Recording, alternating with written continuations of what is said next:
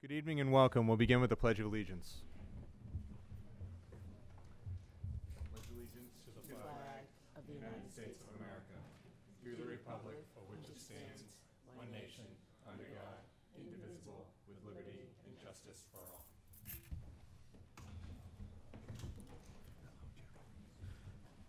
Good evening again and welcome. Tonight's meeting is being broadcast by Boston City TV on YouTube, as well as Comcast Channel 24, RCN Channel 13, and FiOS Channel 1962. It will be rebroadcast at a later date. Interpretation services are available this evening in Spanish. Will the Spanish interpreter please introduce yourself in Espanol?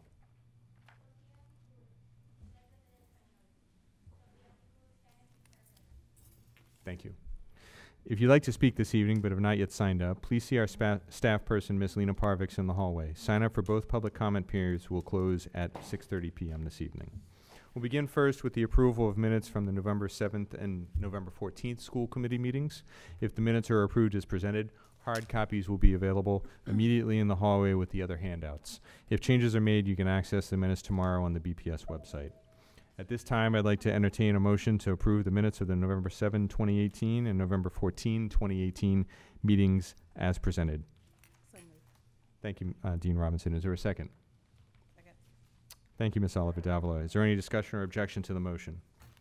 Is there any objection to approving the minutes by unanimous consent? Hearing none, the minutes are approved. We'll move on now to the interim superintendent's report. I present to you our interim superintendent, Ms. Laura Perot.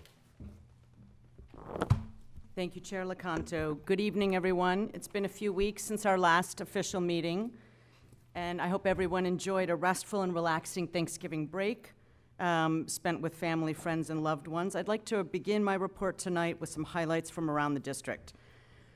The first is neighborhood canvassing with the Re-Engagement Center. On Friday, November 9th, I had the pleasure of joining staff from the Re-Engagement Center and other central office volunteers to knock on the doors of dropout and chronically absent students. I was joined by one very seasoned and talented door knocker. Mayor Walsh joined us for the canvassing kickoff and training that morning, and then we went out to knock on doors together. Some quick stats from the Dorchester canvassing. 40 volunteers, mostly from central office, visited 151 student homes. 72 door hangers were left for students who weren't there. 32 flyers were given to students or families on our list whom we encountered. 30 students were reached, and 10 families and students requested follow-up. This is our second door-knocking day so far this year in an effort to reach our out-of-school students earlier in the school year. We focused on students who had enrolled but did not return or report to school, as well as those with chronically absent attendance under 40% or less. The goal is to create a positive presence in the community and utilize every effort to help our students get back on track. So I want to thank the Re-Engagement Center Executive Director Manny Allen, Academic Superintendents Tommy Welsh and Joel Boyd, and Opportunity Youth Director Brian Marks for all their hard work in coordinating this effort, as well as the willing volunteers who were door knocking that day. On November 17, the district held the annual K-12 School Showcase at City Hall. The event welcomes prospective and current BPS families to explore their school options, featuring tables with information about all of our 125 schools. I want to thank Welcome Services and all of the BPS staff members who came out to represent their school communities. And thanks for the entertainment provided by the English High School Blue Line Band, led by music teacher David Karkner, and the English High School STEP team, led by Assistant Principal Carrie King-Woodson. I also want to remind families that in addition to the showcase, there are many opportunities over the next couple of months for parents and guardians to gather information about the school registration process. Please visit bostonpublicschools.org/register for dates and times of registration sessions and info sessions in locations throughout the city. On the same site, you will also find school preview times or open houses for prospective families. We've had quite a few recent athletic highlights across the district, including the 100th meeting of the East Boston and South Boston high schools. On Thanksgiving Day, Eastie High ended up winning this battle 22-6. I commend all those who braved the frigid temperatures to cheer on our BPS teams on Thanksgiving morning. I was out at the English High New Mission versus Boston Latin game myself. It was cold. I also want to highlight one BPS scholar athlete in particular, LeVar Williams of the Burke High School. LeVar recently signed his letter of intent to attend New Jersey Institute of Technology, becoming the first male athlete in the history of the Burke to earn a Division I scholarship. Congratulations to, yes. Congratulations to LeVar, his family, Coach Sean Ryan, Headmaster Linda McIntyre, and the entire Burke community for this tremendous accomplishment. This evening we'll have several reports, but one in particular regarding Build BPS will provide an update to the school committee and to the community around ongoing transition planning related to the recommendations that we first shared October 17th relative to the overall plan, but also the specific action proposals that will be forthcoming in December related primarily to the West Roxbury Educational Complex. We will also talk tonight about the McCormick Middle School's reconfiguration and transition proposal. That is on a longer timeline and will not be acted on in December, but will be up for consideration in late winter, early spring. However, we have been working actively with all three communities in response to feedback and want to update you on that planning process. We will be coming to you with a formal recommendation for consideration at the next school committee meeting on December 5th. And then that will be up for review and consideration for a vote on December 19th. So tonight is really just an interim update because this is a large and complicated process, and so we wanted to give plenty of time to share that with you.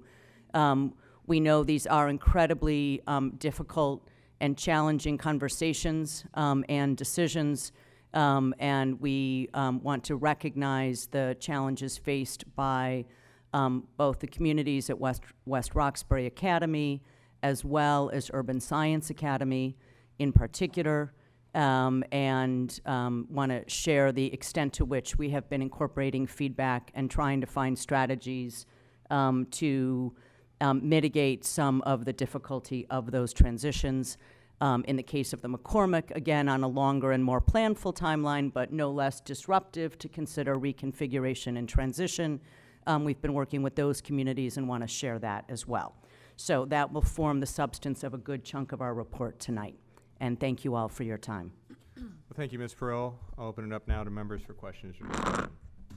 Ms. Oliver Davila. Yes, I don't have a question. I wanted to say that it's great to see the door knocking for the young people. I know it's been going on for a long time. I did it in previous years, and I'm glad that's still happening. And I just want to definitely thank the Private Industry Council that I know takes a big role in that. I just wanted to take a moment, and I realize we have a lot of really talented headmasters, so it's not to leave anybody out.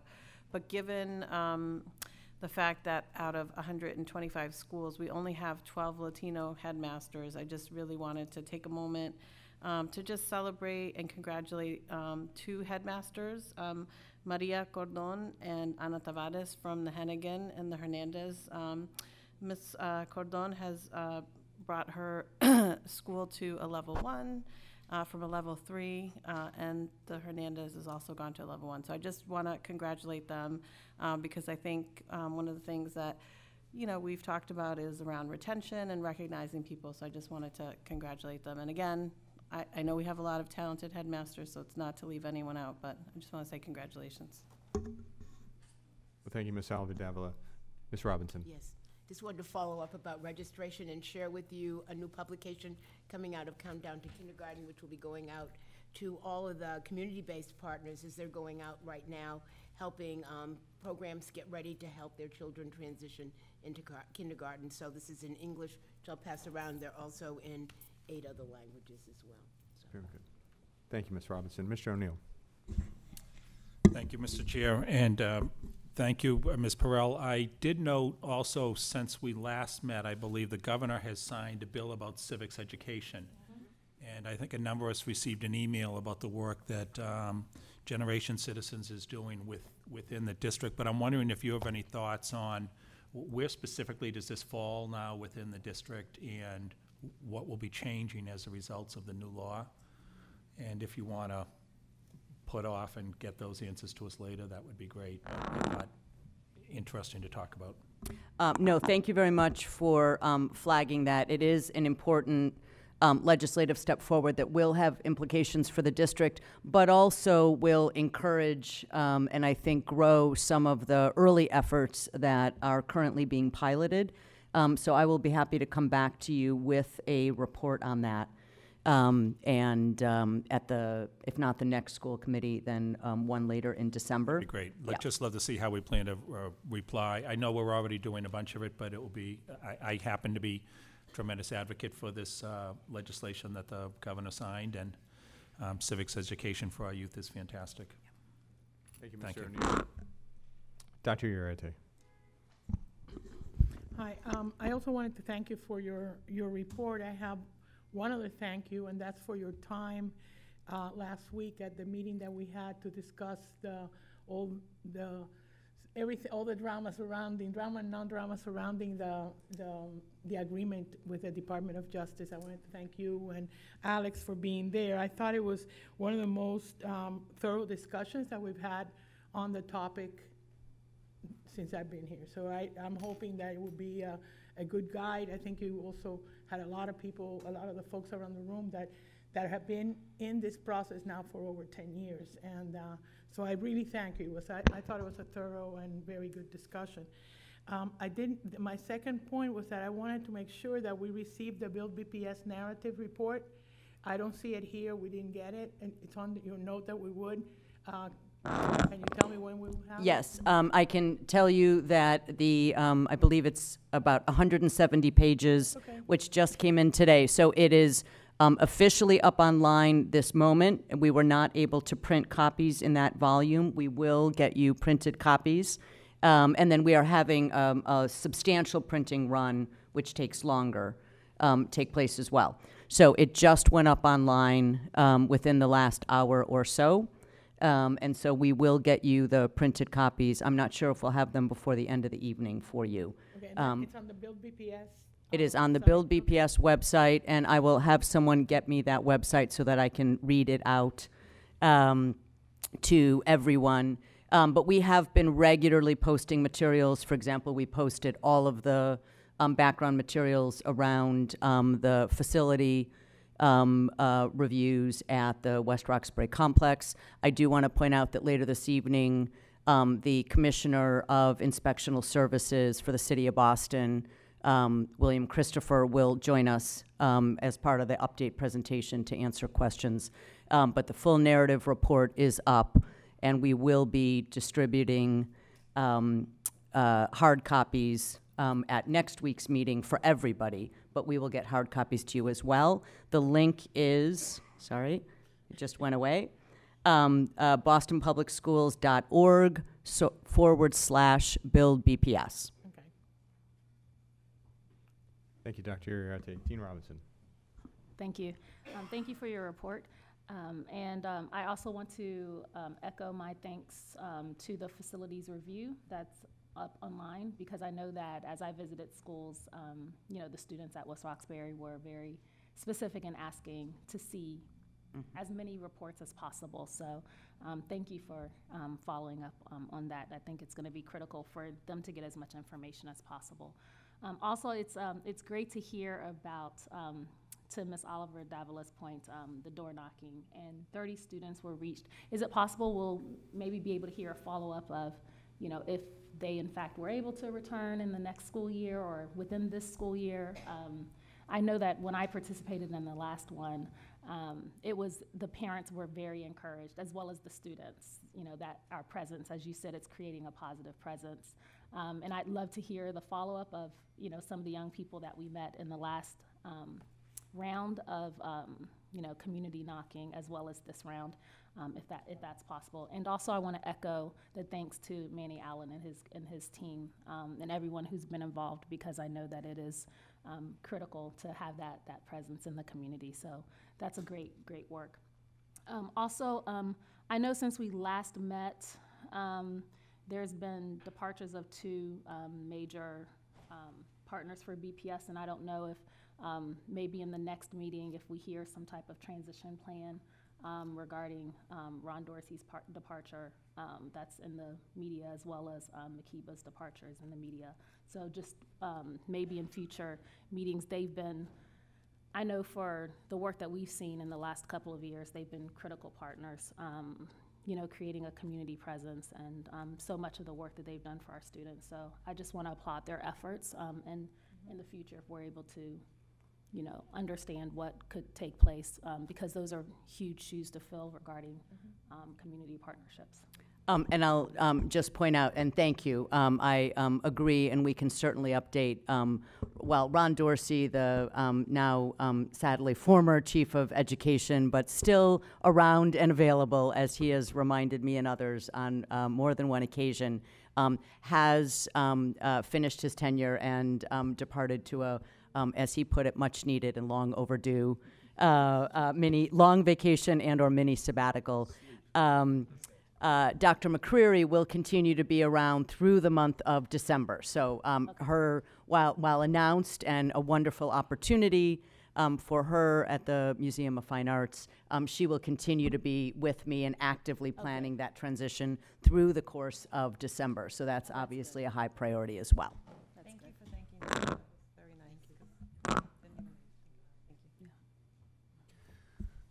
Mr. O'Neill. Mr. Chair, is it possible for us as a committee at some point to recognize Chief Dorsey in particular for his work, which would be different from, I mean, obviously Dr. McCreary has been a great partner with us as well, but Chief Dorsey in particular worked with the school committee and the city, and it would be great at some point if we could recognize him for his work. I think that's an excellent idea, and thank you to Dean Robinson as well for acknowledging all of the years of service that both individuals have provided, not only to this district, but to the city at large. I should add one other person who is recently departed as well, Ms. Ocasio, our legal advisor. I had her exit dates wrong. I thought she had left about a month ago, but she's starting in December as the city solicitor for the city of Newton.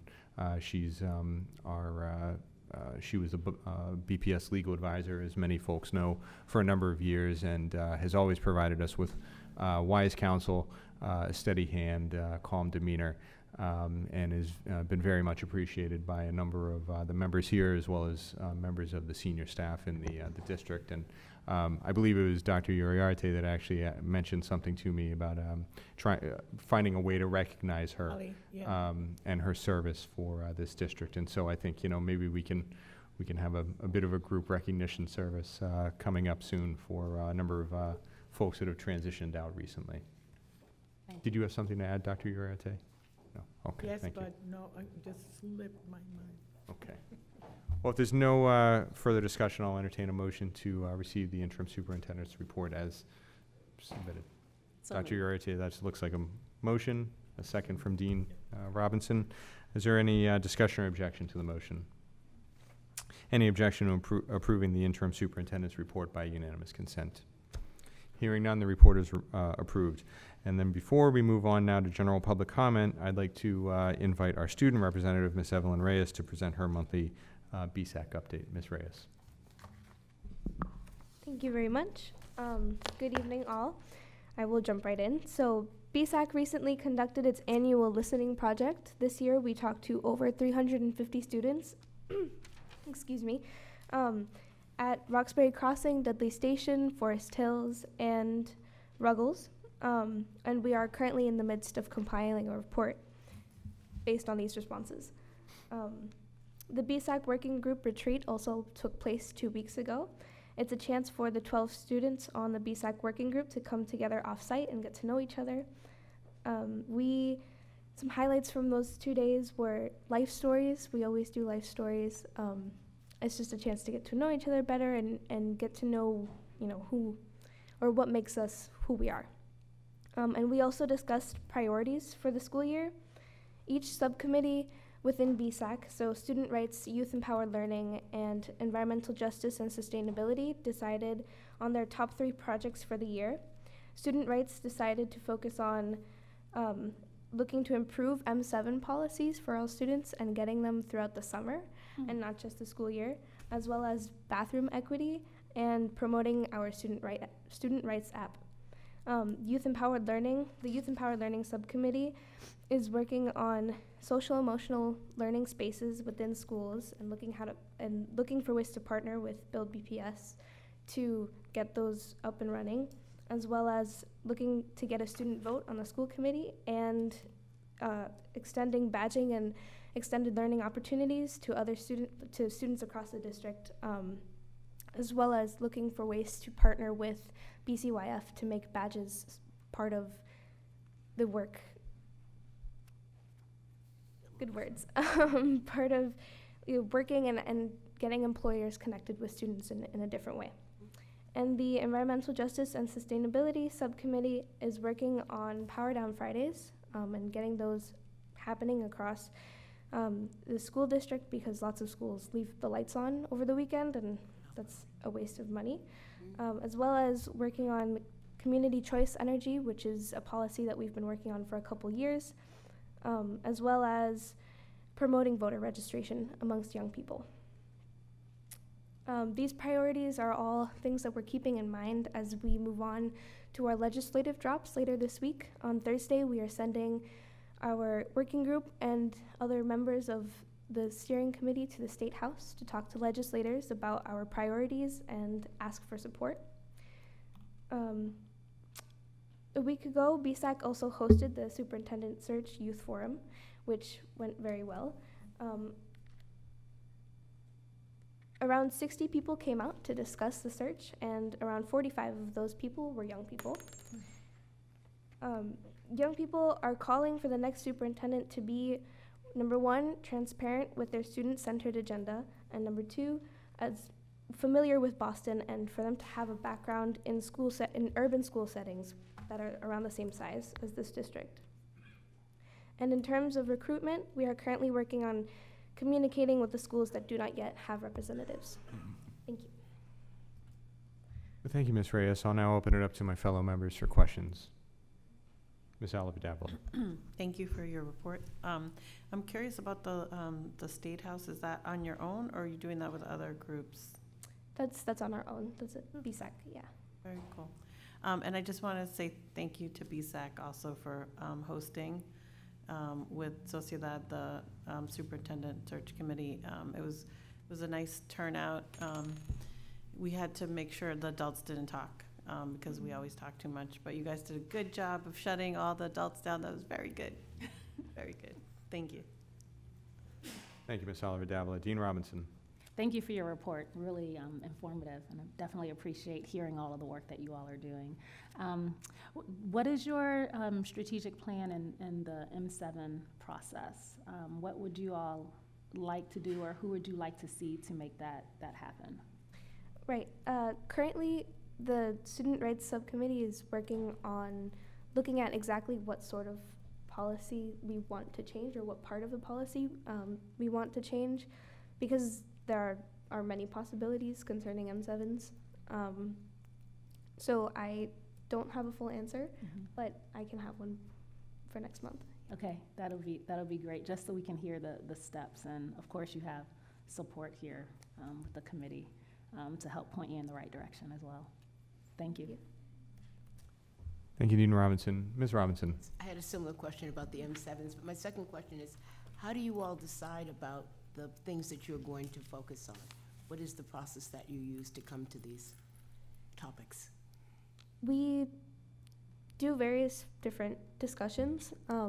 We do a whole group discussion about issues that we see or issues that we can identify within our own experience going to school and just being a young person in the city of Boston. And then once we break off into subcommittees, we discuss more specifically, like within that subcommittee, what those issues might be, and then how can we change them, and what makes the most sense for us to approach during the school year. Is there opportunity for other students back at the home schools to also participate in these conversations, how are they made aware of the kinds of things that the BSAC organizational team is working on, and how it can reflect what's going on in individual high schools? Yeah, so many of our student representatives come with their own like school government agendas, and that's what they bring to the table, and those are the concerns that they bring with them, and then they go back to school and report on what we've been doing. And we also keep constantly updating our student rights app or website and our social media and stuff like that. Wonderful, thank you. Yeah. Thank you, Ms. Robinson. Mr. O'Neill. Thank you, Mr. Chair. Thank you, Ms. Reyes, for your presentation, and particularly thank you for BSAC for the superintendent search hearing session that you had. I found it absolutely fascinating. Like Ms. Oliver Davila, it was hard for us to keep our mouths shut because we were there to listen and learn, and I did sit at a number of tables and actually did learn quite a bit, and particularly the young man from Fenway who said, we need someone who listens but actually hears us and doesn't just listen. That really stuck with me, as did the young lady at the end in the general session who said, why is the superintendent important? And we talked about a superintendent setting a culture that all the district staff, all the school leaders, all the teachers follow. They take the lead from the superintendent. And I think that was a really rich conversation. And lastly, when they said, why does this make a difference? And members of the search committee who were there talked about what we learned from that session and how it would impact the questions when we're interviewing candidates. And I will report that the BSAC representative on the search committee, Mr. Rodriguez, couldn't be there that day because he was away for the holidays, but he has been an excellent addition to the search committee and has already offered some really great, thoughtful comments, and he'll be obviously fully involved in the process as well. And lastly, I want to call out the point you made at the end about BSAC working to make sure every high school is represented. Because as we talked about at that session, your voice is most powerful when you can truly say we represent every high school, because different types of high schools each have different issues that they face. And so as we encourage the BSAC members, find out a list of which schools don't have representatives.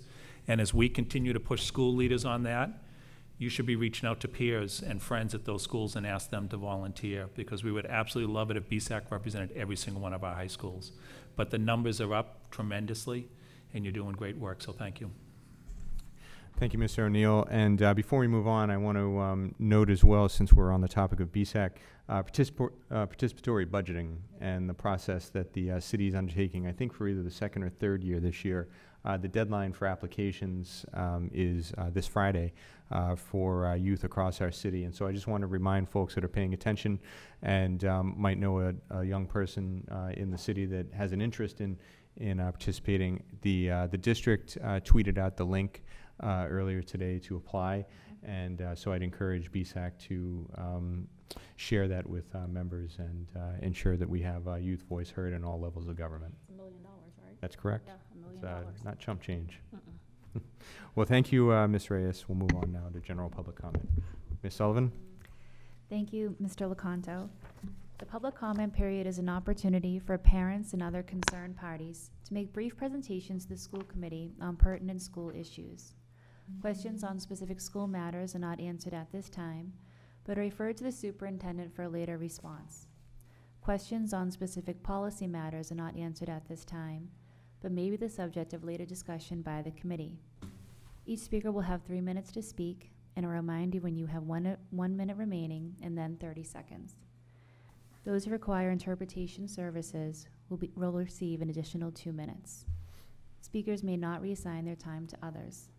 Large groups addressing the same topic are encouraged to consolidate their remarks or choose a spokesperson to provide testimony. Written testimony is appreciated and encouraged. Please state your name and affiliation before you begin. TV cameras will only record speakers who face the committee. I'll begin by calling our elected officials, followed by our students, and so on. Our first speaker this evening is Counselor Anissa Asabi George. She'll be followed by Katari Giglio.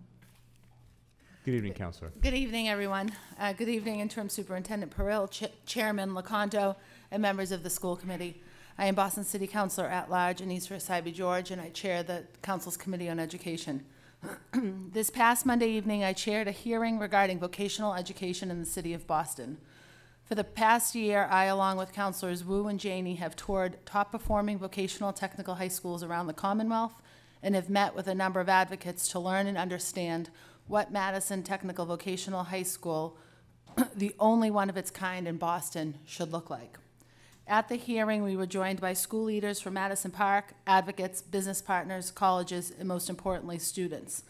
Melanie, a cosmetology student, and Jose, a radio and television broadcasting student, spoke highly about their experience at Madison and the school pride that they carry with them every day. They understand and value the opportunities of vocational technical education has given them. During the hearing, I heard strong feelings of disappointment, especially for those who were there at the beginning of Madison and have witnessed the decline it has gone through over years. However, hope was a word repeated throughout the night. I have hope too. I have hope for change. The previous 3 superintendents stated that Madison Park is a priority. However, nothing has been done. As we talk today about the future superintendent, it is important to remind everyone about the neglect Madison has gone through. I am sitting here today before you to urge you not to forget about this gem in our city.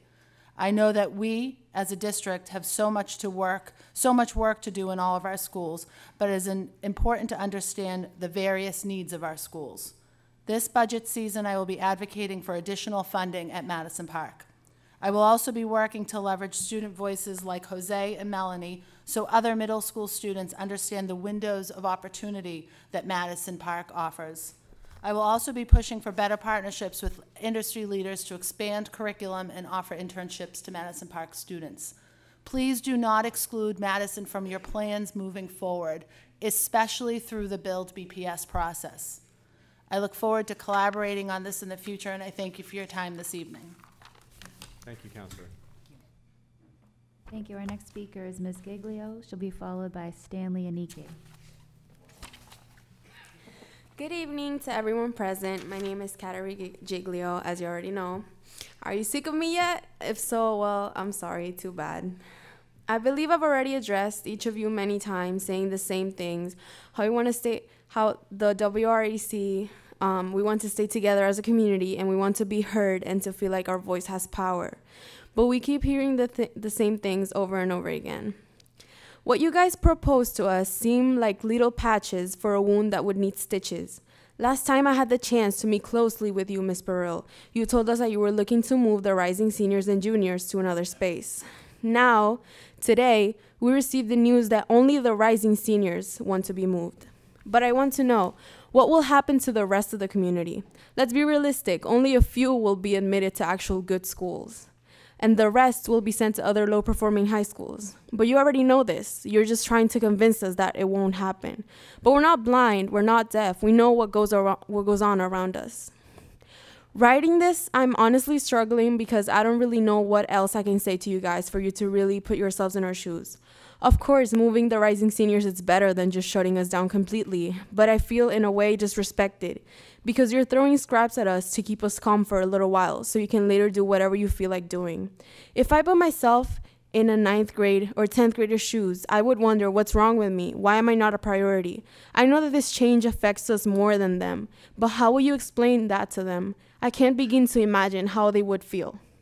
But with this being said, I'm finally done talking, and I will see you guys next meeting. Thank you, Ms. Giglio. Thank you. Our next speaker is Stanley Anike, and he'll be joined by Abenobola Oceano. Ibun is not here right now, so I'm going to represent her. Okay, so hello, my name is Stanley Anike. I am a senior at Boston Latin Academy and the BSAC president. And Ibun will also be, I'm going to represent her, like I said. She's a senior at New Mission High School and the president of her senior class. So tonight we are speaking about environmental justice in Build PPS. One of the reasons I'm in BSAC is because I'm dedicated to fighting racism and all forms of oppression. These issues are not just separate from my fight for environmental justice, but because climate change and other threats to the environment magnify other forms of oppression. As climate change gets worse, all other work we are trying to do will get harder. Climate change is an urgent issue that already impacts our lives. The best education in the world is not actually serving us if it is not fighting for, and teaching us to fight for, a planet we can live on. Investing in fighting climate change is a crucial way to invest in our futures. In this political climate, the spotlight is on local governments. Boston has always been a leader. Let's continue that leadership by setting an example for the country of what sustainable school buildings can look like. Over 70% of Boston's greenhouse gas emission come from buildings. Last year, the BSAC Environmental Justice and Sustainability Subcommittee wrote recommendations for how this can be achieved, which you have in front of you. Some examples of this include striving for buildings to be net zero and have zero waste programs through innovations such as water bottle refill stations.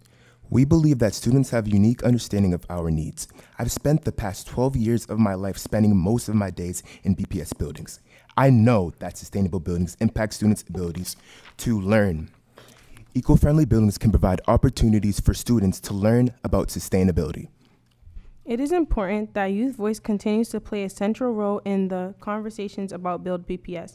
As youth and representatives of BPS, we are telling you new buildings that are not net zero are not made for us. Thank you for your time, and we would look forward to continue working with you to make our schools a model of sustainability and justice. New buildings must be net zero. Our future depends on sustainable schools. Thank you both. Thank you. Our next speaker is Fabian Ellison, followed by Fatima Smith. Is Ms. Ellison here? Fatima Smith? Fatima Smith, excuse me. She'll be followed by Carolyn Kane.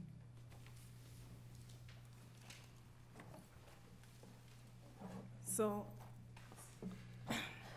I'm here on behalf of the parents in the Roxbury community, in which I've spoke to anybody and everybody in regards to being told that our children should walk through an opioid sanctuary of Dudley to their after-school programs. Equity.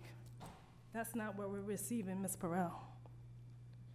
Another family from the same school can tell me how she received transportation for her child to an after-school program, who provides for our kids to have homework help, who provides for our children to have a safe environment. I work long days, and not one individual from BPS or our city councilors have assisted in our children having a safe environment and being provided with an after-school transportation to an after-school program, but be told by BPS, let your children walk.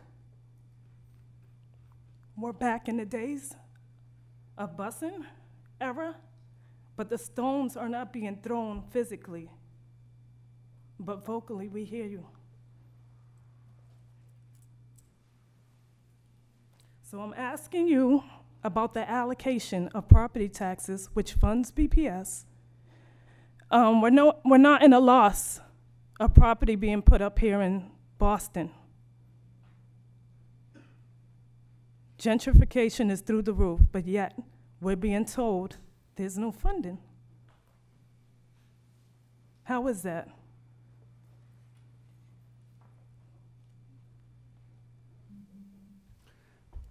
Ms. Smith, if you're done with your comments, we don't respond to questions during the public comment period, but I believe the interim superintendent is going to direct you to one of our senior administrators that can help you further with this issue. Yes, and Ms. Smith, thank you for your comments about alternative transportation requests. I know both Liz Sullivan and Chief of Staff Rob Consalvo, I believe you've been corresponding with Ms. Sullivan, but Chief of Staff Rob Consalvo and Liz Smith will be happy to, Liz Sullivan will be happy to speak with you in the back, and then we will follow up with you. Thank you. Hopefully it's just not another case of gathering information to be told the same thing by everyone as a way to push parents aside on this extremely urgent issue, because that's what's been happening by the politicians we vote for, that we put in office to be our voice of our concerns. This issue has not been handled. And I want to know, what would you do for your child, too? Thank you. Thank you, Ms. Smith. Our next speaker is Carolyn Kane, and she'll be followed by Nathan Ekstrom.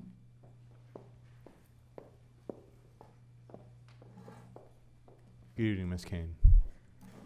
Good evening, Chairman Lecanto, Superintendent Perrell, and members of the Boston School Committee. My name is Carolyn Kane, and I am the chair of Boston SpedPAC.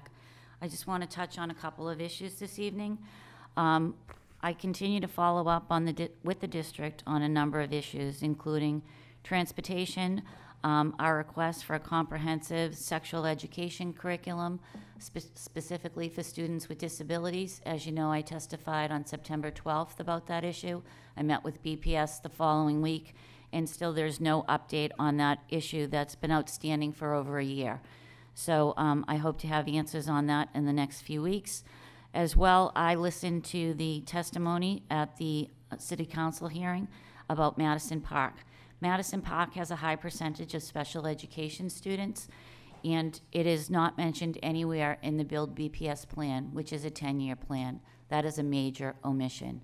So that needs to be addressed on the go forward. We look forward to hosting BPS tomorrow night at the SpedPAC meeting at 7 p.m. at the Murphy School to have a presentation about Build BPS. And as you know, I also worked on the Superintendent Selection Committee. You will be reviewing that job description this evening. But as this is my third night in a row at a BPS meeting, and I have one tomorrow night, I choose to watch that at home. Thank you. Thank you for your help.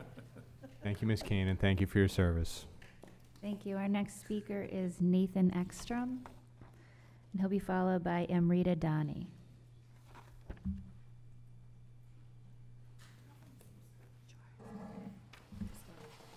We're going to consolidate the testimony. We're all from the same school.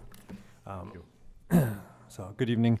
I'm a teacher. I'm an English teacher at Boston Adult Technical Academy. We serve students 18 to 22 years old. About 80% of BADA students are newly arrived immigrants. Thus, their educational background and their language ability is unique to the rest of BPS students. And we have been able to serve them well, and we feel like we're in a unique position to serve these students.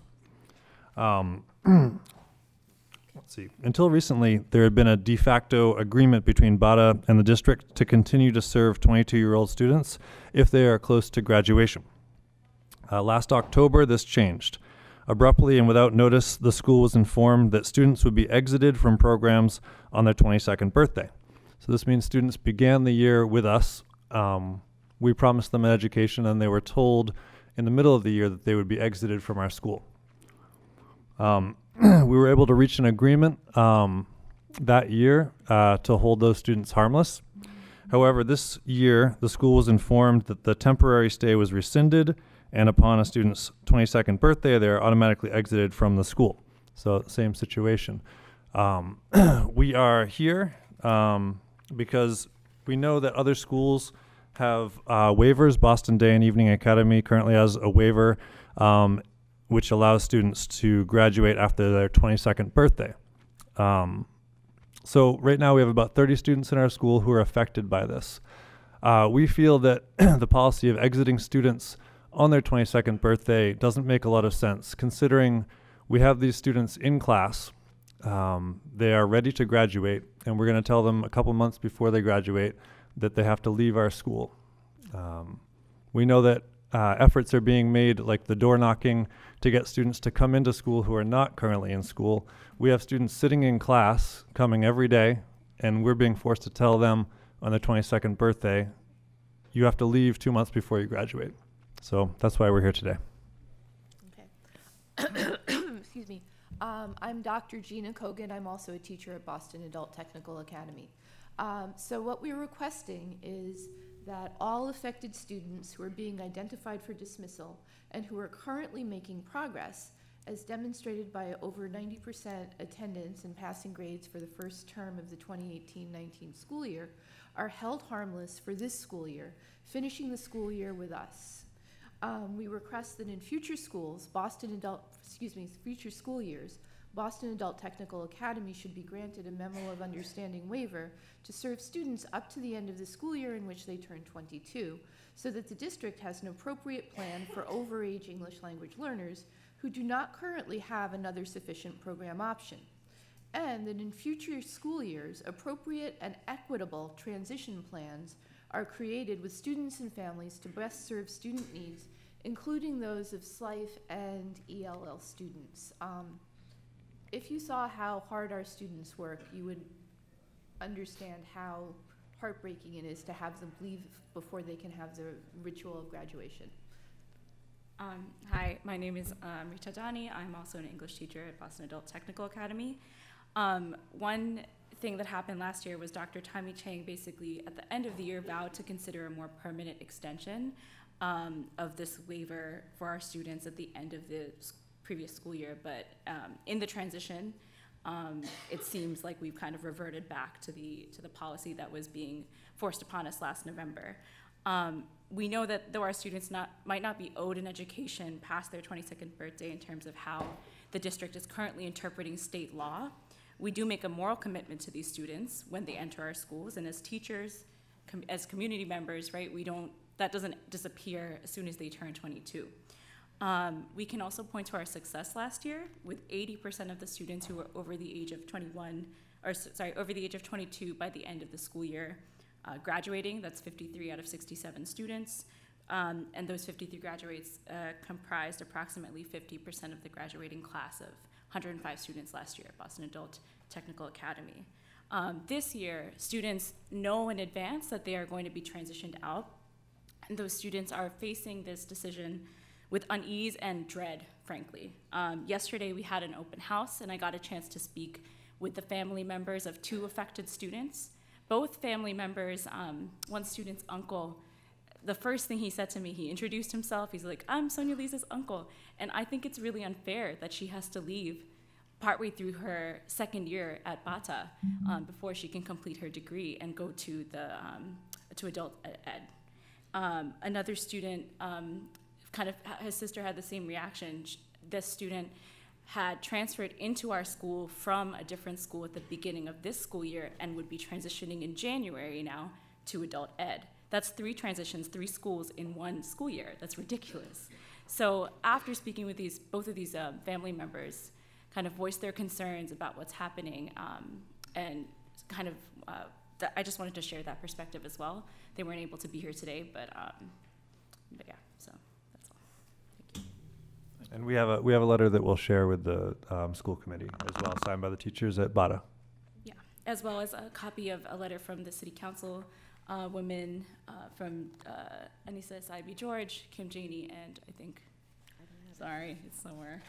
Andrea Campbell. Sorry. Yeah. Sorry. We do have that letter as well. Thank you. And thank you for your testimony. I know the school committee has reviewed and considered this policy in the past. We have also been in touch with the counselors and Rob Consalvo, Deputy Superintendent Donna Muncy, and if he's in the room, Tommy Welch will be happy to chat with you. We are happy to look into this issue further despite the policy that was passed before, but there is a little bit of confusion about the nature of that policy, so they'll discuss that with you and then we can talk about that further. Thank you. Thank you. Thank you.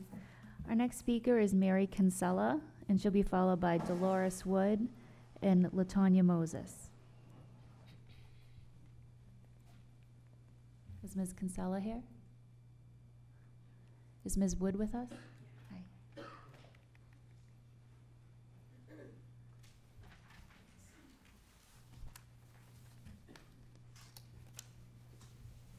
Hello. Good evening.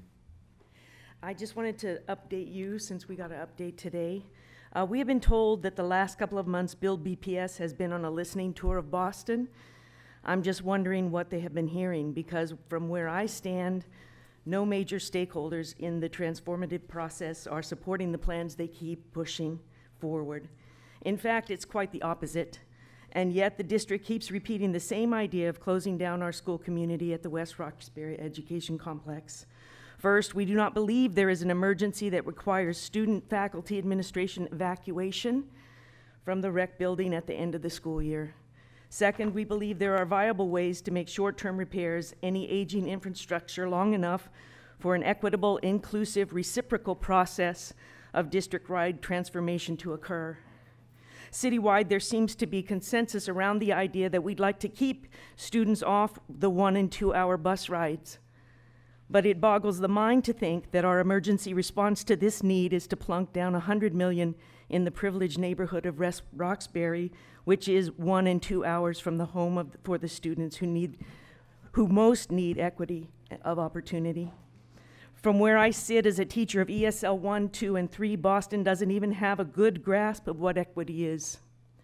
The state measures of school performance are racist and classist, and they are getting worse, not better, in the sterile computerized testing craze as it crushes us all under its expanding footprint. And from this statewide defective measure of equity comes a district policy that destroys communities, fires principals and teachers, then moves students around. We are creating just the kind of instability that virtually all the research shows is the worst thing you can do to vulnerable populations. You have seen the alarming dropout rates among the students, BPS students who are transferred from one school to another. We are making the problem worse. Just plain common sense tells you that you can't call ESL 2 students underperforming because their scores are lower than the scores of Boston Latin School students. But that is the excuse for pushing high-risk students through arduous administrative hoops with increased paperwork and dubious classroom strategies that are not research-based. We call BS on the whole notion that we are underperforming school. We would be a level 1 or 2 school if our ESL students were given the student growth percentage and composite performance index they deserve. 20 seconds. Okay. The Build BPS process should not be a let's spend $100 million on the fly. Please do not ignore the voices that have been appealing to you to preserve the progress we already are making with the highest risk communities and create a thoughtful, inclusive, transparent, and orderly transition to a higher stage. Thank you. Ms. Wood. Thank you. Ms. Wood. Our next speaker is Latoya Moses, followed by Michelle Pierre. Is Ms. Moses with us? Is Ms. Pierre with us?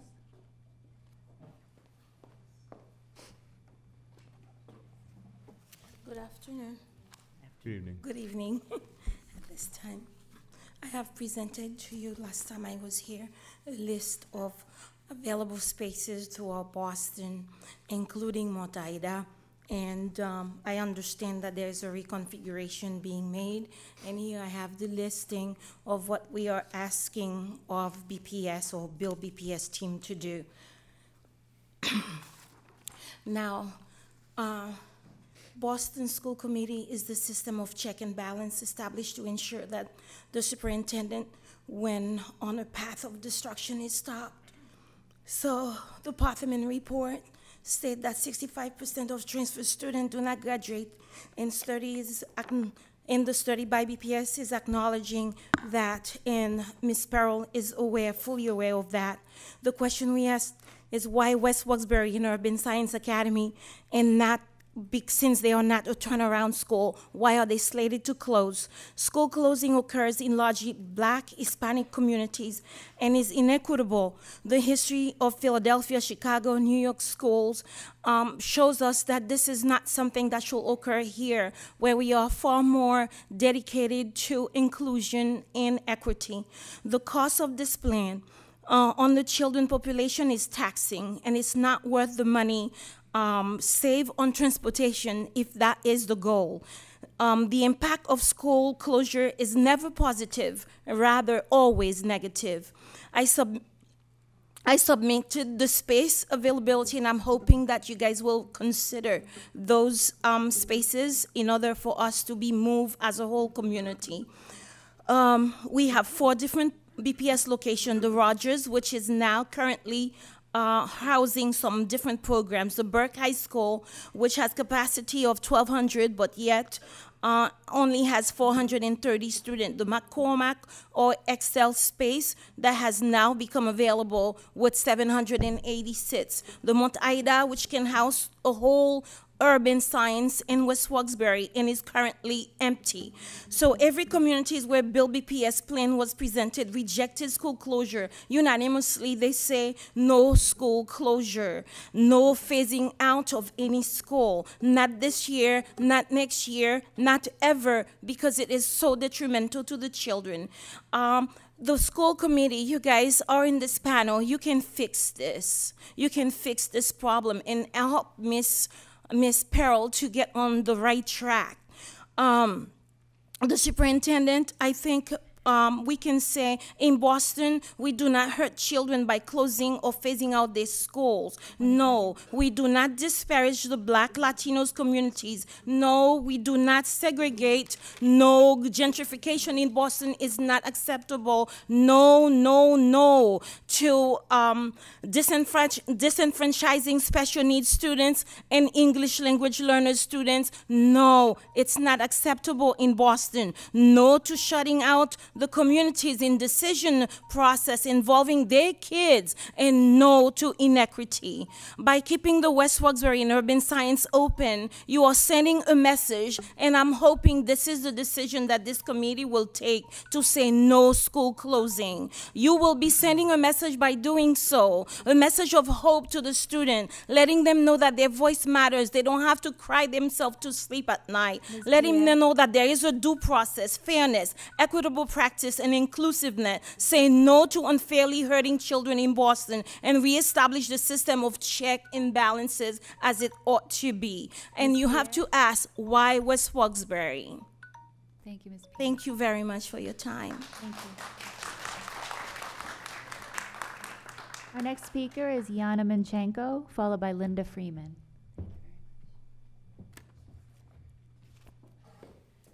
Good evening, everyone. I'm an educator at Urban Science Academy. Thank you for your time. In addition to what's been said about our school closing, I would like to add 2 points. The time for your voting is coming, and every vote matters. So considering these 2 things, every community promotes a unique opportunity for staff and students to take risky and new opportunities further down the road. So, for example, I had an opportunity to run 2 marathons with my students, and if it would not be for them, I would not have ever even considered that. In 2016, our poetry team won the Slam Championship in the Louder Than a Bomb, speaking about our conditions of the building, addressing the mayor. So we were keen to the issues 3 years ago. So here comes another point that I would like to clarify.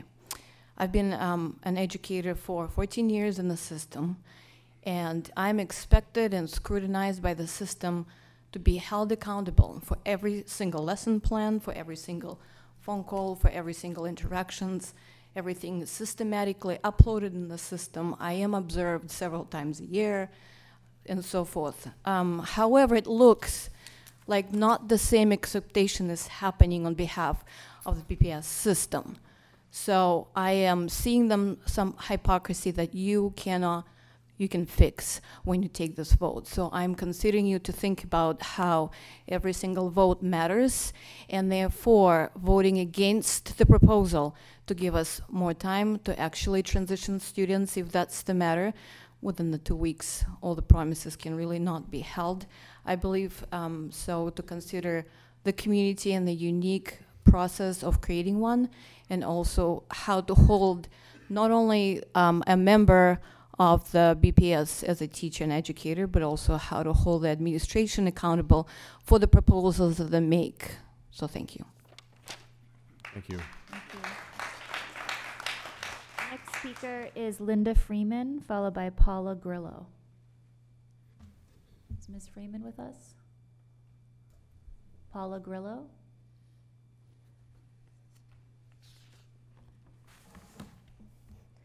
Hi, my name is Paula Grillo, and I'm an English teacher at West Roxbury Academy. I just want to quote Marty Walsh on something real quickly. This past April, Mayor Walsh generously dedicated $2.4 million toward the social emotional wellness of the students of Boston.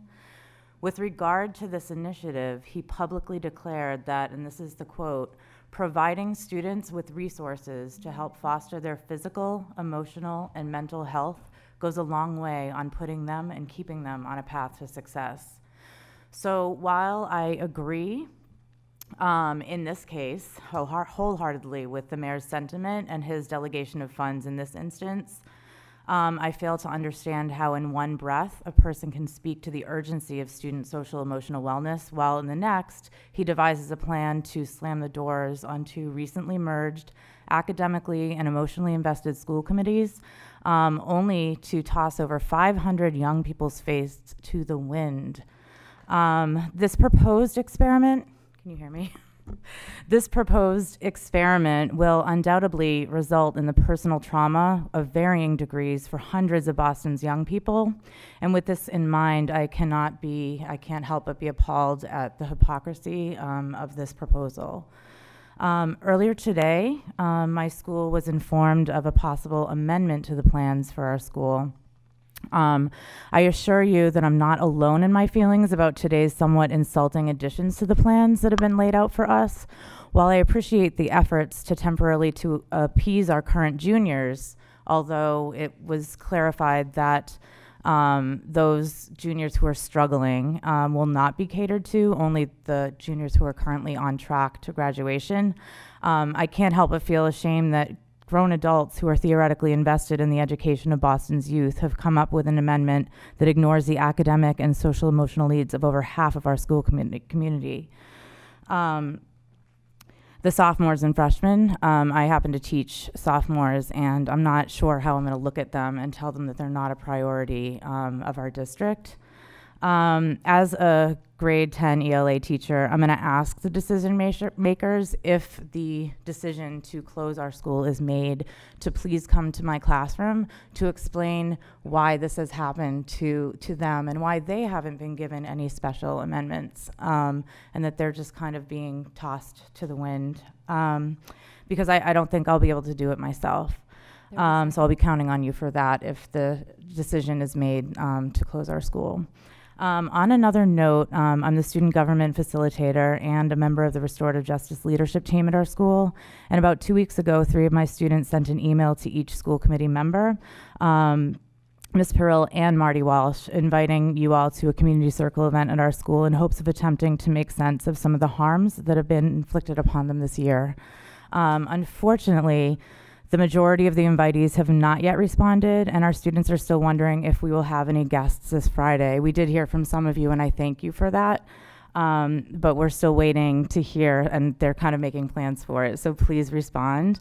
And that said, when making your final decision, I ask you to please be more considerate with our young people. They deserve far more than this, and I worry about how disillusioned they may become as a result of being placed in on Boston Public Schools' back burner. Thank you, Ms. Grillo. Our next speaker is Peggy Wiesenberg.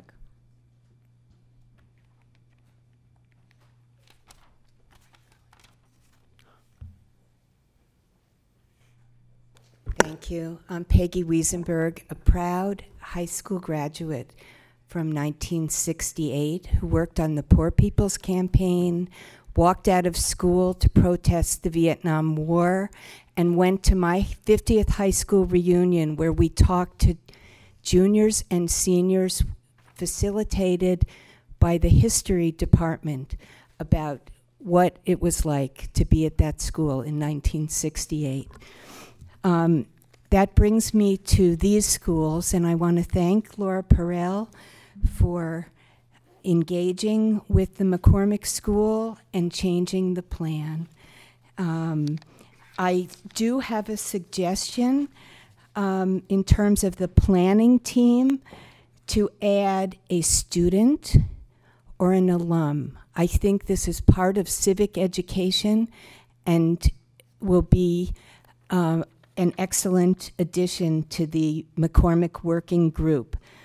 At the Mission Hill School, we had and have 8th graders actively involved in hiring teachers, principals, and key decisions at the school.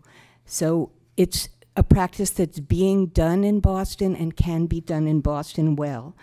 I would also suggest that you add a member of the Harbor Point Task Force across the street, who many of whom have children at the school and who came to this committee to be engaged around the McCormick Field, athletic field, which is part of this Build BPS process. Thirdly, I would suggest, and maybe Dr. Coleman can help, that the teachers would like to document this process going forward. And it would be great to have a partner from one of the graduate schools of education, or perhaps this MIT Sloan Urban Studies or JFK Public Policy School at Harvard, part of that team, and document how this process works as a model for some of these transitions from middle standalone to 7 to 12 schools. I want to echo the comments of Ms. Pierre about USA and West Roxbury. She and the community have made some excellent suggestions for keeping the whole school together. The reason that the special strands work is because they're part of the whole school. And with regular ed and special ed teachers and classmates, and part of the culture that makes high school what it is. So you remember you're on a team, you're in a performance, you're on an orchestra or a chorus. I would add to those suggestions that they made, about looking at Mount Ida and the Burke, as space, 2 other suggestions. One, to look at Boston Latin Academy, which clear out the offices, move the offices to another office space building. It's a high school, and the whole, you can enter from the backside and have the school there and able to use the other amenities of the school. And the final thing would be to use Court Street, 26 Court Street. Thank you, Ms. Wiesenberg. Thank you. Mr. LaConte, that concludes our speakers for general public comment. Well, thank you, Ms. Sullivan. We have a full agenda this evening with 3 votes followed by 4 reports, so I want to keep things moving right along. Our first action item this evening is for grants for approval totaling $547,808. Open it up now to questions and discussion from the committee.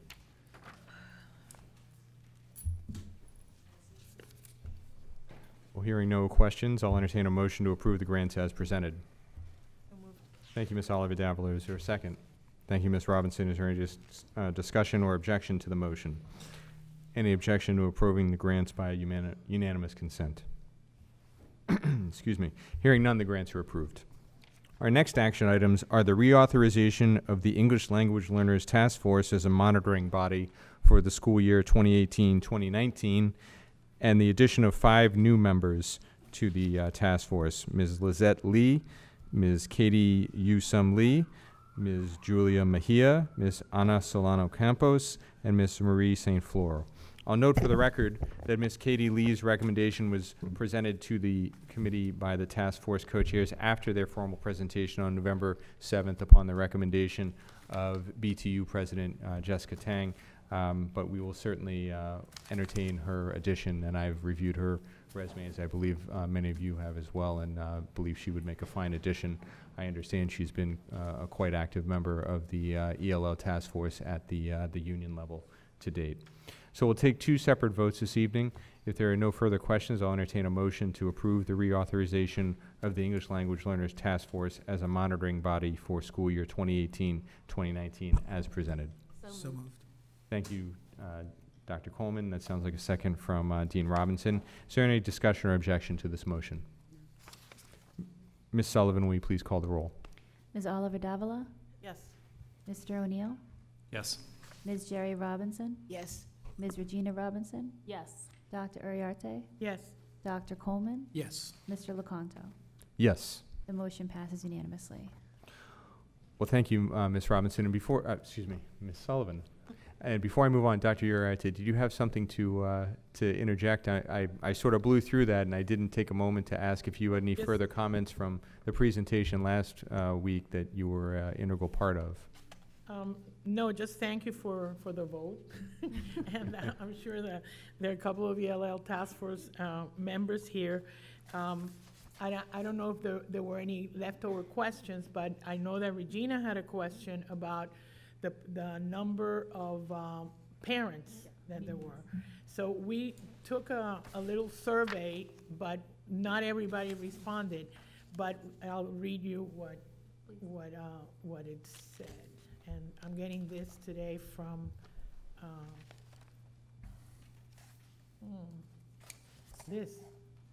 That's right. Okay, so out of the 17 members, only 10 responded, and here's what the results were. One is a BPS grad. 2 are current BPS parents. 2 are former, including me, are former BPS parents. There's 1 who's a future BPS parent. That means that they have a little kid that's going into. And then there's only 1 current school parent not of BPS, so that's somebody that has a child somewhere else. So that's what we have. I think that, we're gonna try, I thought your question was actually interesting. We don't focus on that, but it happens that there are a lot of people that do have sort of viral relationships. We'll follow up with those that haven't answered and maybe get back to you. So as many of you know, this is next to the last meeting for me of the Boston School Committee, and this is perhaps This is perhaps the most interesting and wonderful part of my work with this. I mean, working with the folks at the English Language Learners Task Force has been an honor. And so I'll just add that to the conversation. It is really, I think what we do and what we try to do is really, I think when I first met with Michael said, just make sure that we're on the right road. And I think that's what we're trying to do, just make sure that BPS is on the right road, and sometimes harshly, sometimes sweetly, we sort of steer the process. But it's been a very interesting process for me to do this, and I wanted to thank Alex Oliver Davila for assuming this as a task, one more thing for her to do. So now all your calls should go to her, and I just thank you from the bottom of my heart. Thanks a lot. Well, thank you for that, Dr. Uriarte.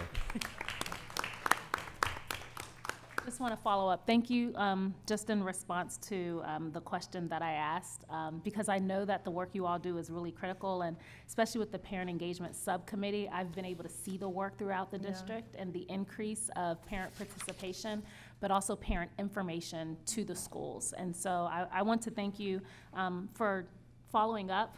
That's great. And hearing that there are 6 people who are intimately involved in the work of BPS as parents. We know that's a different lens and a critical lens, at least 6.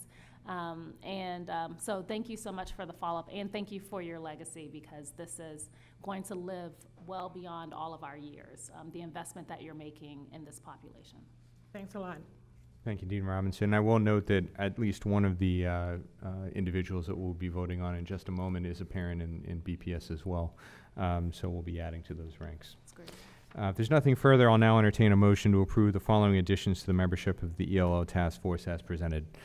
Lizette Lee, Katie Yusum Lee, Julia Mejia, Ana Solano Campos, and Marie St. Fleur. Is there a motion? So Thank you, Ms. Oliver Davila. That sounds like a second from Dean Robinson. Is there any discussion or objection to the motion?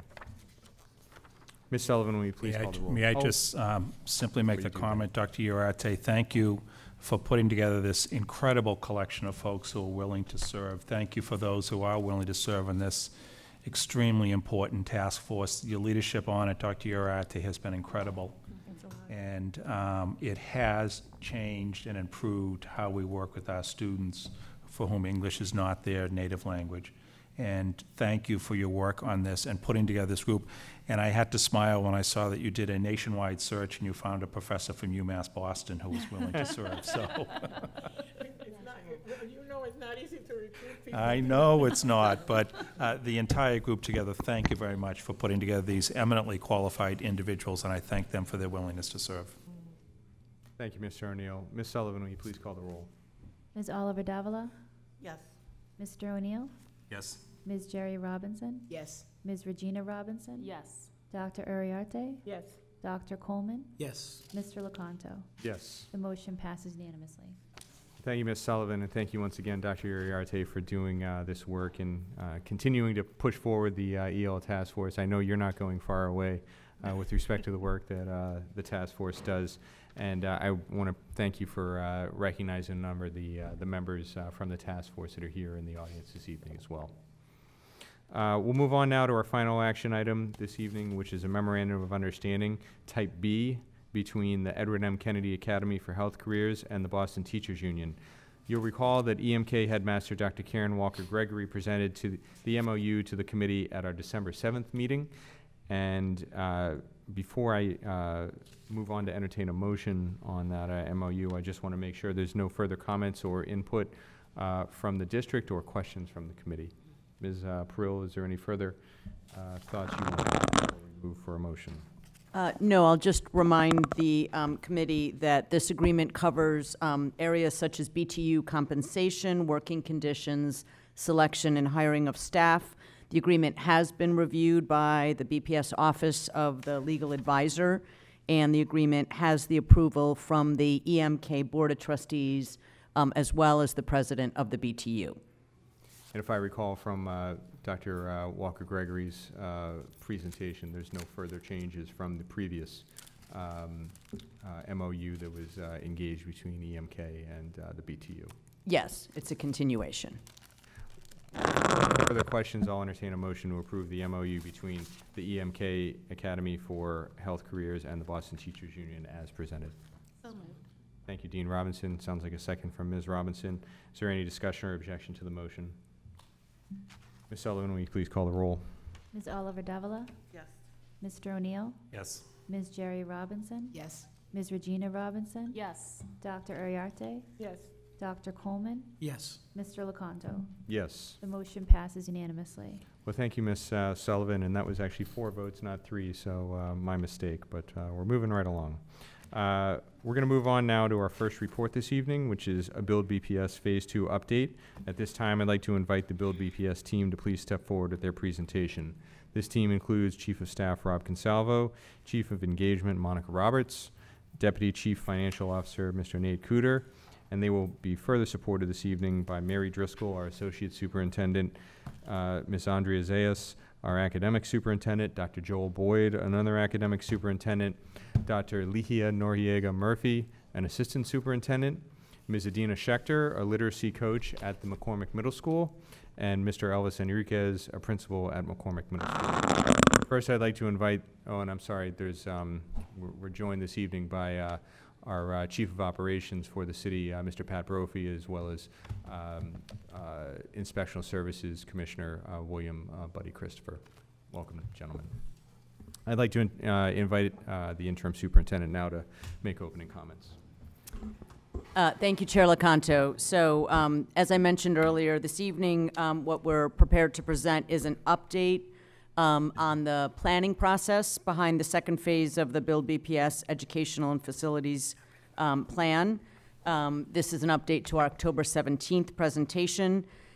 Phase 2 of Build BPS is still very much in its beginning stages, and so we are, in addition to the action proposals that I'll return to in a moment, we have been fanning out across the city in a series of ongoing conversations to explain the overall plan and then drill down more carefully with school communities that are directly impacted. And this pattern will continue well into 2019, given the complicated multi-year plan.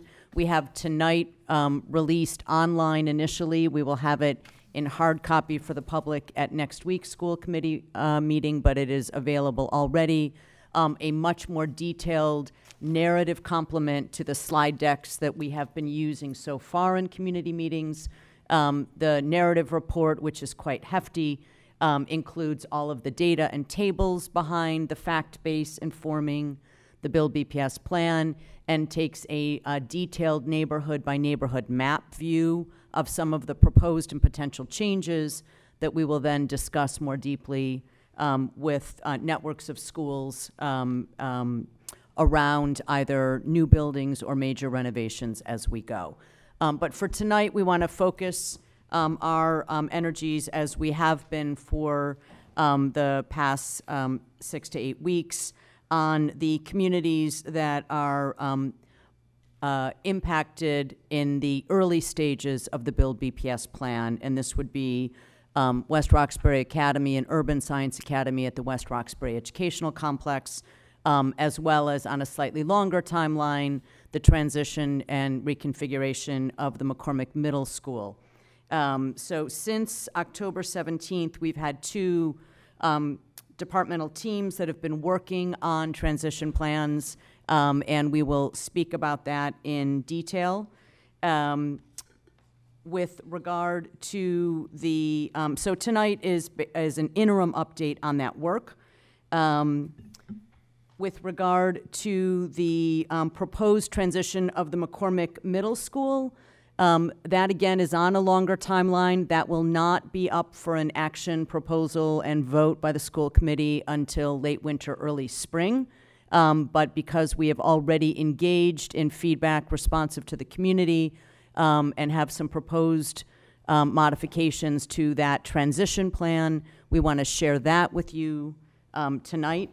Similarly, tonight with regard to Urban Science Academy and West Roxbury Academy, we'll share some updates on the analysis we've conducted since the initial proposal, again in response to feedback around additional transition options over those that we had originally prioritized related to students with special needs in specialized programs, and to continue to look at ways at mitigating the impact of the proposed transition for additional students. So we will share our updates on that tonight. We're also joined with thanks by the Commissioner of the Inspectional Services Department, William Buddy Christopher, to help answer questions, in addition to the materials we've also already posted online related to the building conditions that have precipitated the timing of this particular recommendation.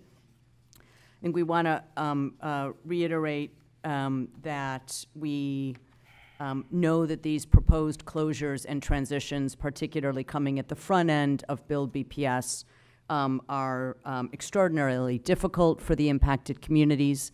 At the same time, this is a complicated and city-wide plan that has major implications, even in a planful way, for multiple communities. So we continue to push forward on that work, but welcome the feedback and the input that we believe will make the planning process stronger. So I want to turn things over to Monica, Nate, and Rob. Good evening. Since October 17th, 2 internal cross-departmental teams have been working on the McCormick and West Roxbury Education Complex recommendations. They have included staff from the Office of English Learners, Special Education, Welcome Services, Strategy, Operations, Finance, in particular Planning and Analysis, as well as the Chief of Staff, our academic superintendents, and operational superintendents. The internal McCormick team is being led by Mary Driscoll, the Associate Superintendent of Elementary Schools, and Andrea Zayas, Academic Superintendent for the McCormick Middle School. The internal West Roxbury Education Complex team is being led by Dr. Joel Boyd, who is Academic Superintendent for both Urban Science Academy and West Roxbury Academy, and Dr. Lihia Noriega Murphy, an Assistant Superintendent. Tonight, each of the teams will present updates on our progress with both school communities. The reports will include some modifications to the recommendations made at the October 17th presentation, reflecting our intentional effort to be responsive to feedback from both school communities. We will start with the McCormick, and then we will transition over to the West Roxbury Education Complex, Urban Science Academy, and West Roxbury Academy presentation. So at this time, I would like to invite Mary Driscoll, Associate Superintendent, Ms. Andrea Zayas, Academic Superintendent, Ms. Adina Sketcher, if I pronounce your name, I apologize, the McCormick Literacy Coach, and Mr. Elvis Henriquez, the school leader for the McCormick, and they will present the update on the McCormick Middle School transition. Thank you, Ms. Roberts. And while the members of your team are approaching, I want to recognize a member of the Boston City Council that joined us, Councilor Michelle Wu, at-large City Councilor in the back of the room. Thank you for joining us this evening, Councilor Wu.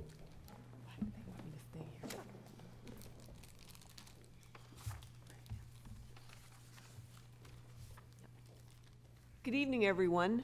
I'm going to start just by giving us a quick review of the proposal that we brought to you on October 17th. So this slide just sort of reframes or reminds us of that original proposal for the McCormick. This proposal was presented to the school committee on the 17th. It was actually presented in advance of that to the McCormick community on October 15th. Following that, we met with the larger McCormick community, including students and families at the Dever. And then since then, we have also worked with McCormick's staff members. We did a walkthrough with them to look at some of the available space that would be for relocation while the building was being renovated. Early in November, the superintendent, myself, and Ms. Zayas met with the McCormick team members at the McCormick, and based on all of these conversations, plus much of the passionate and eloquent testimony that we've heard at these meetings, we want to now bring you sort of an evolution of the proposal based on all of that feedback, and so that's what we're bringing to you tonight.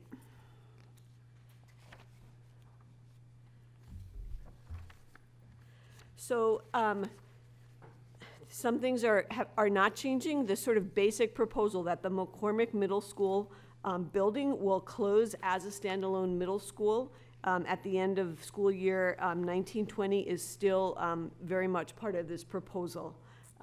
It will be closed so that it can be renovated into a 21st century high school that will be ready to serve students in grades 7 through 12, opening in the fall of 2022. What we have done, though, is more clearly separate what happens to the building, which is a closure, and what will happen to the community. And so now the McCormick School educators, in collaboration with central office staff, are going to work to hopefully identify a high school partner that will join with them in a merger, and allowing that we're able to successfully create this match. That merged community of the McCormick 7th, 8th grade team along with the high school team would be preferenced for then being the community that would reanimate the renovated space in 2022 as a 7 through 12. So this definitely represents an evolution of the planning since October 17th. It's responsive, as I said, to the feedback that we've received on many occasions in many venues. And it's an iterative process that is the intention of the Build BPS effort, that we put something on the table for reaction. We heard very loud and clear reactions to the proposal, and because there is a long timeline and the opportunity to use the feedback to improve the proposal, that is exactly what is happening, and we anticipate will continue to happen. We've also, we continue to explore transition spaces for the 7th and 8th grade during the building renovation. But so we have not ruled out Excel as that possible location. However, we are continuing to look at other locations as well. Identifying space for the 7th and 8th graders relocation during the renovation years is one of the key areas that we are working on currently. We have 3 work streams. That's the first. The second really is thinking about what are the criteria, what's the process like for identifying a high school partner, and then facilitating that, that merger. And finally, working with our K-5 schools as we consider the potential expansion of some of them to serve K-6 to, again, sort of decrease the number of transitions that our young people go through as they transition and articulate up through our K-12 options. We're envisioning that the reconfigured 7-12 high school will include a wide range of programs serving students with disabilities as well as English learners. Although they may not exactly be the programs that are currently offered at the McCormick. 7th and 8th grade students, as Mary was saying, will be relocated to another building during the renovation years, and we're ensuring that we're prioritizing the continuity of McCormick staff and programs and students throughout the transition.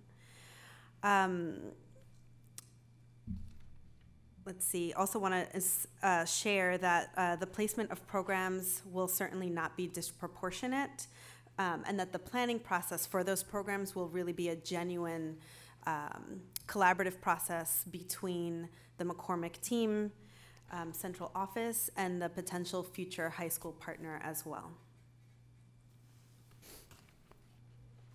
As Andrea has already mentioned, I got the awesome opportunity to lead the McCormick about 3 years ago. And at that time, we were clear that a standalone middle school was not going to be an option moving forward with the current beliefs of BPS. And based on that fact, we started really early, again, about 2.5 years ago, creating and thinking about what would that look like for our kids, for our community. So we built a team that has been working with central office for, as I said, about 2+ years with human-centered design to think about what that would look like for our kids in terms of creating a 7 through 12 school and possibly a 7 through 16 since we're so close to UMass Boston. Our school, our community has been and continues to be really excited about this opportunity to create a new building that our kids are able to come back. But we have also known since the beginning that we're not going to be able to grow up into a high school, but more like we're going to have to find, quote unquote, a partner in terms of a high school to be able to merge with. So we understand that that is a need in order for our community to be able to come back to school in terms of finding a partner in terms of a high school to merge with. Hello, I just wanted to build on and kind of echo what Elvis just said, and talk about how this proposed plan feels really different, for our staff and our students. First of all, as it's been said, we've really wanted to stay with our students, for our staff to be able to help and support our students through the transitions that are coming up. I mean, not just the relocation and the 2 years we're going to be in this other space, but then also staying with them as we then transition, ideally back, into, our home, where we've been for so long as a staff. And so we feel relieved and grateful at that opportunity. Secondly, we are now at the table and part of the planning process moving forward, and that's inherent, and in this whole program, building on this idea of human-centered design.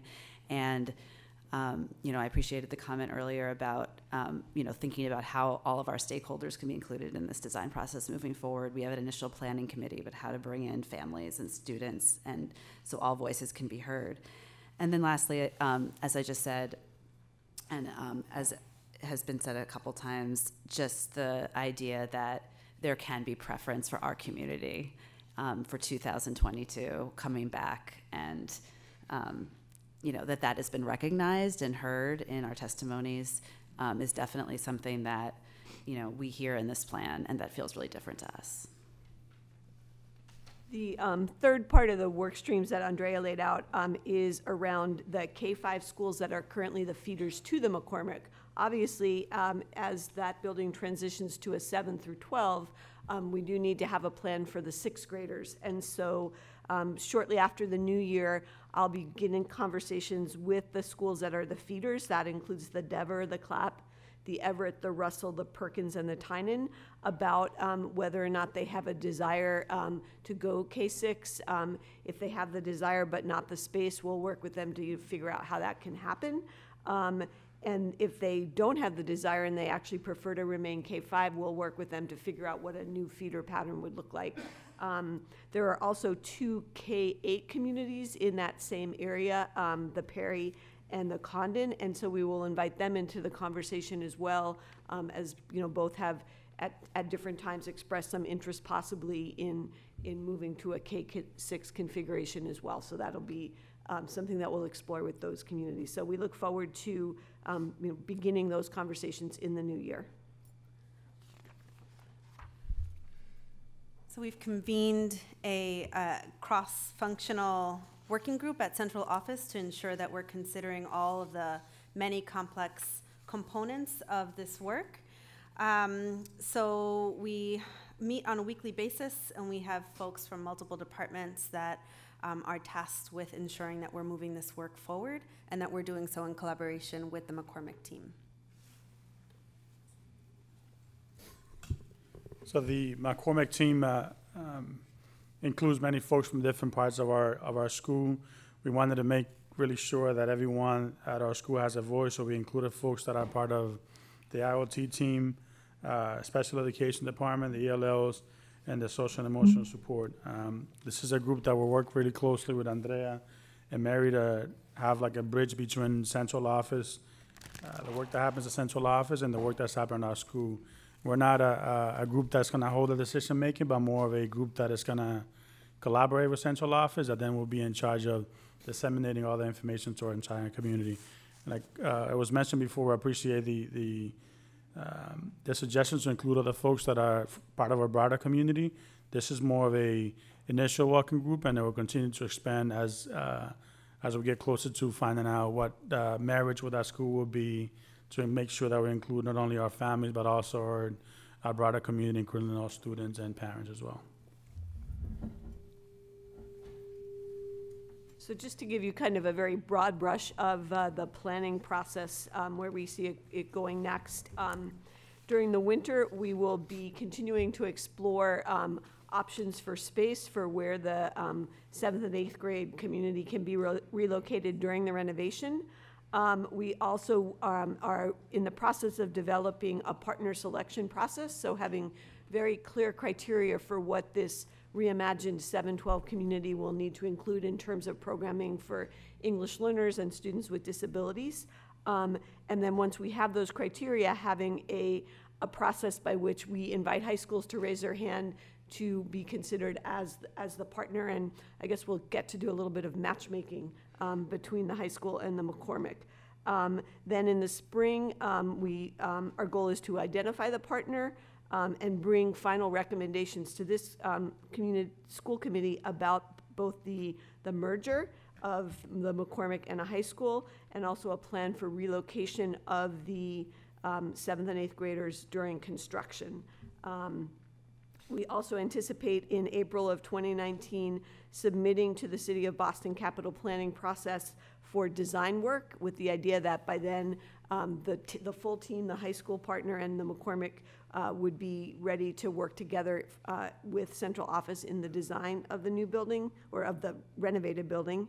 And then coming back in April 2020 for the actual construction funding, so that the construction could happen between July 2020 and August 2022.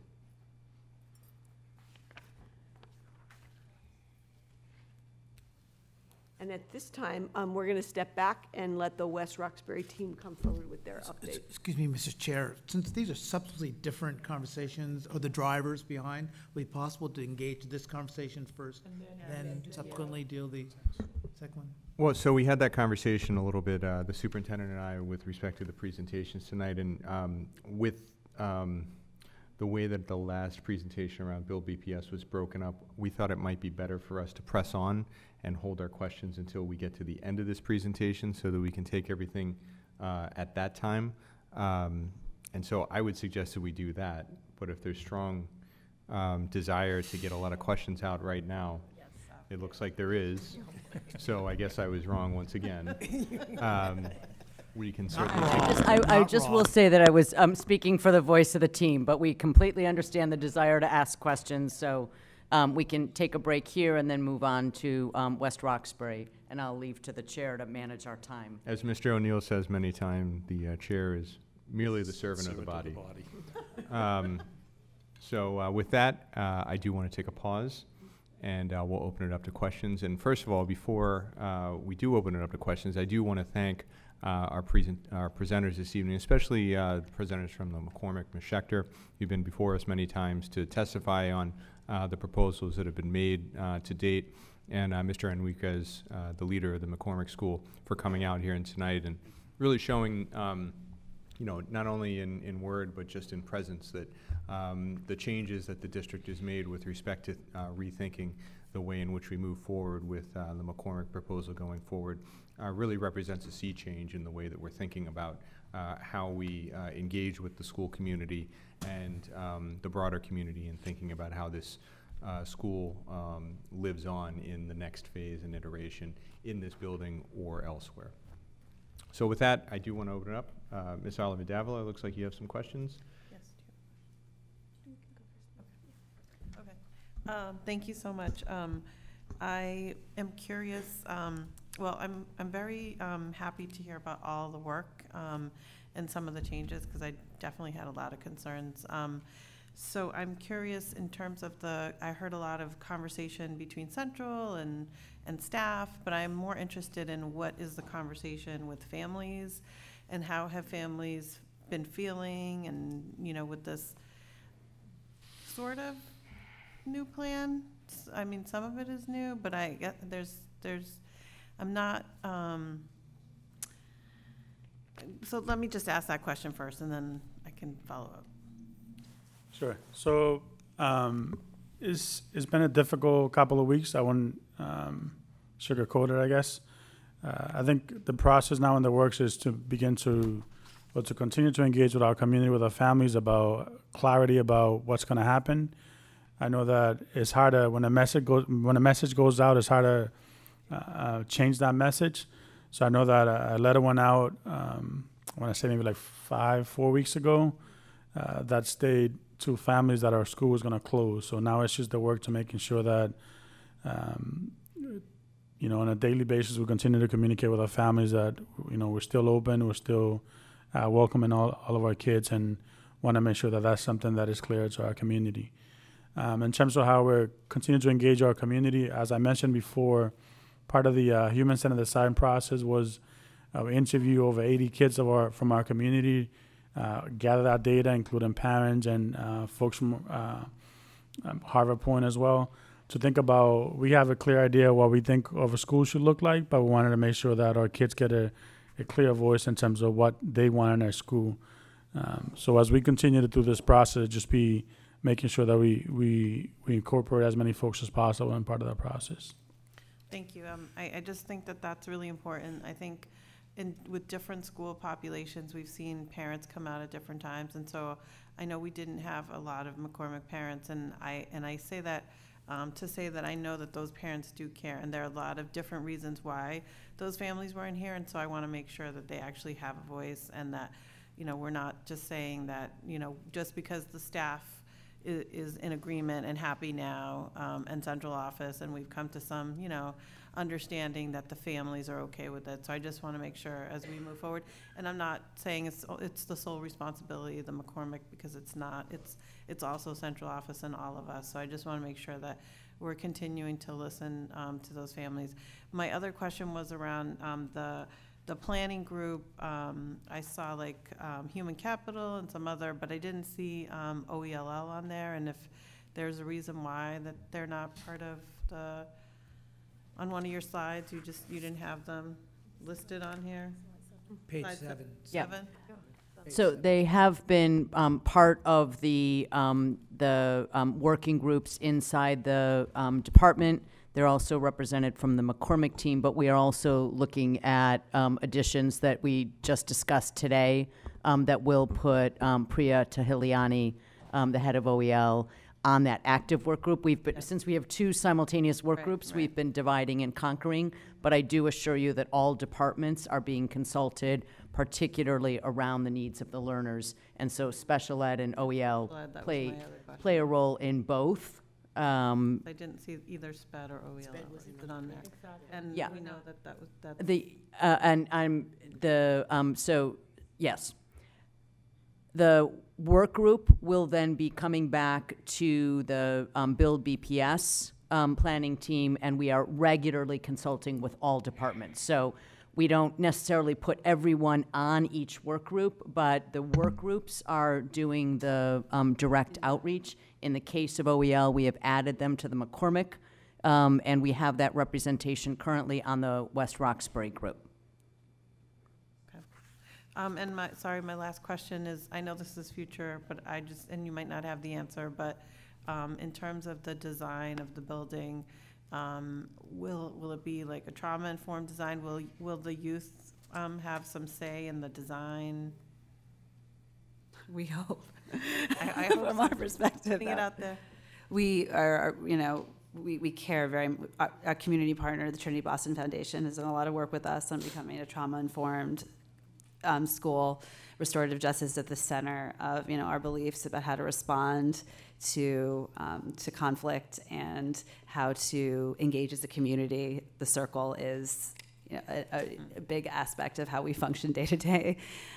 So that is absolutely the vision that we have, and so hopefully, and I have heard in talking with different people that the design process, even from everything from the physical building, really can include the voices of our students and our families.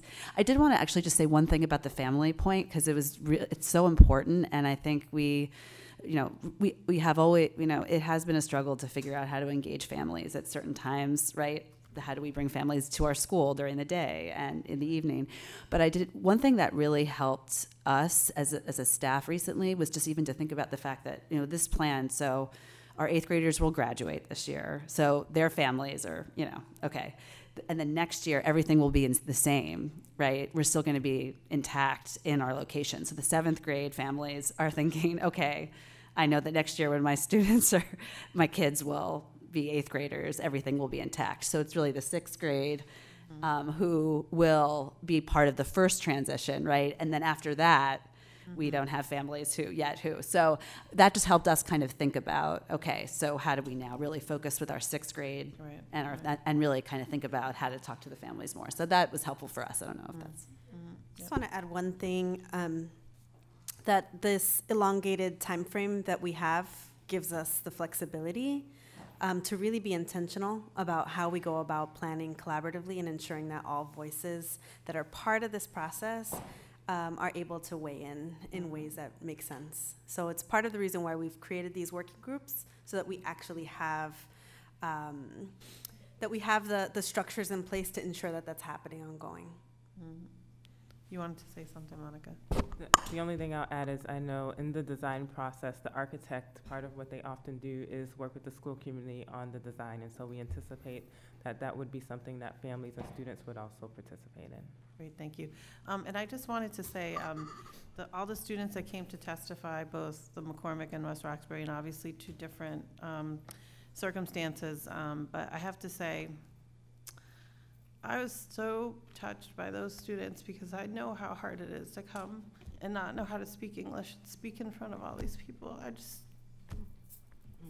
thank them for us, and thank you for giving them the support to come and be able to do that. That was a really beautiful thing to see. Thank you. Thank you, Ms. Oliver-Davila. Ms. Reyes. Back on the design of the building, I'm wondering if the building will be designed to be net zero, or will it be designed to have minimal impact on the environment, and how much access to green space will the students have? So the building, it's a renovation, not a completely new building, but I think as far as we can go with the renovation to make it environmentally sound and respectful of thinking about you know, the air, that there's access to great light and fresh air, as well as access to green space. You could probably say more about the space around the McCormick. Think about it. There is quite a bit of land around the building that will be part of, you know, the rethinking of how the whole, not just the building, but the footprint that it sits on is used. If I can just help out with the timeline. So a lot of the focus of our initial work has been around the transition planning and the formation of the work group. I think what this intentionally long timeline allows us to do is make these shifts. The true year of planning for the school will be after the high school partner is selected and over the course of the 1920 school year, and after the spring submission through the capital planning process, so later in the spring, summer, and then beginning next school year is when actually the building design conversations would begin. And I say this only because there was so much work that went into this transition planning that I assured the planning group that they did not have to have their entire school design, and they do not yet. So that is exactly what the year of planning ahead will be, but it is terrific to hear what some of those priorities and shared values are, particularly ours around environmental sustainability as well. And I think we will definitely put a note somewhere that when we're ready for it, we will invite BSAC and inform our thinking about, you know, what the design should look like in terms of environmental justice. Thank you. Well, thank you, Ms. Reyes. Dean Robinson. Yes, thank you for the presentation. And a couple of the questions may relate to the second presentation as well, so I may not have to really repeat myself. But one of the questions related to McCormick, do you have the data to show where your middle school students have moved on to the high schools to see a pattern of best fit? Yes, so we do keep track of that data. So over last year, we had 148 eighth graders who graduated. I'm probably going to lie about the numbers, but I apologize because I don't know the top of my head. But we had about 24 kids that went to the exempt schools, Boston Arts Academy. We had a few kids, I think 4 that went to Excel. We had kids who went to, O'Brien, that includes all the exempt schools, and also BCLA and New Mission, and I'm missing a couple of schools as well. So our kids, our job is to kind of, our eighth grade team does an incredible job, even though high school applications have been all online, but our families, that doesn't work for our families. Mm-hmm. So our eighth grade team actually fills up all the applications on paper for our kids to be able to make sure to provide opportunities. It also helps our kids in terms of writing essays for schools that have essays as part of the entrance exams. As I think of it, also Fenway, because I remember writing 2 recommendations for 2 young folks last year. So our eighth grade team, along with other folks at the school, do an incredible job to make sure that although applications are online, given the fact that doesn't work for our families, we fill out all of the applications on paper for all of our kids. So if you were to look at the data, let's say for the last 2 to 3 years, to see the pattern of, you know, a large portion of your students going to exam schools or a large portion going to other schools, could that help to inform the thinking of who the high school partners at the table could be as you're thinking ahead the next year? Yes, that could be. Also, part of it is just we love parents to be involved, but we also want kids who have parents who may not be involved to have an opportunity. So as we think about our marriage with the high school, we want to make sure it's someone that has an open enrollment, because we want to make sure that all of our kids get an opportunity to be at our schools, and then also continuing to have them opportunities to move forward to other high school if that may be the case when they go from 8th grade to 9th grade. So that would be definitely something that we could use to help, but also thinking about places that I agree with our beliefs that all of our kids are able to perform well, whether they do have families that are involved or they do not have those families at the moment. Is it possible that my next set of questions for you all in the next presentation, with the working groups at the school, is it possible to have students who are alums as well as current students at the table in a rotation of, let's say, 4 students, 2 current, 2 alums, one at an exam school, one at an open enrollment school, so that they can rotate when they can attend meetings. As we've heard, with other presentations, not everyone can make every meeting, but for students, depending on the time, if the adults conform to the students' time so that their voices are heard, potentially if one of the students is maybe a current BSAC student who can have their voice heard, I think it is really critical. I've heard from your presentation, but also from the students who've testified in the past, how critical they want their voices to be at the table. And since this is something weekly and considering student schedules, if there is a rotation, that's one of the reasons why I asked about where the students are attending school in high school, because they're invested. And we heard testimony from those students who came back and said, I went to the McCormick and now I'm at West Roxbury Academy and this is very troubling. And we could feel their pain because they're experiencing a double loss. So that's just, it doesn't have to be a yes right now. It's just something to consider. The other possibility for the working group, because you both have mentioned it a couple of times of how it's hard to engage parents. McCormick has Soul Train. Do you all have a Soul Train club, right? Okay. I'm very familiar with Soul Train because I'm a Soul Train parent. You all also, your runners they've performed well in the middle school championships as well, right? Correct. Yeah, and that's been upsetting to my family as well. So with that said, I know that both of those groups, both the middle school running the championship as well as Soul Train, that requires some internal sponsorships, and then it requires either teacher and parent engagement. And when Soul Train has their events, there are a ton of parents that are showing up. I'm wondering if you could use Soul Train parents because they've been engaged parents, or your parent council parents, just some form of engagement, and again, have a rotation of 3 to 4 parents who could be on this working group, again, to have their voices represented. I'm thinking of those organizations just because I know that they're very visible in the community and they pride themselves on parent engagement. I've seen it at the Soul Train 5Ks. There are as many parents and teachers running as well as the students because that's what they require. So as I looked at the McCormick Working Group, I hope, if it's possible, that in future presentations we can see that there are parents and students represented because their voices are really critical. Absolutely. Yeah. Thank you. So then, let's see. The other question, no, I'll pass. That's enough. You all keep moving on. Thank you, Dean Robinson. Dr. Uriarte. Thank you very much for the presentation. It's very, very different from what we saw the first time, and I'm so glad that there's, that it is evident. I started by looking at, not reading that there was going to be another, saying, oh my God, this looks just like, but that first page shut out, and then everything was different. And I'm so glad that things are working out. I do have a couple of questions. First, I wanted to say that since Principal Enriquez is here, I too, like Alex, have been really, really touched by the way that students have provided testimony for this body. What folks don't know is that we could understand the Spanish that the kids were saying.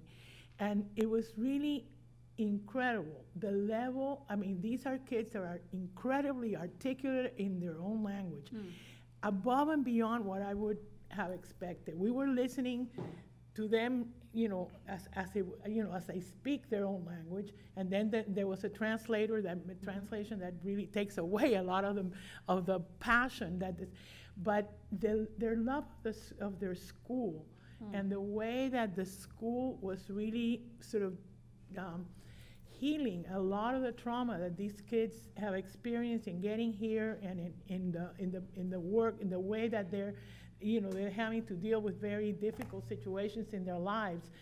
It was, thank you. Thank you. It was amazing. It was really beautiful to watch, beautiful to listen to it, and I hope that you will continue to do that kind of work wherever you are.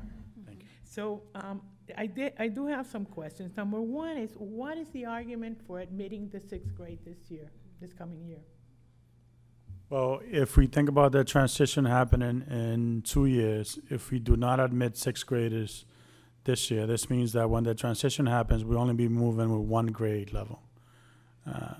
But what I'm thinking is that you're dealing with, basically you're putting that sixth grade group is the only group that is gonna be really experiencing the brunt of the move. So I would encourage you to really think about whether you should do that. You know what I mean? Because you're really coming up with a really good proposal, but it seems to me that that's sort of like the hanging. It's a group of kids that are really gonna take the brunt of the transition, unless, because the other ones would have already moved on. You know what I mean? So that, just saying. The other piece, I mean, was, I had the same question about where are kids going now. That would be a really helpful accounting to have, even though I expect that, there may be, it may not be exactly the same schools that they would like to go to if there are opportunities to do something different. So, but I would really like to know the same thing. Then my last, and I also wanted to echo Alex, please don't leave OELL out of this. Let me tell you why. I also read the first proposal, and I read this one. The first proposal, including the dispersal of ELLs, including the SLIFE students throughout. That was wrong. That was incredibly wrong. I would be sitting here saying very nasty things if that would have gone forward, because that would really have destroyed a community of people, and a community that is working. And to me, the best evidence of that community is working were the students that were coming forward. So that when I was told, no, they're gonna be going everywhere, that was, and it takes people that really understand. And I think for me, the teachers at the McCormick were painfully aware of how, how difficult that would be. And that was one of the issues that were brought forward when Jerry Robinson and I went to talk to the teachers at the McCormick. But again, I mean, it's important that at the McCormick, about 1/3 of the students are English language learners. 30-some%. Little higher than that. Huh? Little higher than that. Higher than that? About 55. So I mean, it's not, again, it is, as I often say, it's not a group to easily sweep under the rug. You need to deal with their issues, and the expertise is not widespread throughout, throughout the staffing, and I think that it is really concentrated very strongly in OELL, and that's why, I keep asking. I think in this school in particular, you have at the school level very strong expertise, which is not the case in other schools. Okay, but in here you do have a very strong expertise, and I'm hoping that you will sort of favor their, as the discussion goes through, that you favor their perspective in regards to what happens to English language learners. Thank you much. I do just want to address the issue of why we're accepting sixth graders. So the McCormick is the receiver for, from a number of K-5 elementary schools. And before we can stop accepting sixth graders into that building, we need to be able to expand K-5 schools to K-6. So that is part of the work that we hope to do over this about 18-month period. So when we move to 7 and 8 with the McCormick, we will have K-6s that will be able to sustain those populations. Yeah, I mean, you have 18 months, as you say, because again, that's to me the the kids that sort of are left behind. You know what I mean? And if you can avoid them, avoid it, do. Just two clarifications for the sixth graders who might come in this year, who would then be part of they would then be eighth graders when the transition happens. But in the second year. Yeah. They will be part of the physical move, but it will be a McCormick community move of the 7th and 8th graders. And so that's one of the reasons we don't want to shrink the school entirely by not taking in a 6th grader in the coming year. So that is the balance. And I think the transition that has been developed where we're looking at the 7th and 8th graders and teachers moving together will mitigate somewhat. So it'll be a physical move into space, but not a separation of the school community. And the 6th graders will rise up in their K to 5s. On the topic of OEL representation on the work groups, I said it verbally. It is not on the detail of the slide, but that's because we're transitioning from the internal transition work groups where all departments were represented. So Kristen Daly, the Chief of Staff for Asset, which represents both special ed and OEL, served on the McCormick working group initially, and we're transitioning now to a smaller central office group to work with the McCormick educators. And then Charles Granson has represented that voice, both OEL and special education, on the West Roxbury Transition Working Group, the ones that have been working in central office for the past 4 to 6 weeks. So we are fully aware and intentionally incorporating that expertise, but we have also decided just today, freed up Priya Tahiliani, the head of OEL, to be physically on the McCormick new transition work group with the McCormick. So those are being represented. We hear you loud and clear, and we also do benefit from the expertise that is inside the school. So I think that combination will be well represented. Dr. Uriarte, Ms. Robinson. Yes. Thank you. I want to say thank you to all of you too. This presentation certainly is much different than the first one that we heard, and I really want to thank the McCormick community for what they showed us throughout this whole process in terms of the voices of your students, all of your students, your graduates, et cetera. Everybody that came and spoke to us certainly shared with us how much the McCormick was a special environment. And I think Dr. Uriarte and I felt that also when we went to meet with your teachers to hear about what their experiences have been. And I think too, as we know that we've got 4 middle schools to transition, we really want to start with a model because others are going to come behind you to have to grapple with the very same issues that you're doing. So I think it's important to us all that we do this in the best way possible and that we really do include all of the voices that need to be at the table. So I have a question. I know that the circumstances were a bit different, but the Dearborn went through a process of leaving a building, going to another space, and then coming back with some of their students being of similar age, and I'm not sure whether you've had any opportunity to speak with the staff or even having students to be able to talk and about what the processes have been so that there can be lessons learned there that we take into this process. As far as I know, we have not, but that's a great suggestion that we will take into consideration. Okay, thank you. That's all I have for right now. Thank you, Ms. Robinson. Mr. O'Neill. Thank you, Mr. Chair. So thank you all for the presentation tonight. And I leaned over to Ms. Robinson in the middle of it, and I said, this is the way it should be done. And I'm so happy to hear it. I've talked with McCormick teachers before, and I think back to last year during the budget process when, you know, this was no surprise to the McCormick community. They've felt it for a couple of years. They've seen the numbers. We all know the trends going on in middle school. And yet the McCormick community first pointed out to us, started about a year ago, the teachers would come and say, hey, never forget, 7th and 8th graders in particular are very different. Emotionally, physically, mentally, you name it, and I don't mean mentally in a bad way, I mean, you know, emotionally as they mature, and the teachers are specialized in that age group.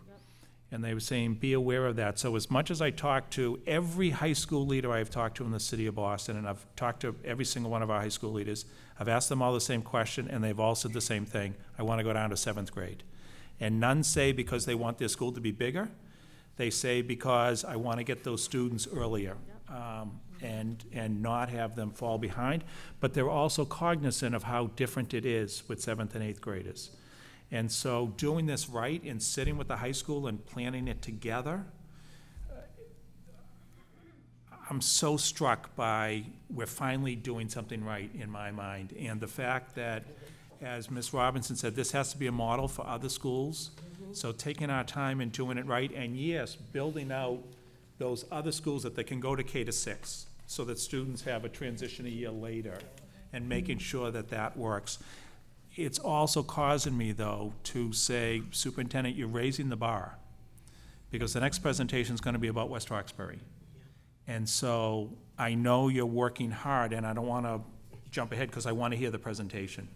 We're facing some different challenges there, and I appreciate the head of inspectional services being here, and I look forward to his comments, because I really want to understand about the building, and then I'm going to go out to see it, which is what I'm planning to do, and Ms. Oliver Dole and I are going together to see it. So it's one issue about the building, but we can't forget about the community. And I think what we're doing here is we're distinguishing between the building and the community, the McCormick community, which is just as much those teachers who are so specialized, particularly in 7th and 8th graders. Because we have a lot of 6th grade expertise in our K-5 and K-8 buildings, right? But this is about that community, and we're distinguishing it from the building, and the fact that you're going to be working together on merging with the high school at the end makes sense. And so I'm looking forward to how we take that same approach to West Roxbury, recognizing the specialness of the community. And yes, the building is in terrible shape, and so we're all acknowledging that. And yes, the school has had its struggles, and the enrollment has declined, and there are very, very, very specialized populations there. But this model is how we should be approaching changes in our buildings. And Superintendent, I'm so impressed that you and your team have done this. And I thank you for it. And so I look forward now to the next presentation, unfortunately with heightened expectations. And I know it's a different situation. I do understand that. But I thank this team for the work that they're doing. Please keep pushing the way you're doing. And the comments that were made earlier, Headmaster, that you, Principal, that you acknowledged about working in some voices from the neighborhood community as well, I think would be really good, because they feel such ownership of that school and of that building and of that neighborhood. And when they're at the table with the discussions, there's a lot less concern about what's being talked about behind closed doors without them being there. And I know, I've stood with you at your school, right, and talking with those neighbors. Right. So when we were planting the cherry trees out there. So I know the sensitivity do you have to the group across the street that feels an ownership of that area. If we have them at the table, I think it could be beneficial in the long run. Thank you. So thank you for the work you're all doing. Thank you, Mr. O'Neill. Dr. Coleman. I want to thank you, and particularly I want to thank you for how it represents your commitment to your teachers, because we know that they're the linchpin that makes a lot of this happen. But most of my comments are actually I want to address to the superintendent, because of so one of the things that I'm trying to get my head around is this idea of an arranged marriage. And I've tried to convince my sons that they should let me do that. I lost that argument. So when you do this well, I want to see what I can learn. It seems to build in this theory that as we build new buildings, we want a competition for who gets to take over the school. We want to be, it's not just that because you had the building before, now you're going to get this new resource that we want that build into our thinking, is there should be some kind of application form for the new building. But which makes a lot of sense. And I wonder if that's what's driving the assumption that what we need now is a high school partner. Because, and I did the math quickly when I was here, it looks to me that we'll be moving into a new school 5 years from now, which means that if the McCormick as a group put in an application to become a high school, which I know they've been planning before this, that was the initial plan for the McCormick, was thinking about what we would have to do to become a high school, that next year would be a 6, 7, 8. The year after that would be a 6, 7, 8, 9. So by the end of the 5 years, if the McCormick grew to a high school rather than marry, they could come into the new building as a high school without merging with someone else. They'd have the full numbers. So that's what it looks like to me. I may be wrong on the numbers by a year or two, but because I did it twice and because I forgot about the 6th graders. So that's my question. Why are we looking to merge with another group rather than let the McCormick make an application, because we still need that high bar, to come back into the new building in 22, 23, has grown on their existing staff to be a full high school? Okay. Thank you, Dr. Coleman, and we're going to take that question in two parts. We'll start with the enrollment dimensions and then shift back to the selection process. But I want to remind people, and Nate Cooter has just joined us up here, who is a key leader of the Build BPS planning team, along with Monica Roberts and Rob Consalvo. So we are not opening new schools. That is not what our enrollment patterns suggest in terms of growing. We're building new buildings for existing schools. And so I'll leave to Nate to explain the difference according to enrollment patterns at the high school level in particular. Nate? Yeah, so for the first, in terms of clarification on the timeline, the anticipated timeline is for design of the building to take place during the next school year and for construction to begin the following summer for 2 years. So we're talking about a new school opening in 3, not 5 years. After What year would it open? What school year? 2022. The school would 21, open 22? 2022? Correct. Or 21, 22? The new building. Would open 21, 22. So the other part, and in next week, we'll be coming to you with an update on our FY19 budget and some anticipated information around FY20 projections. What we are, as I mentioned last year, we are in the process of experiencing a multi-year decline in high school enrollment. As part of that is about a number of larger cohorts exiting high school, graduating, and not being replaced by larger cohorts moving through 7th and 8th grade now. What that means is we have enough capacity in our current high schools to serve our students, and then opening of any new high schools in that short time period would likely mean the closure of another school community.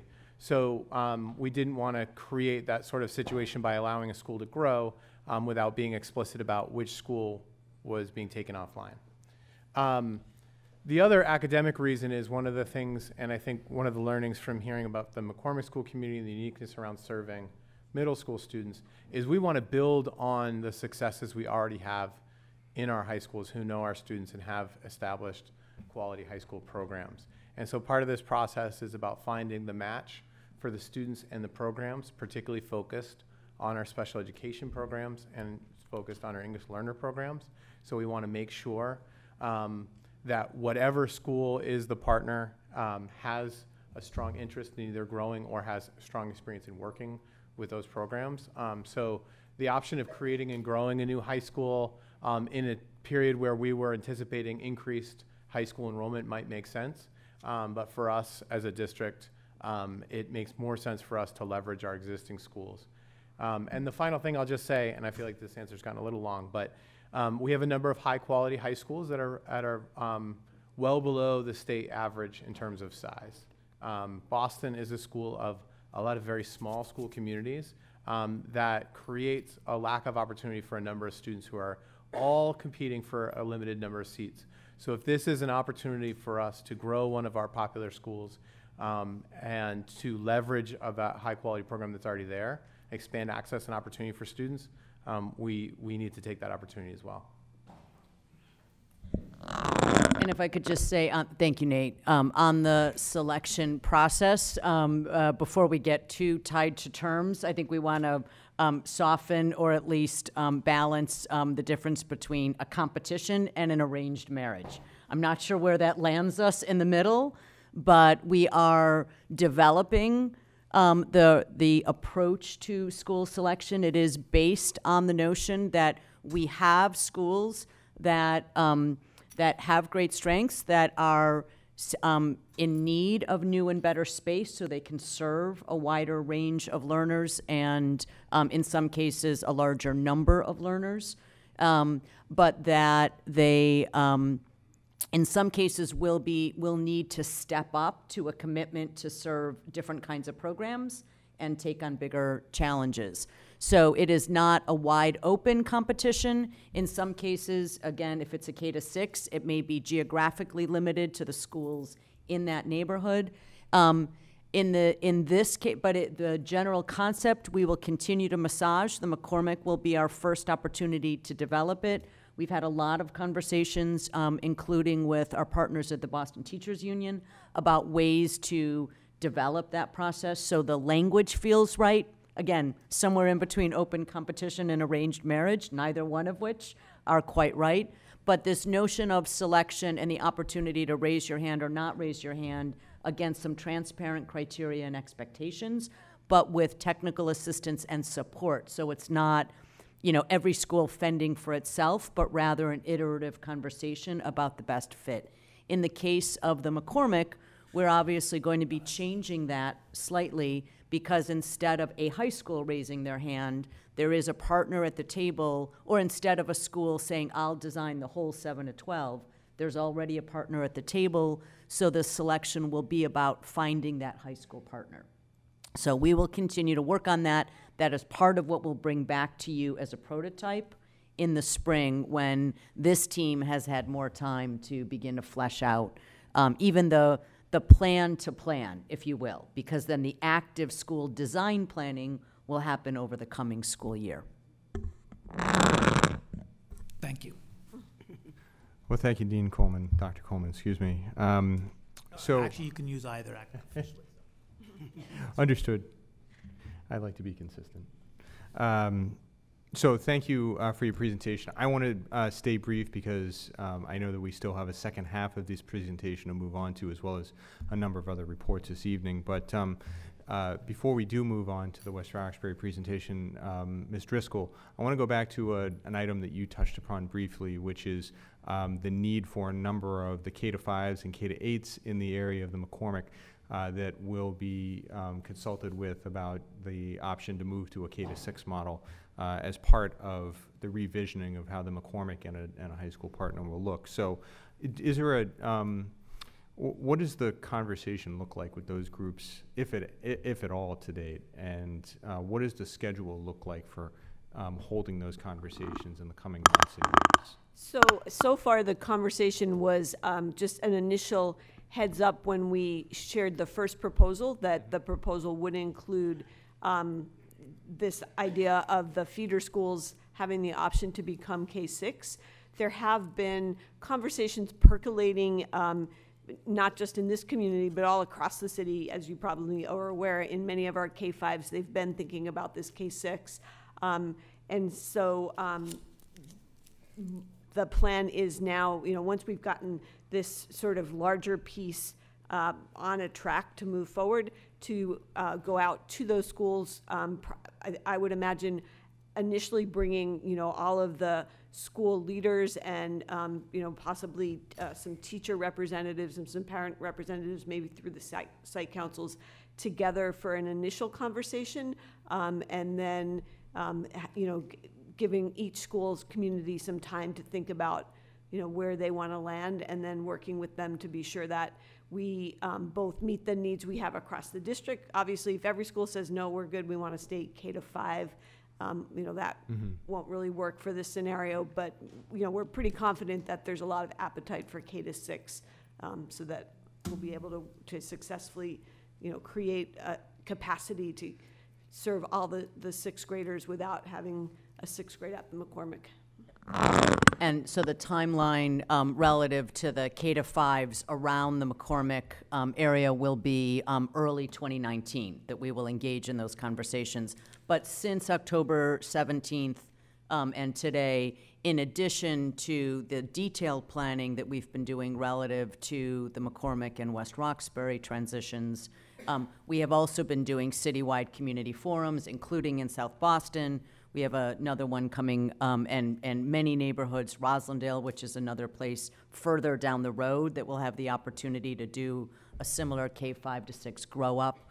And what we've said, so we've been addressing it there. What we've also been saying consistently is that the sort of neighborhood meetings, which we continue to add and schedule now well into 2019, and our overviews, but then we're inviting schools to have their school parent council or school site council invite 3 or 4 schools around them, and to sit down in more of a sort of almost a classroom setting where we can have a real conversation not just sort of a Q&A and hand raising to dive into some of these conversations. So we will be doing that in an iterative way with school communities around this. Understood. And I think a lot of this was informed, if I may, by what that initial outreach was to the neighborhoods in which we had those meetings where there were conversations with community members, school communities, and so on, to say, you know, what do you want for the schools in your community? And so that, I think that kind of created the initial framework for, all right, what's the menu that we're at least selecting from to say, you know, what is the universe of the possible? And so I don't want to go too far down the road here because it sounds like, you know, there's a lot more of those conversations to be had.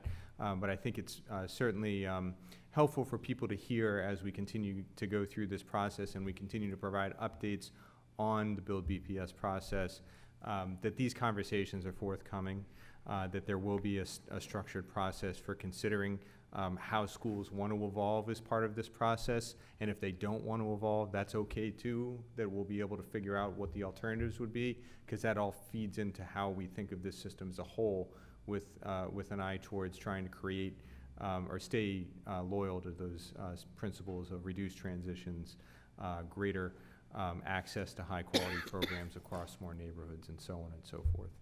So thank you. And I know we want to move on to the West Roxbury Education Complex presentation. I know our Commissioner of Special Services has been very patient with us this evening and spending his time with us this evening. So I want to hand the presentation back over now to the team, and we'll continue our committee questions and discussion at the conclusion of this presentation.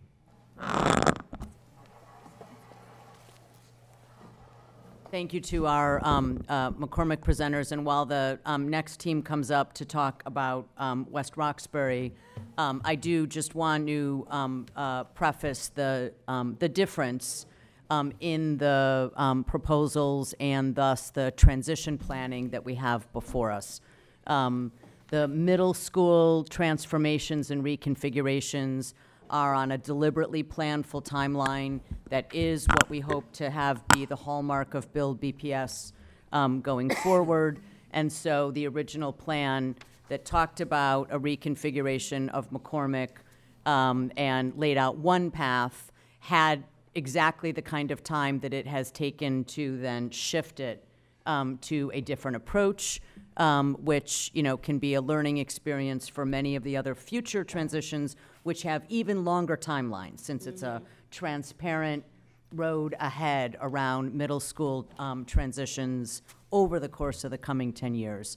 By the unfortunate contrast, which we have talked about repeatedly, the McCormick, the West Roxbury transition for West Roxbury Academy and Urban Science Academy is much more painful, much more abrupt, and driven by the urgency of building conditions in terms of the timing, in addition to the longer-standing, longer-running underlying issues of long-standing enrollment declines, as well as academic challenges that are uneven and different across the two schools. But it is the combination of those three factors which is driving the much more rapid timeline. And again, as a reminder, we were faced this summer with the possibility of the West Roxbury complex not opening at all, which would have been almost impossible to imagine how we could have safely and appropriately transitioned.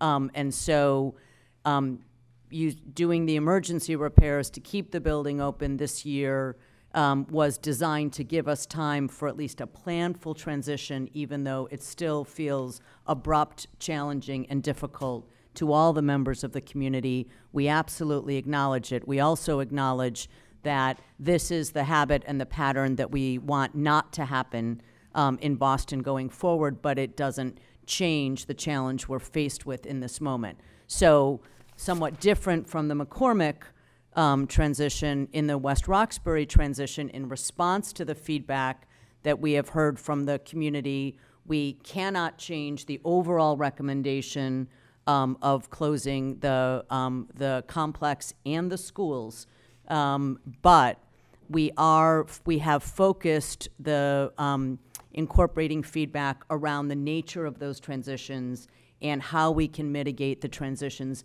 beyond the initial priority that we had raised, and which many members of the community have affirmed they share, which is to shift the specialized strands for the students with special needs to permanent homes in other buildings. But we have continued to work in response to the community around other transitions to support and smooth the way for students, should this be the way we move forward. So that's what this team will share now.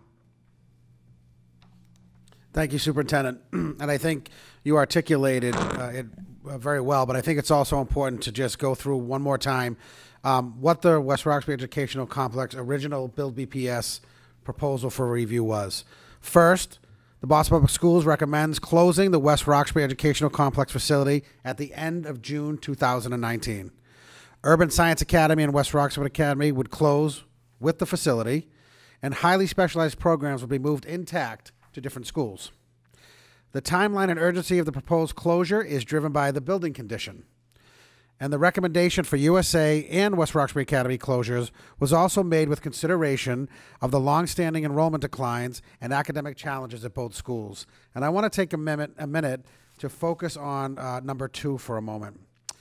The deteriorated building condition is the responsibility of the district to address, and we acknowledge that this problem has built up over decades of deferred maintenance, despite our more recent efforts to make repairs on this building. We have posted online the detail of those recent repair attempts, as well as the findings of accelerated deterioration over the course of last year, which led to significant concerns raised by the city's Inspection Services Department this summer. In fact, this summer, we were required to make emergency repairs to the building by the city's Inspection Services Department in order to receive our certificate of inspection to open for this school year and beyond, and we were able to find the emergency funding to make that a reality. After those emergency repairs were made and we were issued our certificate of inspection for the 2018-2019 school year, Inspectional Services conducted a re-inspection of the West Roxbury Educational Complex in October. While the building is safe for this school year, and I want to reiterate that, thanks to the work that we put in this summer and the money that was spent, the building is safe for this school year. We learned that there were still strong concerns from Inspectional Services regarding the condition of the building, and that the building still may not be viable beyond that time frame. And we're excited and glad tonight to have the Commissioner of Inspectional Services with us tonight, Commissioner William Buddy Christopher. I'm going to turn it over to him, who's going to give us some findings on the West Roxbury Educational Complex. Thank you, Rob. Before I start, just so you know who I am and our whole direction. First, I'm a very proud graduate of the Boston Public School System, which makes me very happy. And I'm an architect that I have been registered for over 30 years. So I have a good knowledge of buildings. When we visited West Roxbury, it was my deputy commissioner who first walked out there at the request of the school department, because we do our annual inspections. The role Inspectional Services plays with all the schools is on an annual basis we do a life safety analysis of the building, an inspection. We try to do it as early in the summer as we possibly can so that if there are any issues, they're resolved long before the school is scheduled to open for class. It's a process by which we work together with the school department's facilities people to resolve issues as they go forward. The initial report that I had gotten on West Roxbury had put the building into a status that I would not have signed off on the certificate of inspection. There were too many things about the building that were of great concern, not the least of which was there were sections of the parapet that were loose. There were pieces of brick that were falling off of it.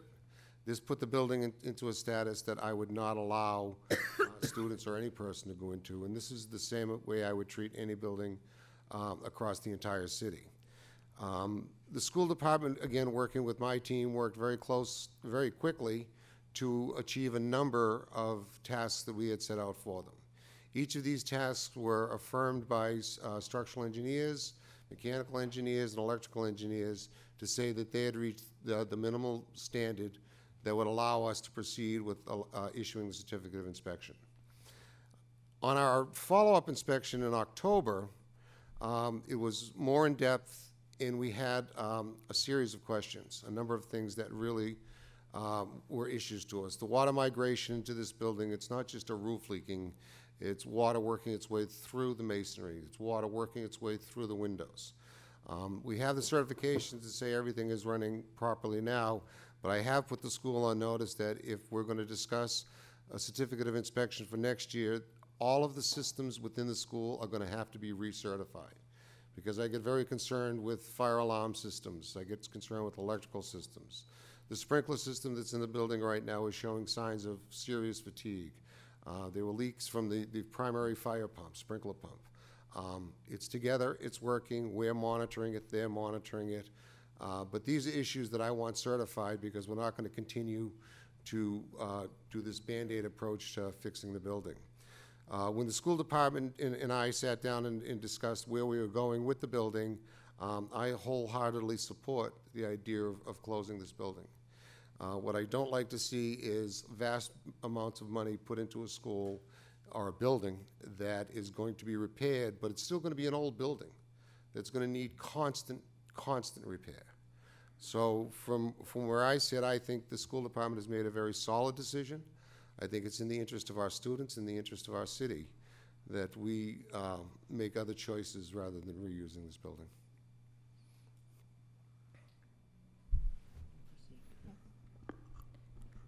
Thank you, Commissioner Williams, Christopher, and thank you, Rob. As Rob mentioned, the timeline and urgency of proposed closure is driven by the building condition. However, the recommendation for Urban Science Academy and West Roxbury Academy closures was made also with consideration of the long-standing enrollment declines and academic challenges. As you can see in the historical total enrollment, there has been a 30% decline in enrollment across both schools over the last 5 years. That is in comparison to the 6% decline for the district.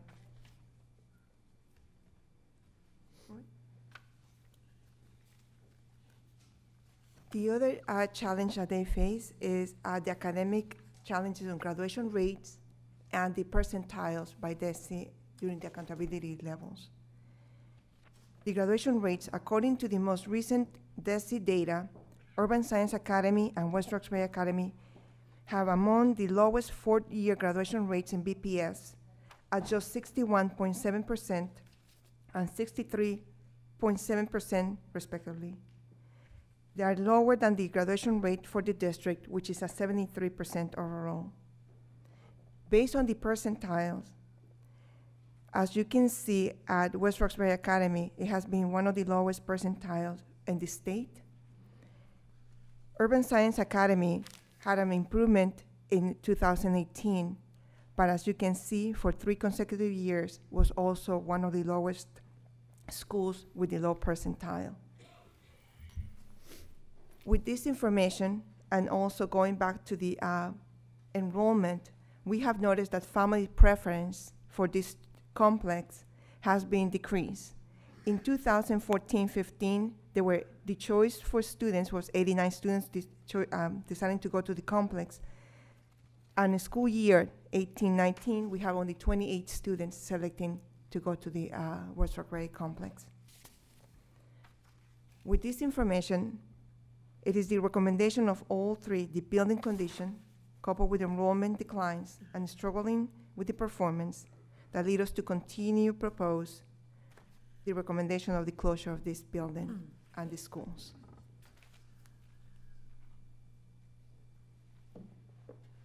Thank you. So what you see here is a significant difference between the situations that the McCormick school community is facing versus what the communities at West Roxbury and Urban Science.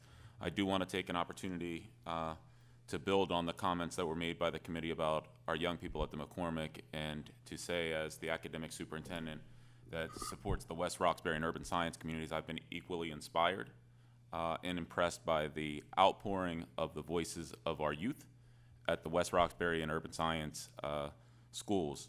Our teachers and our children are working through what is a very, very difficult circumstance to make sure that they are part of the process and that their voices are being heard. And I want to say publicly that all of us here are listening and will continue to listen and to engage them in this process. At the same time, we are working on a very, very accelerated timeline to make sure that what we can do here is to provide for a maximum opportunity to continue with academic stability for our young people in the best way that we can, given the circumstances around their facility, which will necessitate a transition for them. And the closure continues to be the recommendation.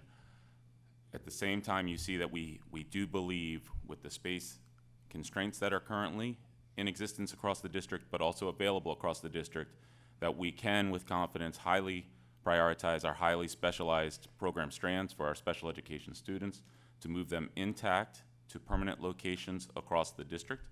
The definition of intact is something that we still need to engage with our teachers who know our young people best, with our families who are our families of our young people, to make sure that we're working with a definition of intact that truly supports our young people in moving those programs to schools and to locations permanently.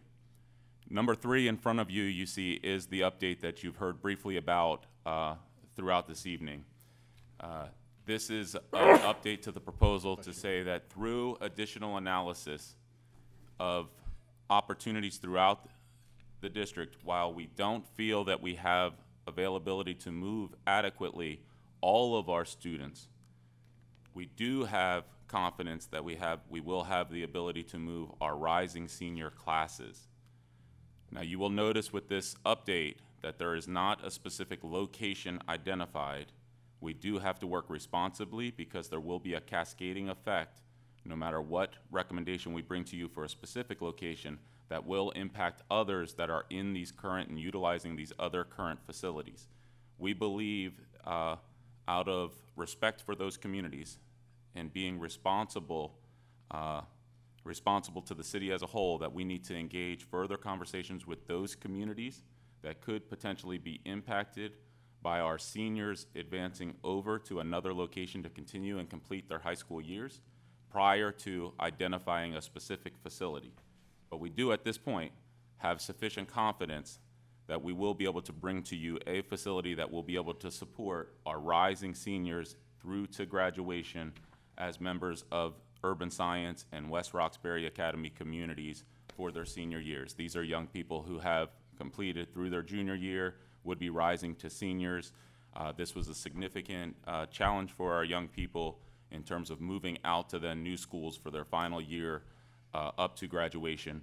I will be sharing with you a little bit of the analysis that led up to this change and this adjustment, as well as some additional steps that we believe need to be taken prior to finalizing this proposal out to you ahead of the 5th and ahead of a vote on the 19th. But we wanted to make sure that we at least identify for you up front the adjustments to the proposal that we believe we have sufficient confidence to make right now. Within that, we want to emphasize that we are prioritizing all of our young people in terms of academic continuity and continued educational success. While we can ensure that we have space available to maintain our graduating or rising seniors through to graduation, we also will be prioritizing transitions for our rising sophomores and juniors through a prioritized registration process that you heard about previously and that we believe we can and know we can commit to going forward, to ensure that there's preference provided to families in terms of which choices and additional consultation provided to them to ensure that those choices are well informed going forward. We also have been working extensively to best understand the needs of our students who are off track from graduation and who will need additional individualized support through alternative options in the district, and we will be able to support them through individualized consultation throughout this process. This recommendation, again, is part of an evolution that was intended from a discussion initially on the 17th up to this point. So since the 17th, what we've been undertaking is an extensive analysis of all possibilities based on the feedback that's been coming from the community. These include the community forums that some of you have participated in. It's included the testimony that our young people, our community members, and our families have provided here. It's also included individualized meetings at the school site with individual teachers, faculty members, the school leadership team at the school site. It's included a number of conversations as well as the superintendent meeting directly with student leaders. All of those conversations have led us to an understanding that there is not consensus within our community about what we should do when faced with this unfortunate and very difficult circumstance. But there is a cascading list of asks that we have fully analyzed.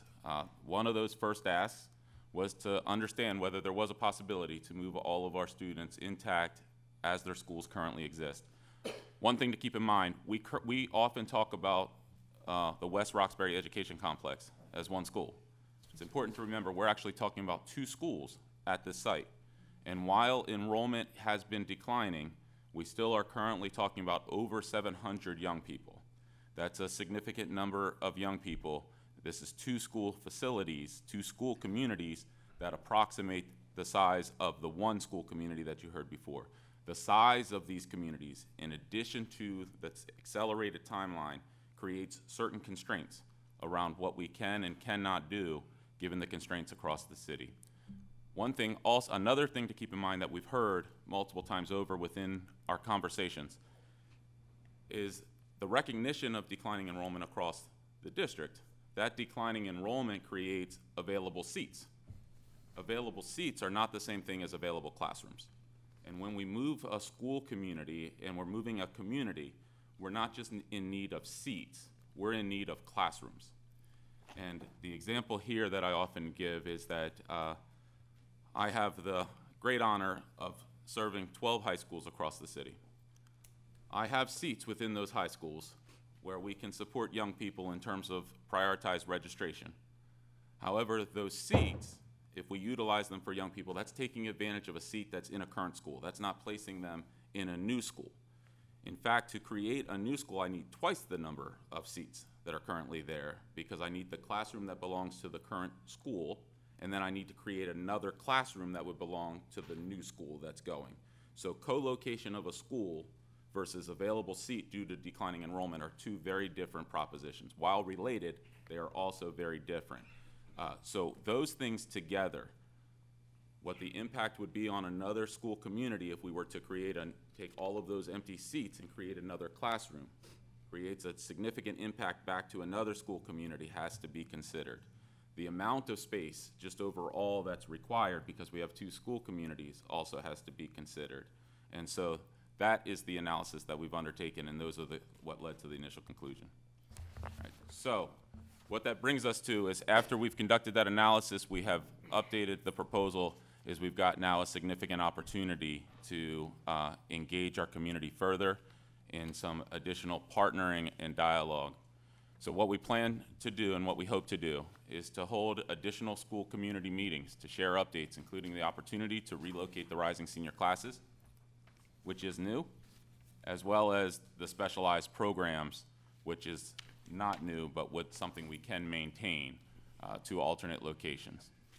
We have to finalize that site and those sites, the site for the rising senior classes, as well as the specialized program strands. And what we would be hoping to do is to convene a small working group of WRA and USA teachers and staff to tour those sites once they are finalized, again, to make sure that we can engage in a true partnership and collaboration around this process. And we are currently looking at a diverse range of schools for the highly specialized program strands, including both open enrollment and selective enrollment high schools. For rising sophomores and juniors, we're looking to finalize a wide range of high school options ahead of the school registration process. Something to keep in mind is the school registration process actually opens on January 3rd, and we will be conducting individual student and family consultations to assist our students in the school choice process. In front of us, we also will be working in collaboration with BTU and other bargaining partners to engage in impact bargaining regarding the staff transitions. Again, we understand that the definition of intact is certainly something we've got to work through and working to make sure we can engage our union partners. And we'll be working with the WRA and USA community to identify transition supports this school year throughout the summer to make sure that any student who is transitioning, that we maximize their support so that we can ensure academic success and educational stability. Thank you. That's the update to the proposal at this time. Well, thank you to Dr. Boyd and the rest of the presenters. I now want to open it up to members for questions and discussion once again. Ms. Robinson? Thank you for your presentation. I know this is not easy. It's not easy for anyone, and I do have a couple of questions. So with the graduating seniors leaving, what is the total number of students that you would need to accommodate in the three remaining classes? So we're looking at 159 rising seniors, and the rest would be by specialized numbers. So we don't have a total number of just regular students because we are looking at the specialized programs, ELD levels 1, 2, and 3s. And so by right now, by the rising seniors, we are looking at a count of 160 students if we count ELD level 1, 2, and 3s, that they will go together with the class. And also looking at special ed R1s, R2s, S1s, and L3s. I guess my concern about saying we're going to move specialized programs intact, but the other students would get dispersed. Those specialized students interact with the other students in the school, so they lose a part of their community as well. And so I guess the issue for me is the magnitude of the loss of community. And I get it, yes, we have seats where you can place, but being that lone student that is already made a transition to a high school community, now being asked to go off and be in another community, given what we know about kids who don't graduate because of transitions, I mean, there's enough of other information out there that we need to take into consideration too. And again, I go back to opportunities and achievement gaps. Are our policies creating more opportunity gaps for our students? And so is there in any way any kind of consideration of, I mean, we've talked about not for just this school, but we're going to come up with similar problems along the way about finding a swing space somewhere to allow the school, if it need to be, teach out. Because the other question I would have is, if it hadn't been for the fact that the building has its crisis, what would be the recommendation for these two schools next year? Would we be talking about closing them, or is the opportunity because of the building an issue that this has come up? And I guess the other question would be, how do these two schools compare with the ranking of some of our other high schools? You know, is it the same, different, better, worse? I mean, how are we looking at the total impact that's coming to these two schools? And again, the same way that we're trying to look at being fair as we move forward with the McCormick, how do we really address the quotes, the fairness and the honesty and the transparency as we're looking at the double whammy that this group is being faced with? Jill, you're welcome to take this one about the interplay if you want to take the last question first. But I think the headline, Ms. Robinson, is that it is the interplay of all three factors. We do have other struggling schools. We have other schools that experience enrollment decline, but all three of them together are the precipitating factor. And then we can talk a little bit more about about the student issues on the transitions. Dr. Boyd? Yes, I heard the question about our young people in our specialized strands and how they work across with other students in the school. I heard that one. Is that the first question you want me to address? Sure, or you can build off the last one if you have anything to add to the last part of the question. Otherwise, sure. Yeah. So I think the point that the superintendent made in terms of the accountability data and how this school relates, I think it's important for us to recognize that this is a conversation about these two schools based on a conversation, the precipitating factors of the facility. So we have a facility condition that causes us to transition these two schools. Now we've got to make a decision with these two schools, and we also then have to consider how these two schools are performing. That's not a conversation that we need to have with the other schools that are not facing the facility condition. But when we look at that, then we have to talk about the impact of any other school where young people will be attending that would be in terms of co-location and what the impact would be on results at those schools. And there is would be significant adjustments to any other potential school if we were to try to create the type of space needed for classrooms. That's one. The second, about the students and the students with highly specialized needs and strands, I think that is a conversation that we need to continue to have with the teachers, particularly that are working with students. There is a need for a high level of orientation and onboarding to whatever school these young people will attend, and there is a firm commitment to make sure that they're as integrated and as involved in the new location to where they are currently. The new location, the intent is that it would be a new permanent location for these programs so that those types of relationships can be continued to be built and will evolve over time as they have at the West Roxbury complex. And that will require additional conversation with the teachers to make sure we get that right design. With the specialized programs, we also know that students have to age out. So some of them are ninth graders that will need more time in a school. So having them on one school with the rising seniors, it would be a disservice because then we will have to transition them again. But it's better to find them a home where they will be able to spend more time until they age out, and they're going to be building that community. So I think that is critical. It's a group, a population I hold very dear to my heart. And I think it's better to find a home where they're going to be able to be from ninth grade to age out. And we still have some students that are going to age out in a year, but if they belong with the cohort, I think it is part of their family. But we want to find a home for the students that will be able to develop the same kind of relationships they have within USA and West Roxbury Academy. And it's not an easy decision. It's a family still. But it's better to find a home for students where they can actually spend more time with the community. So they would be moving into another high school program and be integrated into those programs. What are the curriculum focuses that are at West Roxbury and USA now that the district loses, or are there other schools that have similar kinds of programs so that it could be both a better transition for current students to go to similarly, curriculum programs? Yeah. Go ahead. The latter point, yes, that's correct.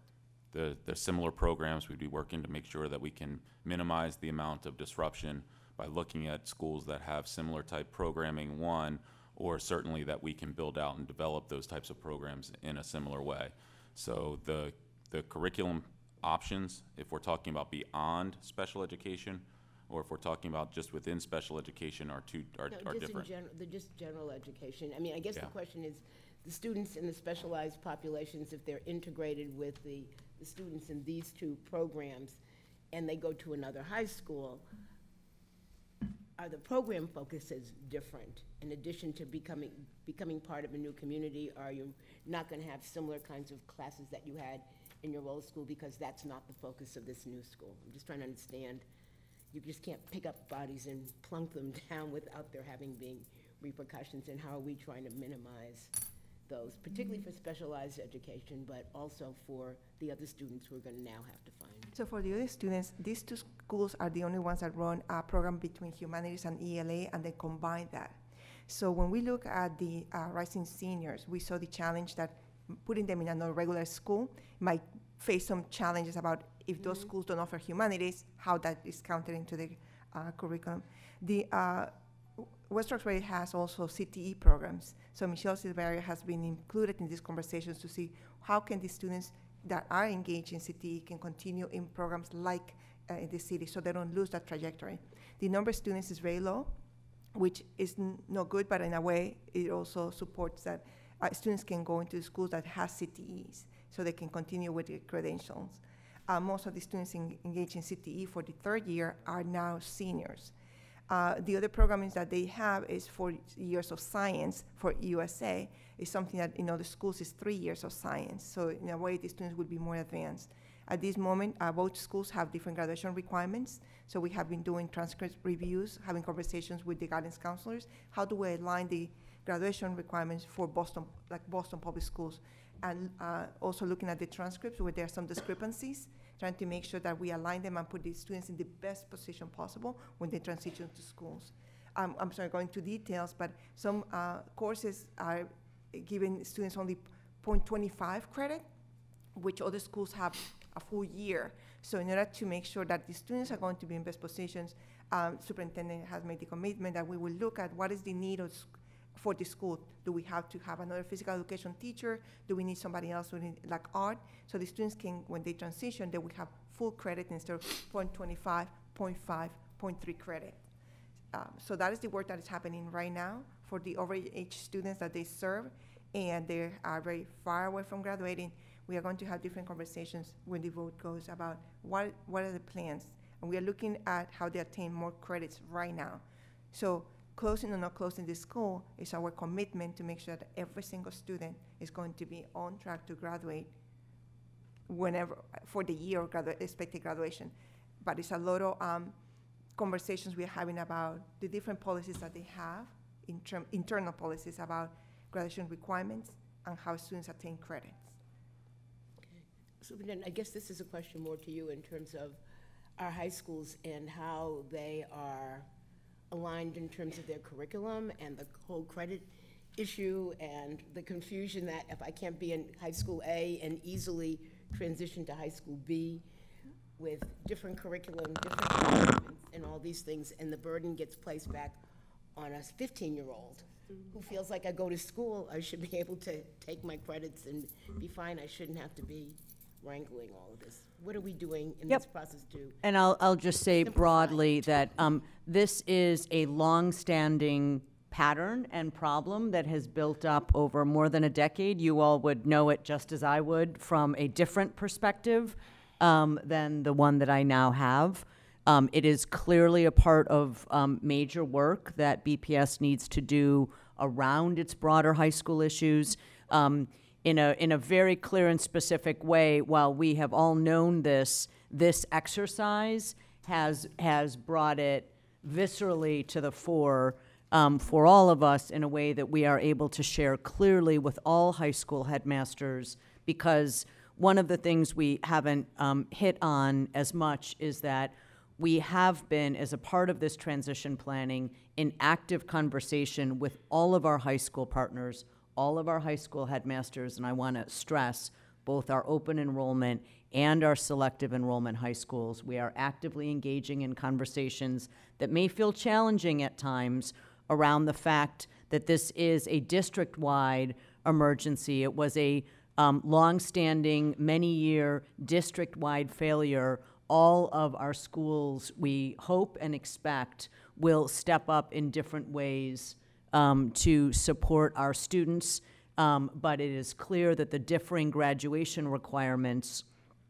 are a pattern that Boston has to break.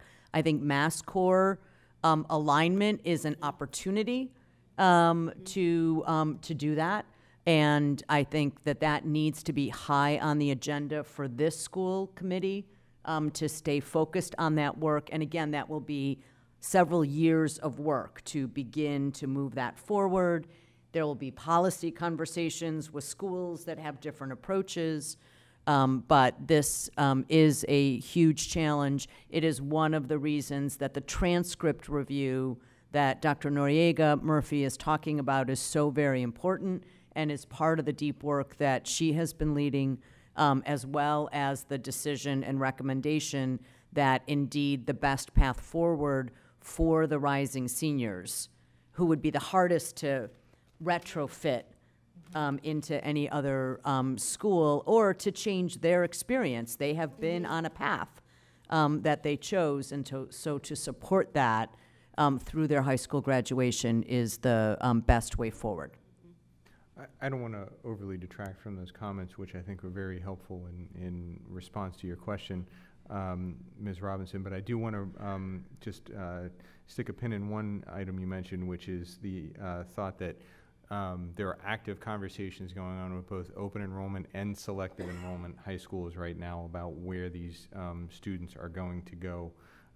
And I know that throughout the presentation it's been reiterated that we won't be able to have a fuller picture or a clearer picture about those landing spots before the meeting on the 5th. But having just that knowledge that, you know, we're not talking about a limited amount of open enrollment schools that would be the likely receiving institutions for the students that are remaining, the freshman, sophomore and junior classes at West Roxbury and Urban Science, is very helpful, and I think it's very encouraging because that's a sea change for the way in which the district has thought about in the past reassigning students that move out of a school that is closing. Ms. Robinson, do you have further questions? Just one question. I guess the issue, you know, obviously there will be changes made. So the question is, what is the commitment to make sure that every single one of the current freshmen, sophomores, you know, land where they need to land, but are followed through to graduation? Because we, you know, my biggest fear is things start falling apart and then 3 years later we don't see these kids. So what's going to be the district's guarantee that these kids are going to be followed through to completion? And I think that's the work that we are doing with Catherine Chu and also with the academic superintendents. Is we created a tracker for every single student, and the guidance counselors at West Roxbury Academy and USA have been amazing, I have to say, because we want to make sure that they also are involved in these conversations because they know the students better than anybody else. So we created a tracker to make sure that we know how far students are from graduating, what they need, what is their best thinking about college, and what are the gaps that we need to still cover. And that's how we discover students who are really off track, and trying to make sure that with this tracker, whoever is sitting in this chair will be able to continue with that conversation and monitor the students for at least 1 or 2 more years. You are right, consistency on trying to make sure the students are being successful when they transition is the key for success for students. Later on, we will have to bring the families and engage them in what is the individual plan for the students in the long run. So if you're a ninth grader, where do they see the child going to college, going to a career, going to different pathways? So this is a tracker that is going to be available for everybody, especially with the receiving schools, where we can have the interaction with students, headmasters, and also the guidance counselors. I think that, you know, I'm not a mom, but I would love for my nephews to go with their own guidance counselor to the other school and to say, this is my baby, you know, please take care of my child, and this is what they need. And I think that should be the commitment that we are making, that we are going to engage the guidance counselors from West Roxbury Academy to that other level of the receiving schools. If we know that it's going to be a large group of students traveling together, I think it benefits, because then we can have the conversations together so they can continue being a tiny community in another place. I think another note I would come back to is that we already know that guidance counselors in high schools are already overburdened. Exactly. And then now for bringing in more students who need specialized attention, how are we going to make sure that we have adequate amounts of guidance and other supports in all of our high schools, basically? Yes to all of our high schools, but specifically in this case, attached to following students from West Roxbury Academy and Urban Science Academy in these next couple of years of transitions, and ensuring that that is buffered both for the individual students and then for the receiving schools as well, because we are very attentive to the unintended consequences and the citywide impact of this many shifts. So we have intentionally set aside into the coming budget year transition funds, and also in the current year, transition funds that will support what students may need right now over the course of this school year and into summer. So if additional guidance counselor support is needed at the school site, that is a possibility. And then, as Dr. Noriega Murphy was explaining, when we, certainly around the specialized programs, we will know where groups of schools are going, but as the rising sophomores and juniors, who are the ones who would be experiencing an expedited choice process, a prioritized and preference choice process, inclusive of both English learners and inclusion students and general education students, so that we also have a very good sense of which schools have openings. They're not getting just a random list. We have an actual sense and are working with schools.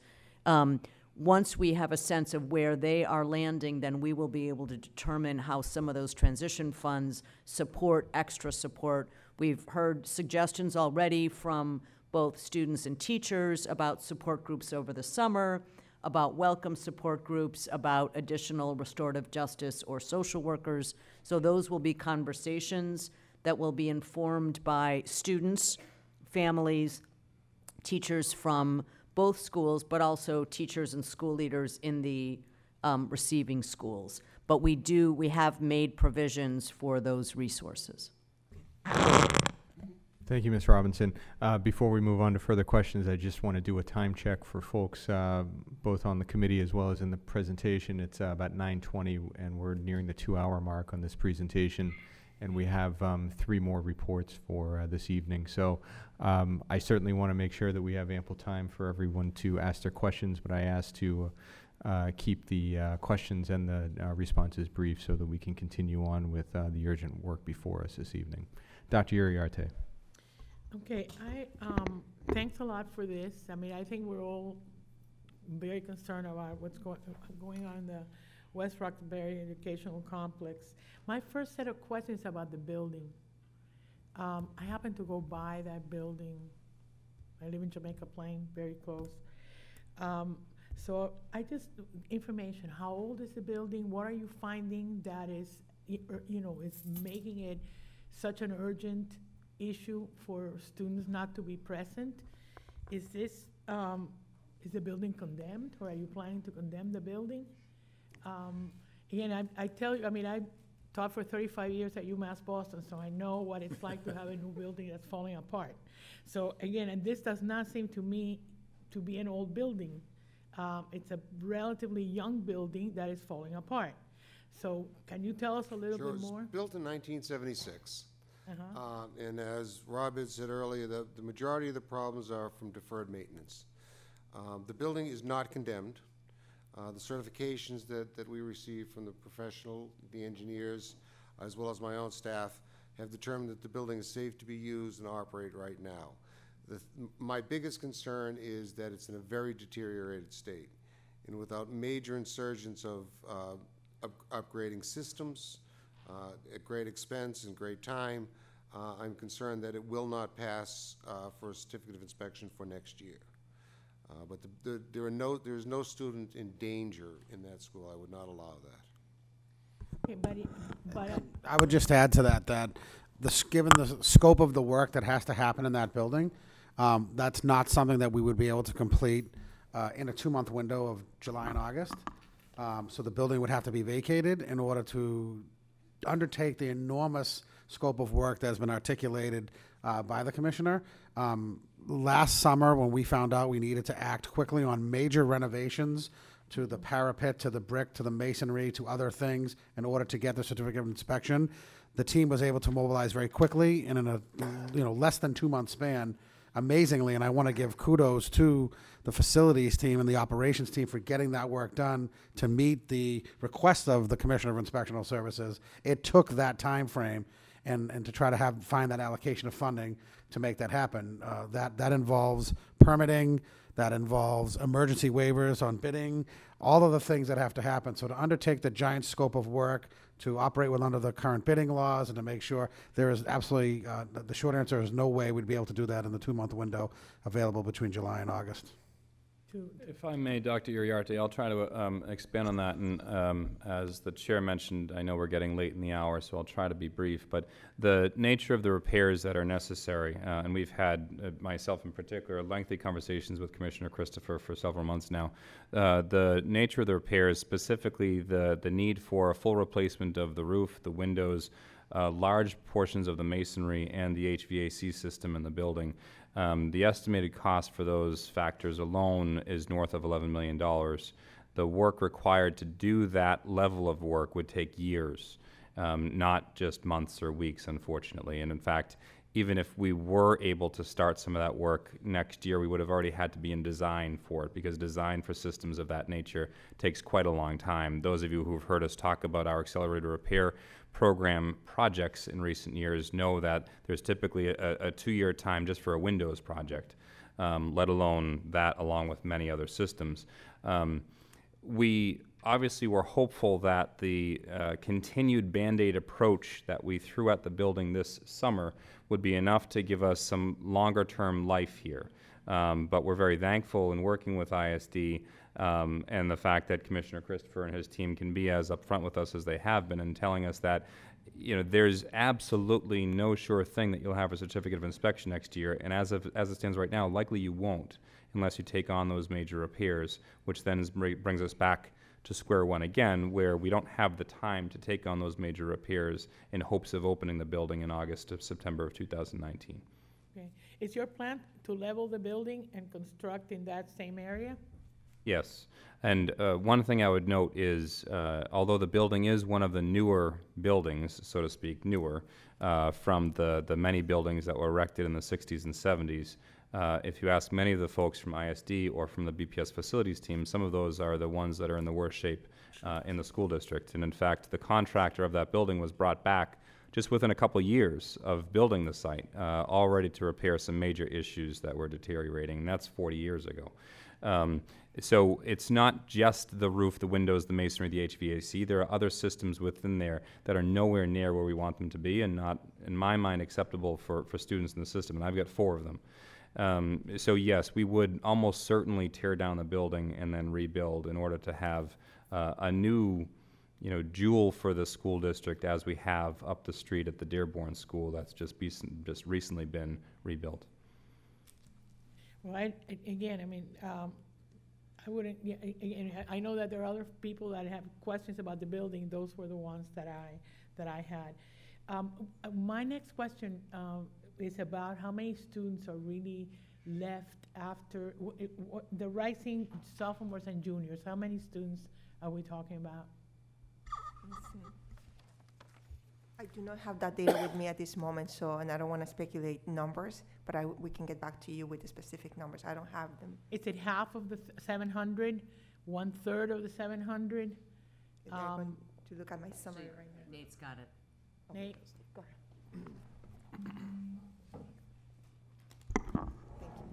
I'm asking because those to me are the most vulnerable students in this process. So you're asking for the total enrollment in the school, 9th, 10th, and 11th grade currently? We're talking about sophomores and juniors. This, you know, Rising sophomores rising sophomores and juniors. And minus the specialized strands.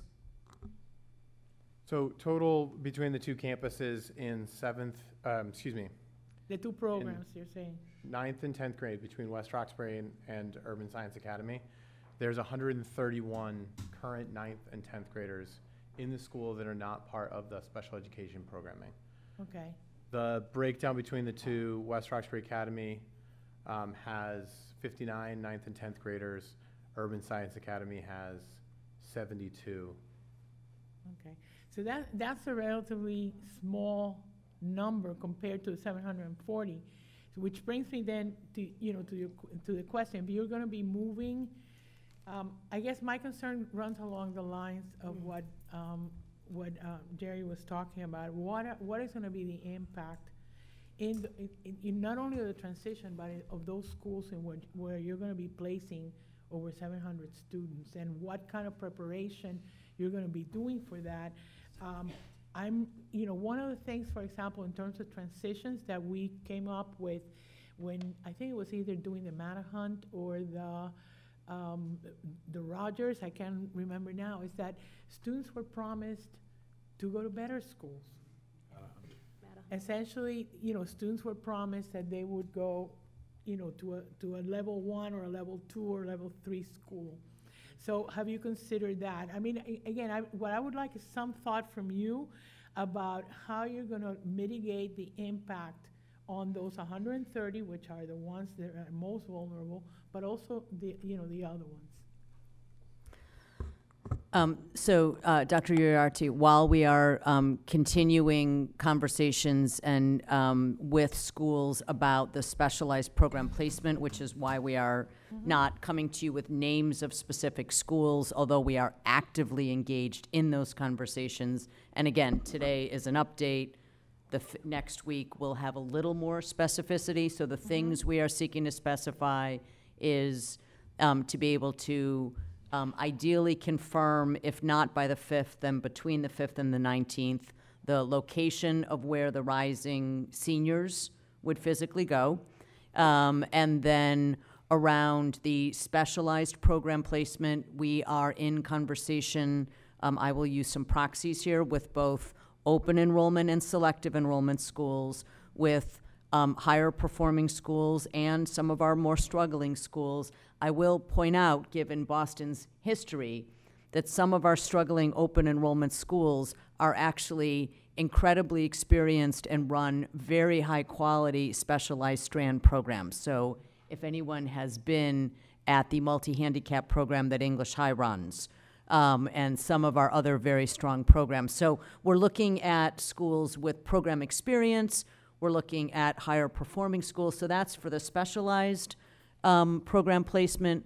We're also doing the same sort of identification for programs for student English learners who are in ELD 1, 2, and 3, again with a similar mix of programs, and talking with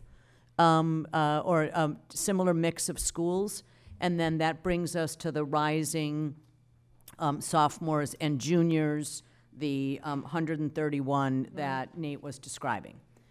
So Monica, do you want to take over from there? Talk about that. So the one thing that we have been starting with is the transcript review, because we want to understand where the students are as relates to being on track to graduation, what coursework they might want to take. And so we are planning on having those individual conversations with the students and their families, so that prior to making a choice, they really understand where their child is, and then they can look at the options relative to that, as well as the programs of interest for them. The second piece, I think, is really thinking about what are the supports we can provide now to make sure that they are going to be on track for graduation.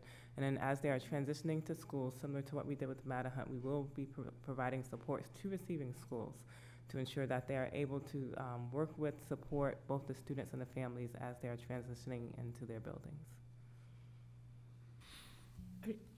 Again, I mean, it seems to me it's going to be very hard to vote on this unless you know what's going to happen to those children.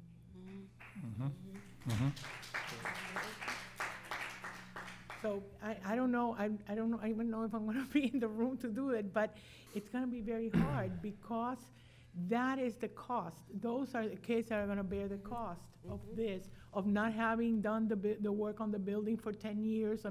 Those are the kids that are going to pay for that. And so in order to sleep at night, I think we need more information about what's going to happen very precisely with those students, and what kind of choices they're going to have. If they're going to be transferred from there to another level 4, level 5 school, that is not, that is sort of adding, insult to injury, you know what I mean? So that it needs, when I was hearing Dr. Boyd, it sounded, again, like this almost Pollyannish.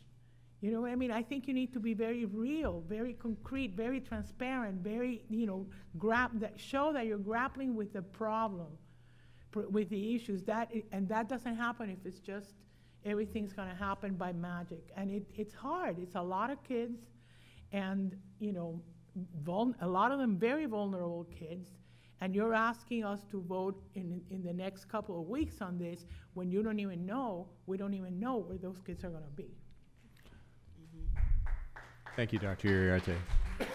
Mr. O'Neill. So a couple of points. Thank you, Dr. Uriarte, because I'm in agreement with a lot of what you're saying, and I was going to make some similar points. But first of all, Commissioner, thank you very much for being here. By the way, I have read all the reports that your department issued, and that the district has put online, including estimates of what it would cost to repair. I have one simple question for you. Is there any other building in BPS in my 10 years in the committee, I have never once heard about ISD saying concerns over certificate of occupancy for one of our school buildings, so. Neither in my tenure either. The reports that I got on this building this summer were very shocking to me. Any other buildings that we have in our portfolio that you're as concerned about or more concerned about? Absolutely not. There are buildings that I have some concerns about, and I've shared that with the school department, but none of them are even approaching the state of this building. And Mr. Gonzalo, I agree with what you're saying. And you saw us all sitting here nodding and smiling because it's the Harvard Kent, it's the Agassiz, it's the buildings built in the '70s, and all the teachers in the district know this as well. It's those buildings that, quite frankly, were built terribly, and we'd all rather be in a 100-year-old building than some of those. But this is, I think, is this the worst example, Commissioner?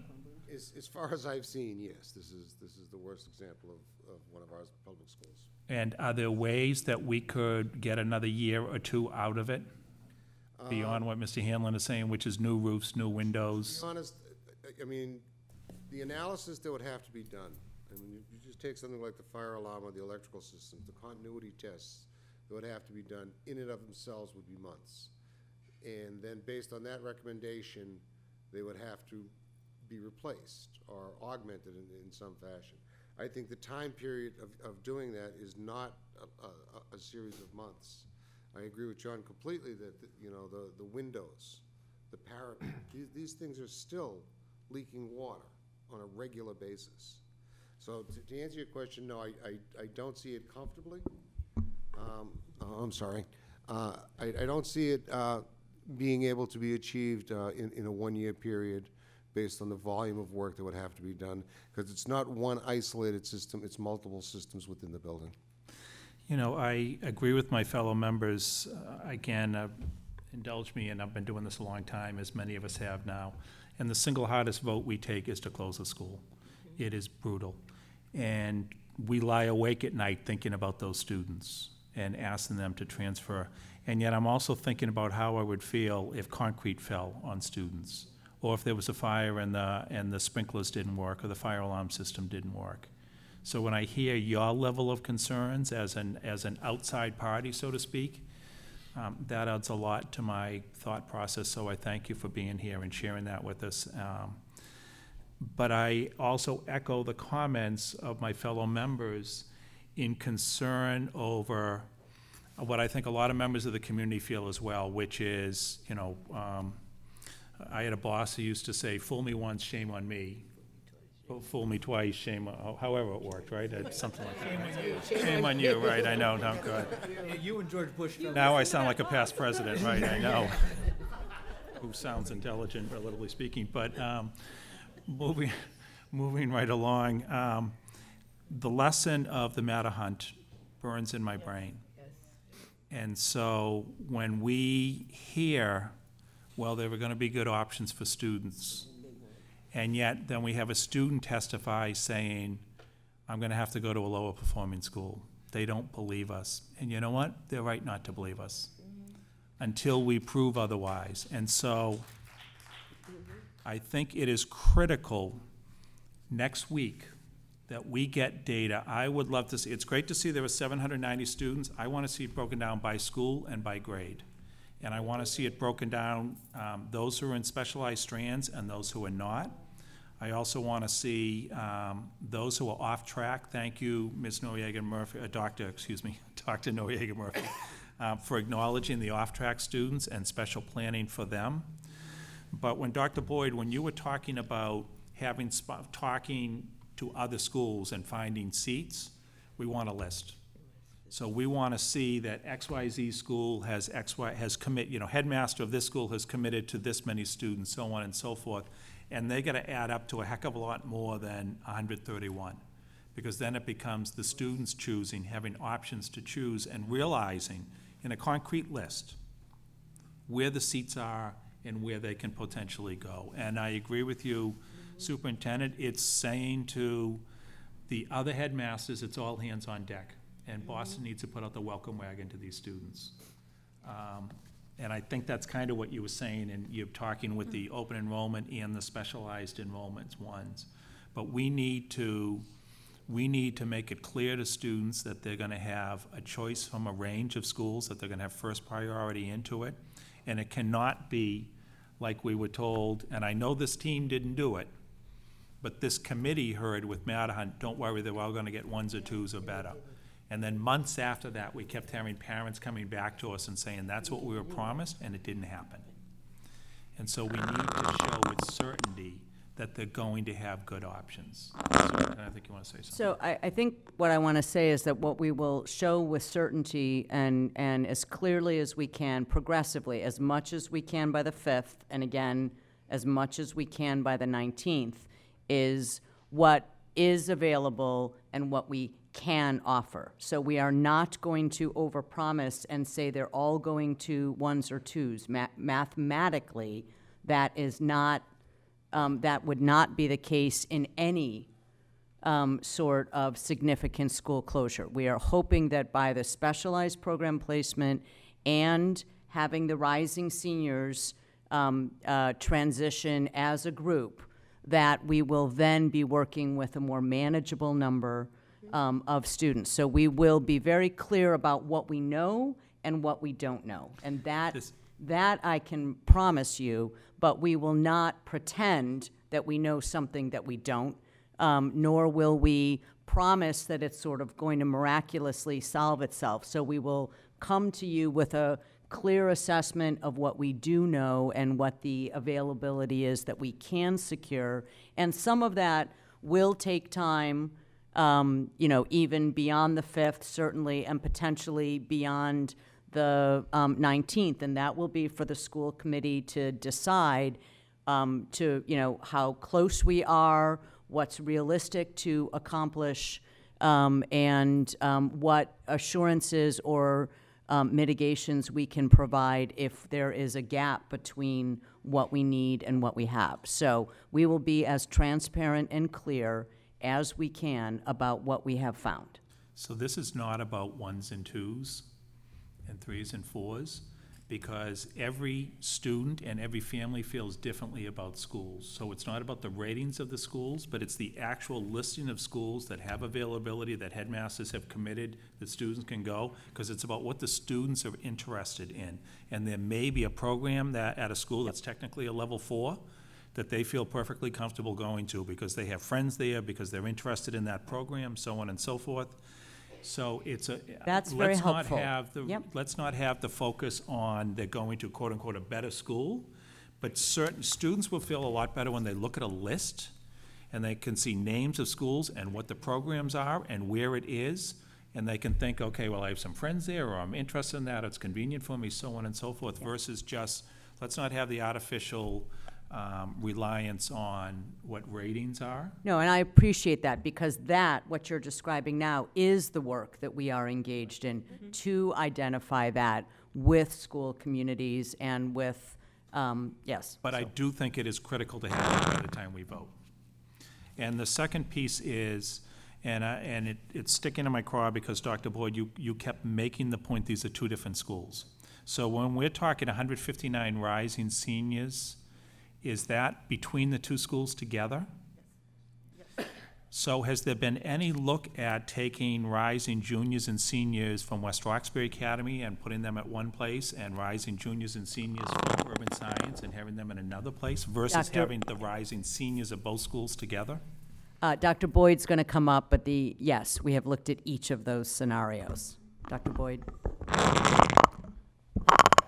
Yeah, so thank you, Committee Member O'Neill, for recognizing the emphasis, because that was a request of our teachers that we actually recognize that this is not West Roxbury Education Complex School, but there are schools within the facility.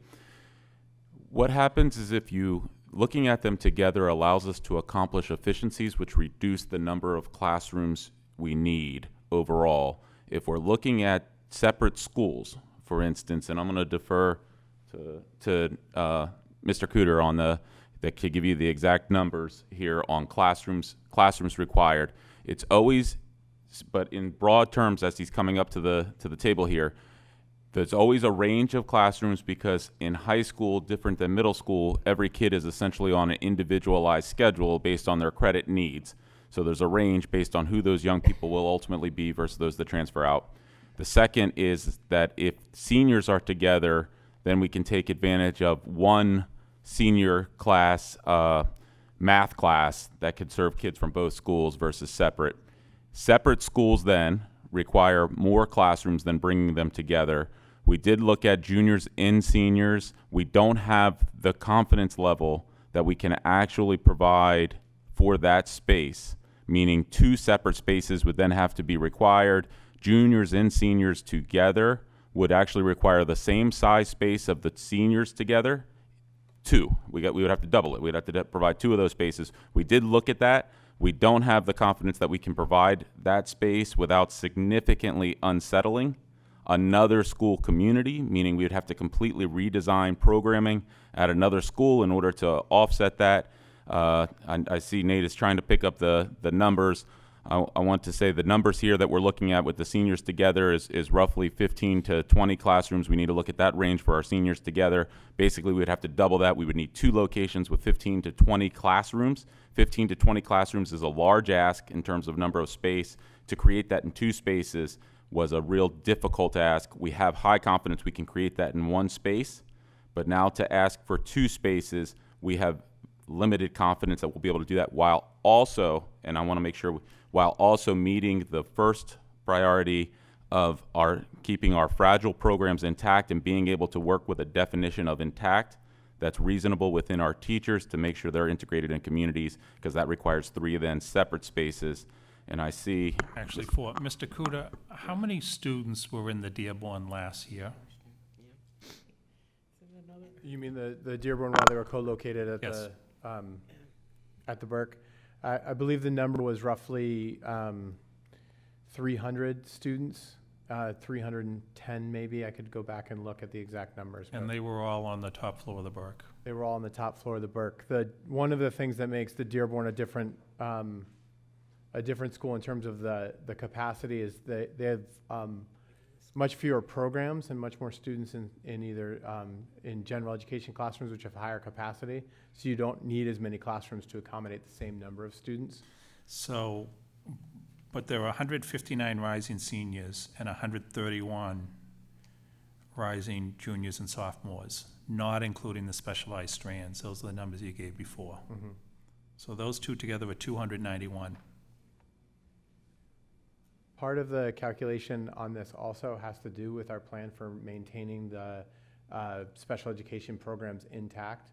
When we look at our special education programming across the district and look for places where we have available seats, the Burke stands out as a unique opportunity where it does not have substantially separate special education programming.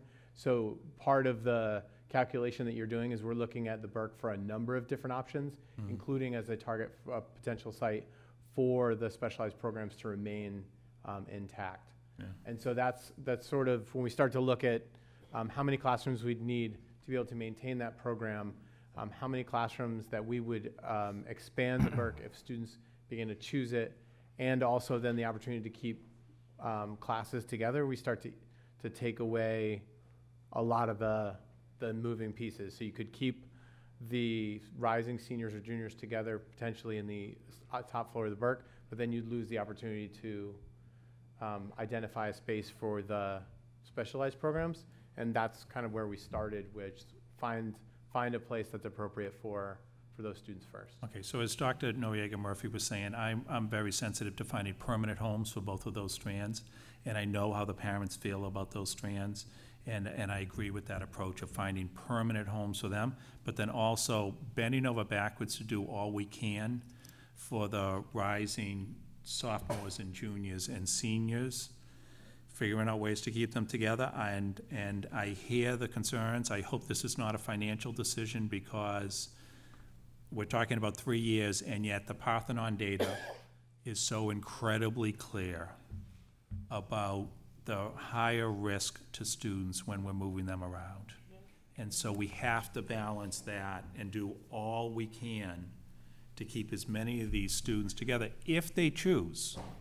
At the end of the day, students, and we also at the same time have to give them the options, right? Some students are going to look at that list that you'll put together and say, you know, on second thought, I'd rather be at XYZ school. So if it's 291, we may be down to 200. I'm picking numbers out of the air now, right? But we have to give students a choice so that they feel value in this. We can't forget that Parthenon data is I keep looking at Ms. Oliver because you and I were so big on this, right? We can't forget that impact. And so if it means a 3-year plan of moving these students elsewhere and then slowly working it down, if that's gonna give them a better chance to graduate, then we have to do it. So, I've spoken long enough. I will just very quickly say that this is not about, money is not part of this consideration. The money is always a consideration for the district, but the relative merits of these plans, while we will understand their full cost, is not,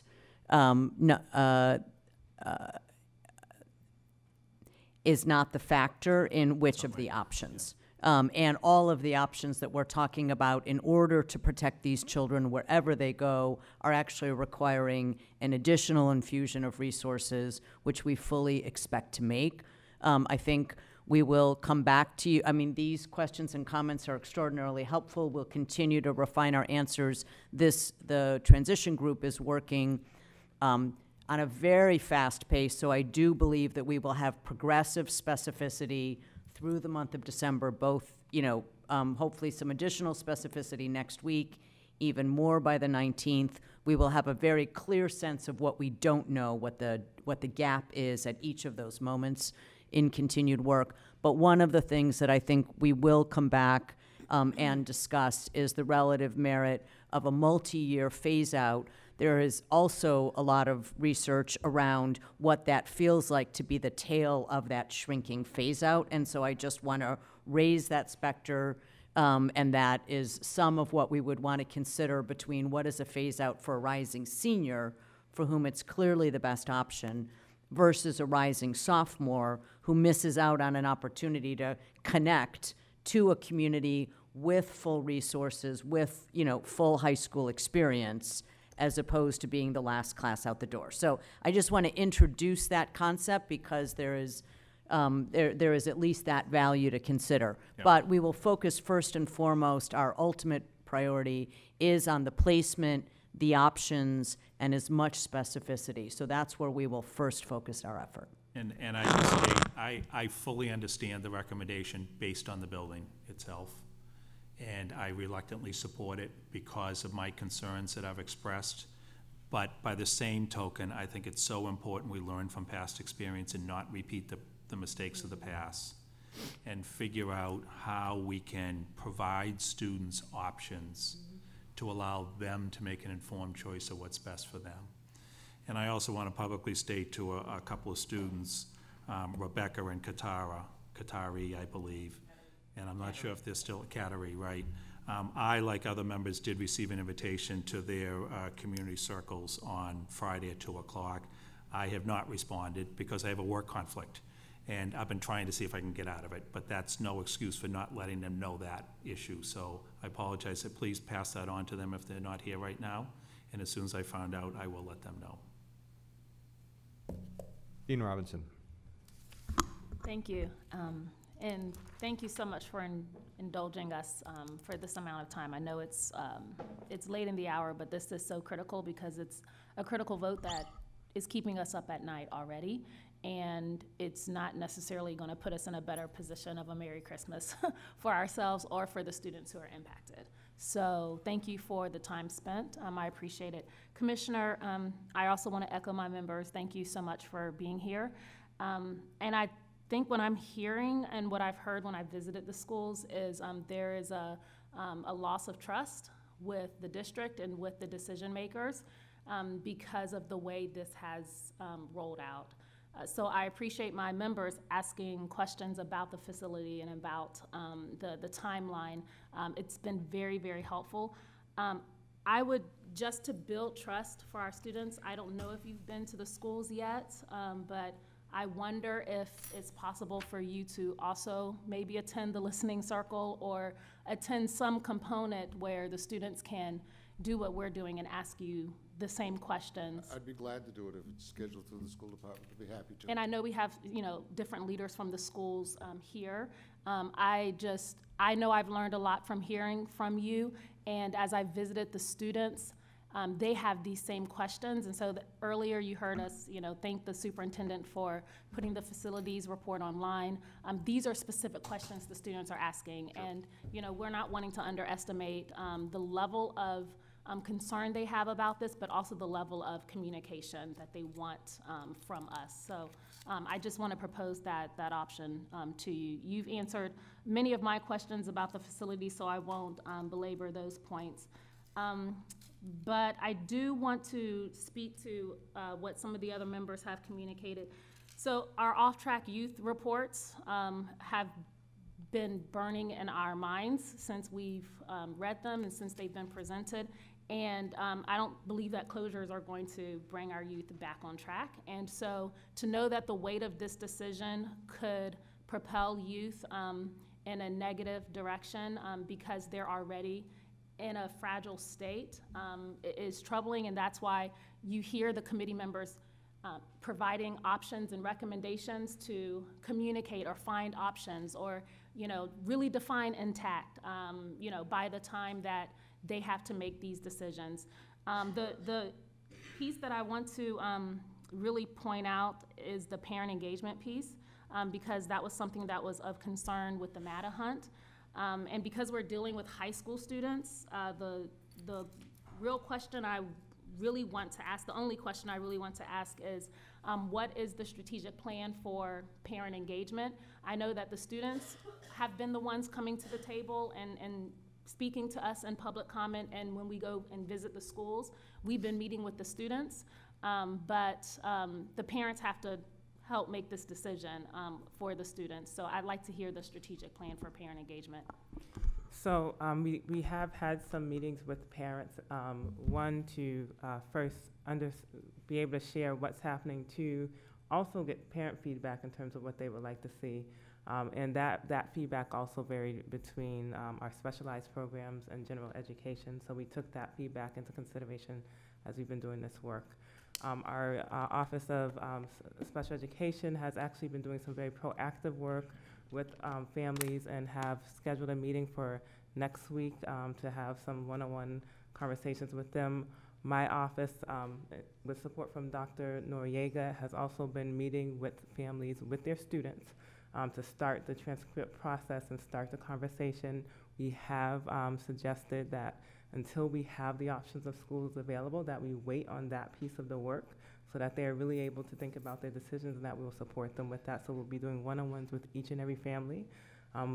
We are setting up times where people can come either here or somewhere closer to home to be able to have their one-on-one. We also are having some additional meetings next week with the superintendent, so families can have another opportunity to have the conversation, hear what we've talked about tonight, ask some additional questions. We do want to make sure that we are creating the space for that dialogue.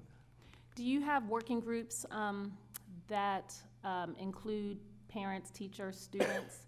As you are rolling out these options, do you have a community that's coming together within the district as well as the families? I think that is our expectation and conversation about developing those, I think, following the school committee's recommendation, and when we are focused on the transition planning. We recognize that at this point, we are preliminarily transition planning so that we and you, as well as the school communities, have some sense of what the impact will be for these students and what the options are for them. But we also recognize that this is a very difficult decision. So I think our expectation is that if we are proceeding down this path, then those are the moments at which we will then be able to pull together work groups that include families, students, and teachers and staff.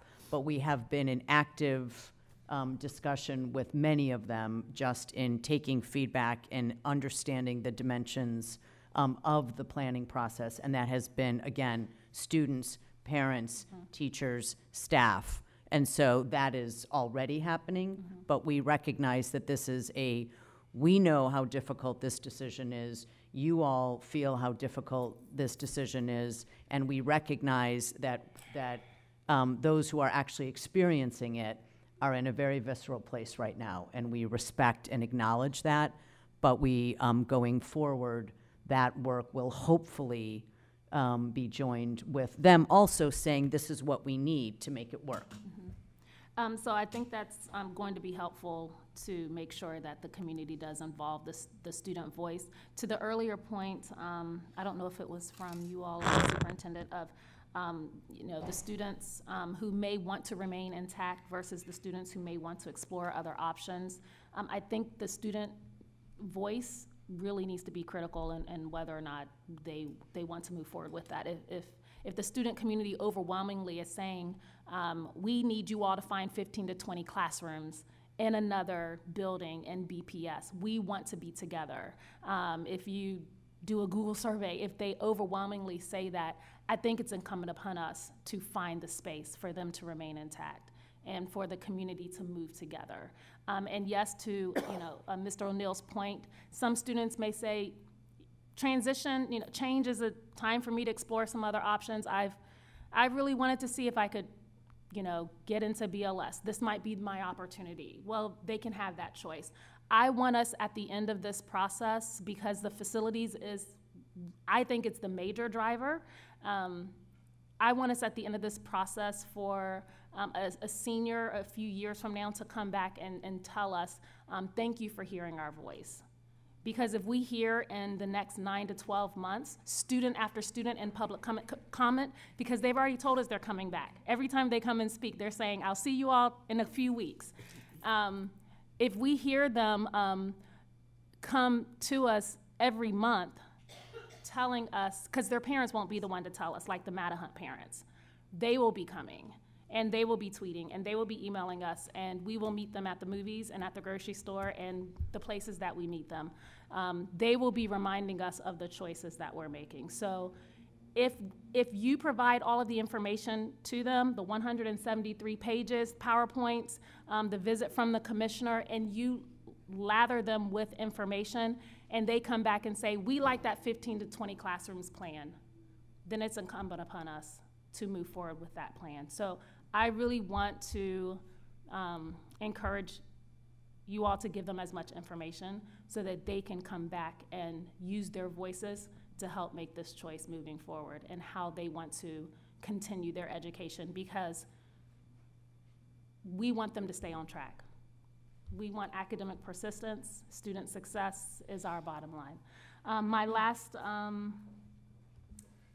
comment or suggestion, is it possible for other high schools, for students who may want to look at other options, is it possible to have mini high school fairs, to have some opportunities for headmasters or schools to come and visit, just as we saw on the PowerPoint presentation earlier?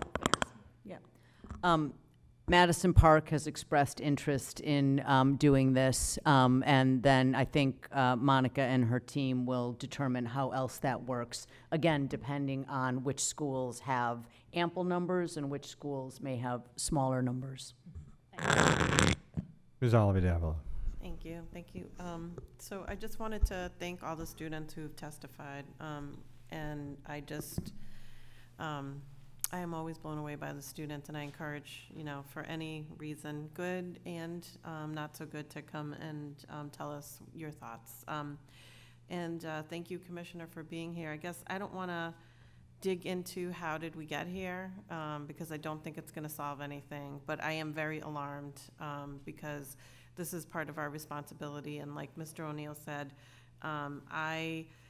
this is a huge struggle, this decision, but I am definitely concerned about the safety of students. So my question is, how do we make sure that this doesn't happen again? So if you're saying there's no building that's up to this level, but there are some that you're concerned about, how do we make sure that we never get to this place again?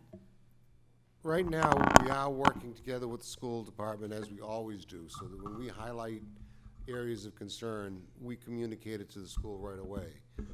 And, over my tenure as commissioner, I have seen nothing but real positive response. what happened in West Roxbury, there was a deterioration over the past year or two, that when a building starts failing, it's slow. Then all of a sudden, something happens. And with the masonry particularly, it's a domino effect.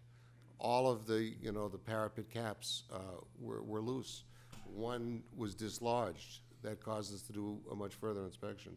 But I think it's a level of communication and commitment to moving forward to maintain the maintenance of the buildings. So if, what you're saying is if there had been work done 2 years ago, then, I mean, would not be a great building, but we wouldn't be where we are right now. I can't say 2 years ago would have made a difference. I really can't, because the amount of deterioration in the building is systemic. So it's been happening for some time, so I guess that's my concern, is if it has been happening and we don't know about it, I just want to make sure. I don't know how we make this part of our conversations, but I definitely do not want this to ever happen, and I think and I know it's a long-term process that has gotten us here, but still, it's obviously very unfair for the students. But again, I'm definitely thinking about their safety. Just very quickly, if I could, I think one piece that would give comfort is how we're not going to hopefully get in that situation again is we have been aggressively going after funding from the state through the Accelerated Repair Program of the Massachusetts School Building Authority. In 10 years prior to 2014, we only received $5.9 million reimbursements for that.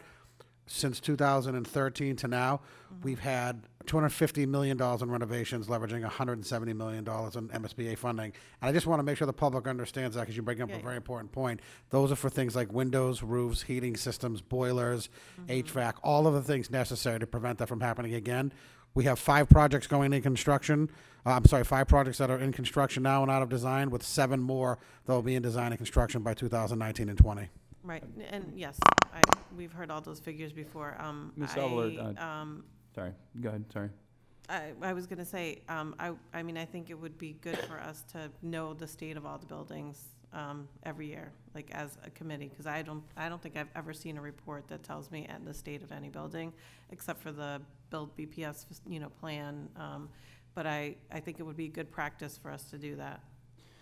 Absolutely agree. And the thing I agree with the most is none of us want to go through this again. And while I'm, excuse me, very happy with the work of the facilities team throughout July and August to get that building to be back online so that we could avoid the even more disastrous decision of having to relocate the entire campus in the summer. None of us deserve a pat in our backs in this moment. And we don't ever want to go through this again. A couple things that I would offer, peace of mind is probably the wrong word to use during these times, but maybe to take some of the discomfort away, is we do have more data than we've had in the past. We do have Build BPS and the money that brings to the school district that we have not had in 40+ years. We can now make more investments, more proactive investments, more data-informed investments in ways than we've been able to do in the past. We have, I believe, an even closer relationship with inspectional services, and certainly a very, very close relationship with the Public Facilities Department in ways that the school district was not able to enjoy in previous years. All of that gives me some comfort that we will be able to get ahead of these situations as much as we can. Now, that said, we know that we operate a school district with buildings built during that 60s to 70s time period that are not in good shape. We know we have 2/3 of our buildings built before World War II. Some of them are not in good shape. We do know that some schools are in really poor condition, and they're not being discussed tonight. We're going to do as much as we possibly can to get ahead of those situations so that we don't bring this situation to you again a year from now. Thank you. Yeah, and I'm, again, like I said, I don't want to go back because I don't think it benefits us to, but I just want to make sure moving forward that we're all on the same page. And I mean, we understand there are things beyond us, right? I wasn't here when the 76 building was built, so I mean, I can't take responsibility. But we're here now, and so we have to have a plan going forward. I think the other piece that I need to better understand about this decision is that in these numbers is, so one thing is, the closing of the school. That's something separate than the questions that I'm asking for this decision, which are, I need to better understand, where do all these students come from? So are there any students that live in West Roxbury? What's the percent? Yep. Joel has those numbers, both the concentration of students, or Nate does, but while they pull them up, the concentration of students in Roslindale, Hyde Park, and even West Roxbury. There are students who live there, as well as further away. So I have them near the top of my head, but I'm going to let them actually pull them out. I guess my question that I'm asking is because when I think of West Roxbury, and I live in Roslindale, so West Roxbury is close to me, but when I look at what we've been talking about and where the need is, I don't see that West Roxbury is a place that has a need to have a new building in that community, because when we talk about where the students are coming from in the future, we're talking about Roxbury, we're talking about Dorchester, Mattapan, and so I just want to put on the table that, you know, I don't feel comfortable with the closing, but I am. I agree with Mr. O'Neill. I can't go to sleep at night thinking that some student is going to get hurt or a teacher is going to get hurt. That's just not something that I'm prepared to live with. But I'm not prepared to live with having a new facility in a neighborhood where I believe that, based on the data that we've been told, that there are other neighborhoods that have a much greater need, and that we are having students travel to a place that is very hard to get to. I lived in that neighborhood, very close, and I can tell you, when I missed the bus to go to school, I had to wait a whole hour for the next bus. It's not a very easy place to get to, so I just want to put that on the table. Yep. I worry, as I said in my last comments, that West Roxbury is a community, and I have nothing against West Roxbury. I know some people live there. I live right next door. I have it's not a personal thing, but I do think that it has a lot more resources than some of our other neighborhoods. And if we're talking about equity, then I want to be able to see equity in some of our other neighborhoods. So for me, I need to understand where these students are coming from, how far, what's the percentage. And Ms. Oliver Davila, I know you live there. I would add that some people that live there would agree with some of your comments. And so, you know, Well, I just want to make sure that that's not taken as anti-West Roxbury, because that is not my intention. Well, I don't think it needs to be, and I think you make valid points about, you know, what the distribution is of our students across the city and how that drives demand. And so, you know, I think the points are well taken. I just don't know that this isn't the. I would suggest that we're getting ahead of the time where that conversation would need to be had, because we're not at the point where we're thinking about doing a replacement at this point. But it has been mentioned a few times, so I want to make sure that I say that. Yeah, Of course, and it's been heard, and I want to level set people's expectations that this isn't a. I just want to make sure that because it has been said several times, when we knock it down and then we build it back up. So I want to say. No, it definitely has, but just to break this apart a little bit, so Joel does have the numbers on residential location, which was actually surprising to me. And in any case, I'll let him play those numbers, and then I'll come back to the rebuild recommendation, which is separate and on a longer run than the decision to close. But Joel, do you want to run the numbers first? We'll do it as quickly as possible. Sure, as quickly as possible. Of 721 students, the three highest neighborhood residences identified are Hyde Park with 145 students, Roslindale with 125 students, and Roxbury with 113 students.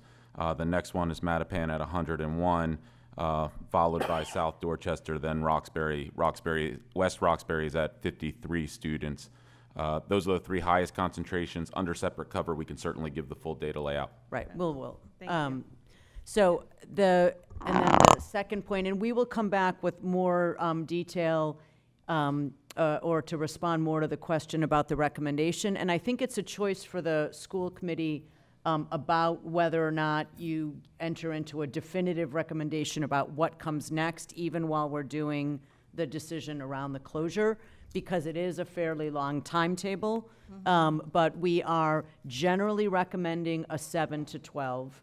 We are not recommending a K to 6. You are right that the numbers do not support any need for a K to 6 or K to 8 in West Roxbury. So if that facility is rebuilt, it should be a 7 to 12. What we would say is that high schools are citywide, and while it is a longer commute to get there, we have found that students have indicated an interest in having a range of choices. Some schools that feel more suburban, that have the big fields, that is a high school facility that can support a large building, that can support full athletics. So I think there are ways to think about it. It's absolutely worth a discussion. I don't think we need to address it tonight or definitively, but just so you know, it is the citywide nature and the idea of having a diverse portfolio of schools. West Roxbury is one of the few campuses, other than Eastie and Charlestown to a certain degree, that have sort of those full athletic experiences, all the fields, and the major complexes of a comprehensive high school. Right, so I And understand English, it's like, too, a little bit. that's why I said, I know it's two decisions, and I have strong feelings about it, but I'll keep them till when we get there. But I would like, thank you for that breakdown. My other questions are around the supports for students. Will those students, especially the seniors, the guidance counselors they have, are they going with them? Wherever they end up going? I want to make sure that I don't broach impact bargaining and the necessities of making sure we engage with our collective bargaining units. But there are conversations that we need to undertake, and we need to convene our teachers and work with our community to say, what does this look like going forward, to truly make sure that we can deliver on this definition of intact as best as we can. And I'd probably defer to the superintendent is make sure we don't go beyond that for No, I think bargaining. Dr. Boyd has it exactly right. So we have both offered and have had accepted the agreement to begin impact bargaining with the largest bargaining unit that impacts the schools, but there are many, so we have a series of conversations to have. I will say that we do prioritize the notion of continuity. Obviously, since the schools are breaking up, though, it is not a simple thing to say where everyone goes or how that fits together. But it is an active conversation that we will be engaging in with our bargaining partners. I think it would be very important to make sure that we can guarantee that the juniors and the seniors have, whether it's physically following me or you're following me and you're talking to me throughout my 2 years, because I think it's, again, we're in this position, we don't want to be here, but I think it's only fair that they have, the same experience they would have in a regular high school. And we want to make sure, based on, again, all the Parthenon stuff and the book that we got, we need to make sure that they have those supports. So I would definitely want to see those guarantees.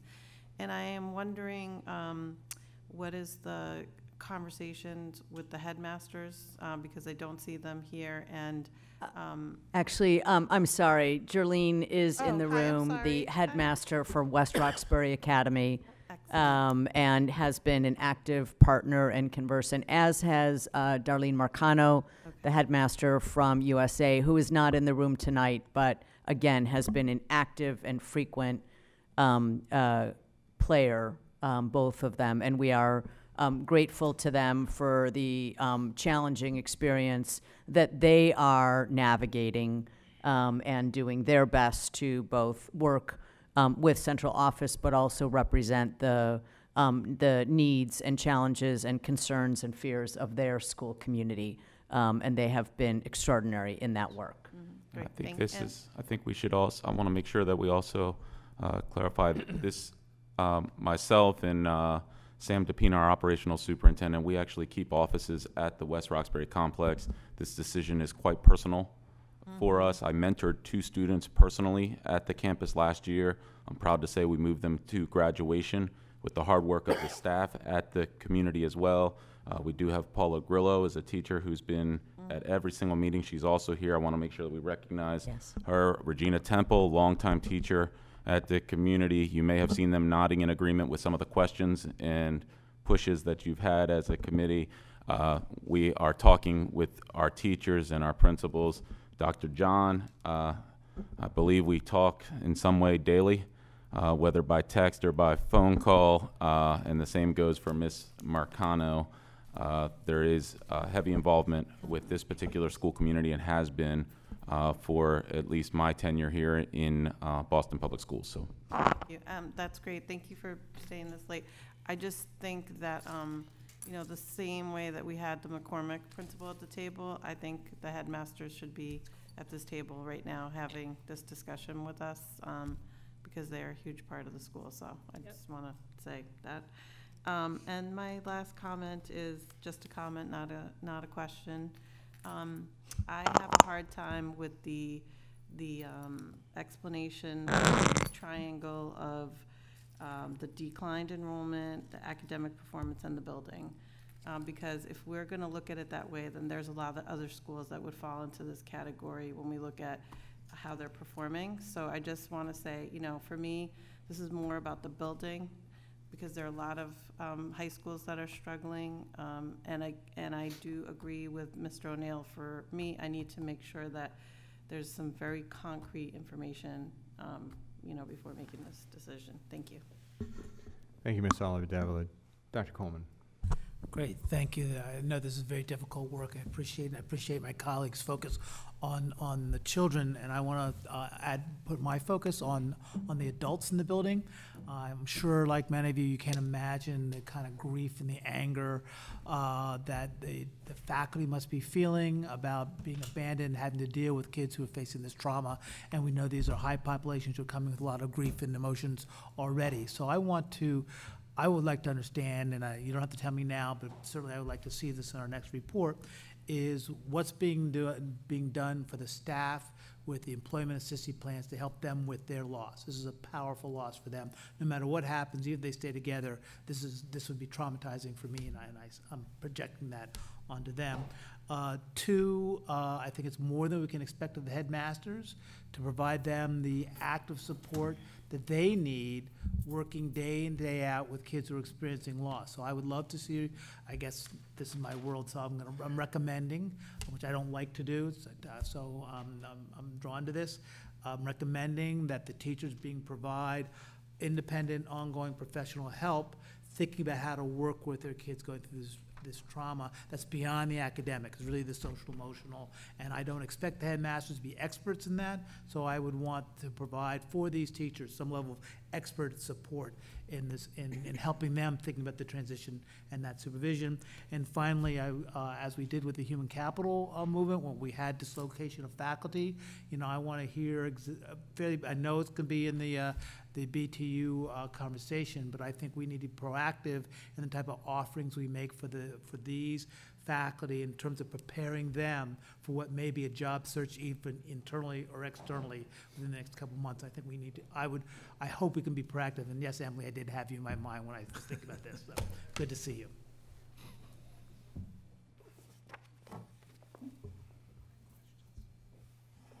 Great. Good evening. My name is Emily Kuzelbush, and yes, I can read your mind. And I apologize, I don't want to butcher your last name by saying it. Kuzelbush. No, happy to be here.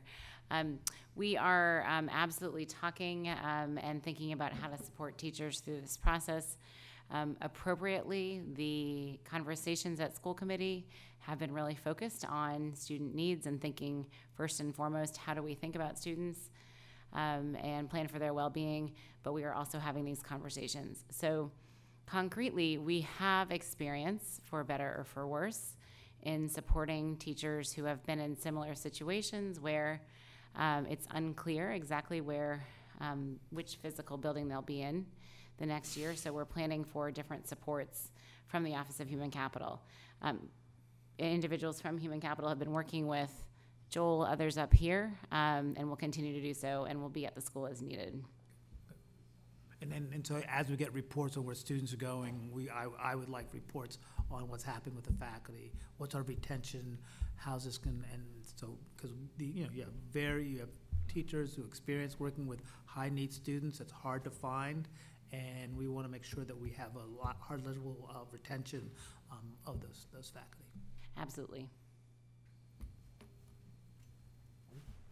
All right, thank you, Dr. Coleman. It's now 10:25, which means we've been up here for nearly 3 hours on this topic. All very engaging conversation, but I don't want to belabor it any further and as I've mentioned in the past, it's always nice to go last because everybody else gets to ask the good questions. I just want to bring it back and say, once again, thank you to all the presenters. I know a number of the folks from the McCormick have already left this evening. But certainly throughout this entire Build BPS update, we've learned a lot about, rolling up the sleeves, getting in the nitty-gritty work that's been done by a number of people, not only throughout the district, but throughout the city over the last couple of months since the original proposal was put out there. And so we want to thank you for that, most of all, particularly the work that's been done with the McCormick and the work that's been done to date with respect to thinking about how our students land at the West Roxbury Educational Complex going forward. We understand, obviously, that you don't have all the answers for us tonight, but you have given us a schedule for doing so and coming through with greater certainty about either where programs will land or where students will have opportunities to move to throughout our system. And so we'll look forward to hearing more from you on that. I want to end by thanking again Chief Christopher for coming out tonight and spending this time with us.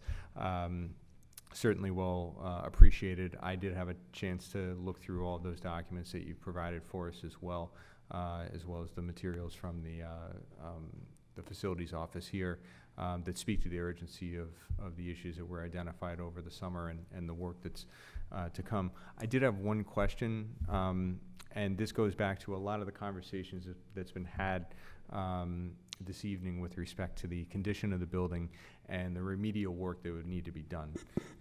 So my understanding is that it's multi-million-dollar work that would need to be done in order to rehabilitate the building. And that's not even speaking to the idea of getting the building to a position where it would be able to provide 21st century learning. We're talking about life, health, and safety, the basics like windows, like roofs, like masonry, that just allow the building to continue to be habitable. And we've heard about the work that would, the time frames that you would need to just get to the point of knowing what work needs to be done and the time you need to put into that. What I haven't heard about is whether that work would be able to be done with people in the building. So students in the building, classes remaining in the building. Of course, some of it could be, but the vast majority of it, window replacement, we're doing that at a lot of schools now. And if we don't empty the school completely, the disruption to the educational programs is very severe. Things like the electrical, the fire alarms, they could be done in segments. It would protract the process much longer, would make it more expensive because it would have to be done in segments. And again, it would mean constantly bouncing students in and out of rooms for weeks, if not months at a time. Okay. Just, one thing I would add to that, Chair, excuse me, is remember, if I may, that we're forced with this difficult decision because student and staff safety are foremost in our minds. If we were to endeavor to take on the scope of this work while the building is occupied, I personally feel that that's having an adverse effect on our goals around safety for the staff and students, because I think that it immediately puts people in unsafe situations. We do, as Commissioner Christopher has mentioned, conduct several projects of individual systems when the building is occupied, like a windows project or like a roof project. At the same time, we try to do as much of those projects as we can during the summer months when the building is not occupied. And so I think it's fair to say that while we do some work on major systems when buildings are occupied, it is typically the beginning or tail ends when there's not as significant work going on, and they are limited to individual systems within the building and not multiple systems that we have in this case. Understood. Well, thank you again. I don't want to belabor this point, and I just was seeking clarification on that one item about occupancy. And so we'll close once again saying thank you. Thank you for your time this evening. Thank you for your ongoing work with respect to this all-encompassing project for many of us. We'll look forward to hearing more at the next meeting and continuing our work in this regard. Thank you. Good night. All right. We have 3 reports remaining. It's 10:30 p.m., so just noting that for the record as we move on. Our next report is a superintendent search process update.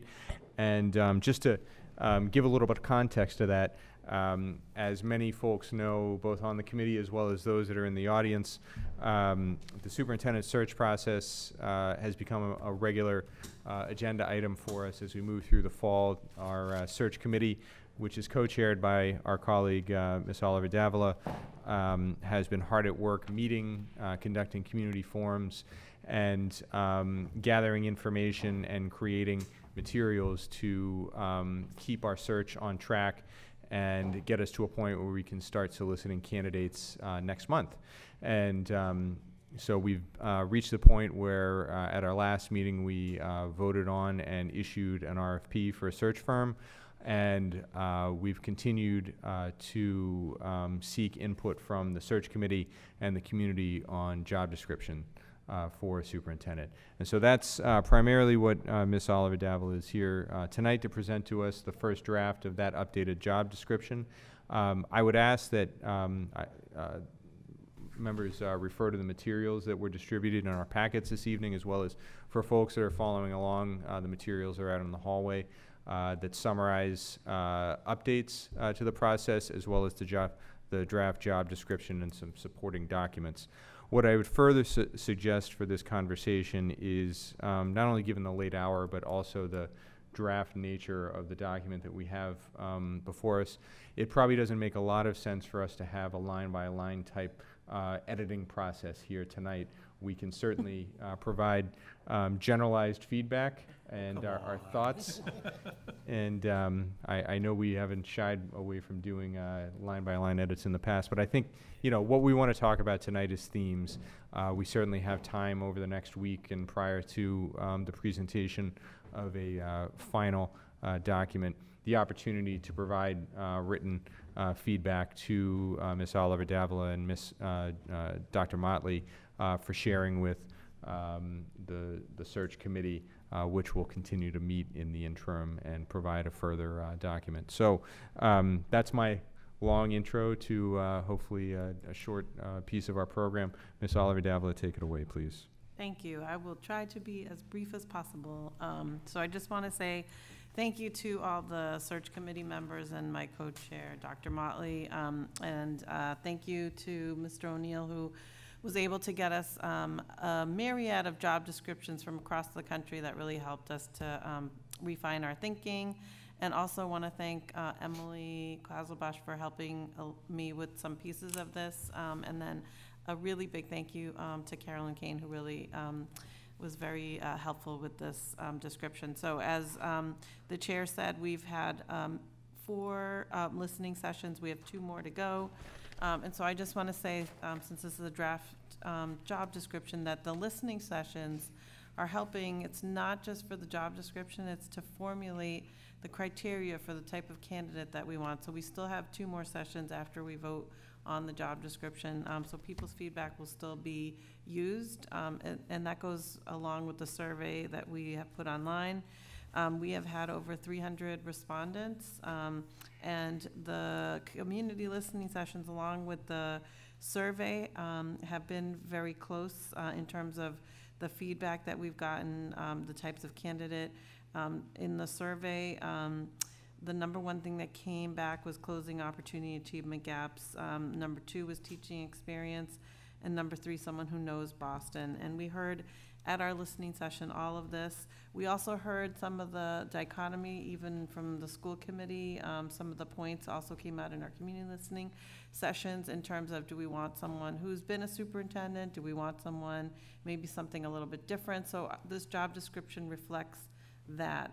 We tried to leave it a little bit open, so when you see the requirements in the job description, you'll see we didn't, you know, say like a master's in education, we said a master's. So we tried to leave it open based on the community listening sessions and the school committee feedback. So the job description, what people asked us to do in the search committee as well, was to have a document that would kind of be a precursor to, we didn't want to just have a dry job description with bullet points, but something with a little bit more meat that would give the candidate a sense of the type of person that we're looking for. And we did take pieces from 2 districts that we really liked, which were San Diego and Tulsa. that had some language and had some similarities that we liked as well. So this is the first part is just, you know, again, the written part, so we could give it a little bit more meat. And then we decided that we wanted to put some qualifications, which that was not in the previous description. And again, leave it open so that someone who maybe didn't have a master's, you know, in education could actually apply. And then we base the job description on what we evaluate the superintendent on. The one thing that we did was, that's not on the evaluation, and those are rubrics from DESE, is we added the elimination of opportunity achievement gaps, and we put that at the very top because we felt that that was something that as a district, we felt, you know, was central to the work and the mission of what we're trying to accomplish, and what we've been doing for the last few years. And we wanted to make sure that it was separate and that it was number one and it was front and center. But the other ones are based on the things that we actually evaluate the superintendent on, and the bullets also were transferred from the original job description that we had, and then we added a few things that we felt maybe were missing. Things like fiscal oversight that weren't very prevalent in the first job description. And then at the end, on page 5, this part is very drafty, but what we were trying to communicate is for the candidate who applies, what are the challenges that we have as a district, and then give a little bit of background. So there's more writing here as well, but to give a little background, which is the same language that's in the RFP.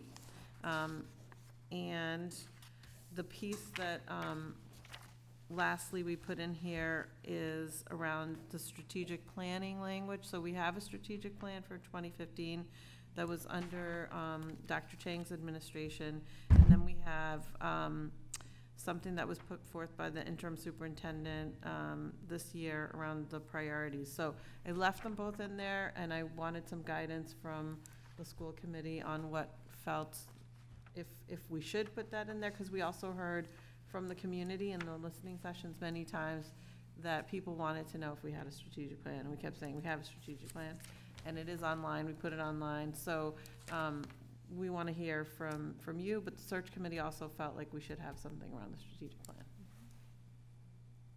Do you want to add anything since you were part of it? Just one thing I realized that we missed, and yet Councilor Wasabi George triggered my memory earlier today. We should have a specific mention in here, and both in the current challenges about voc tech, but also I think the best way to put it would be in the instructional, maybe in the instructional leadership area, specific experience with voc tech,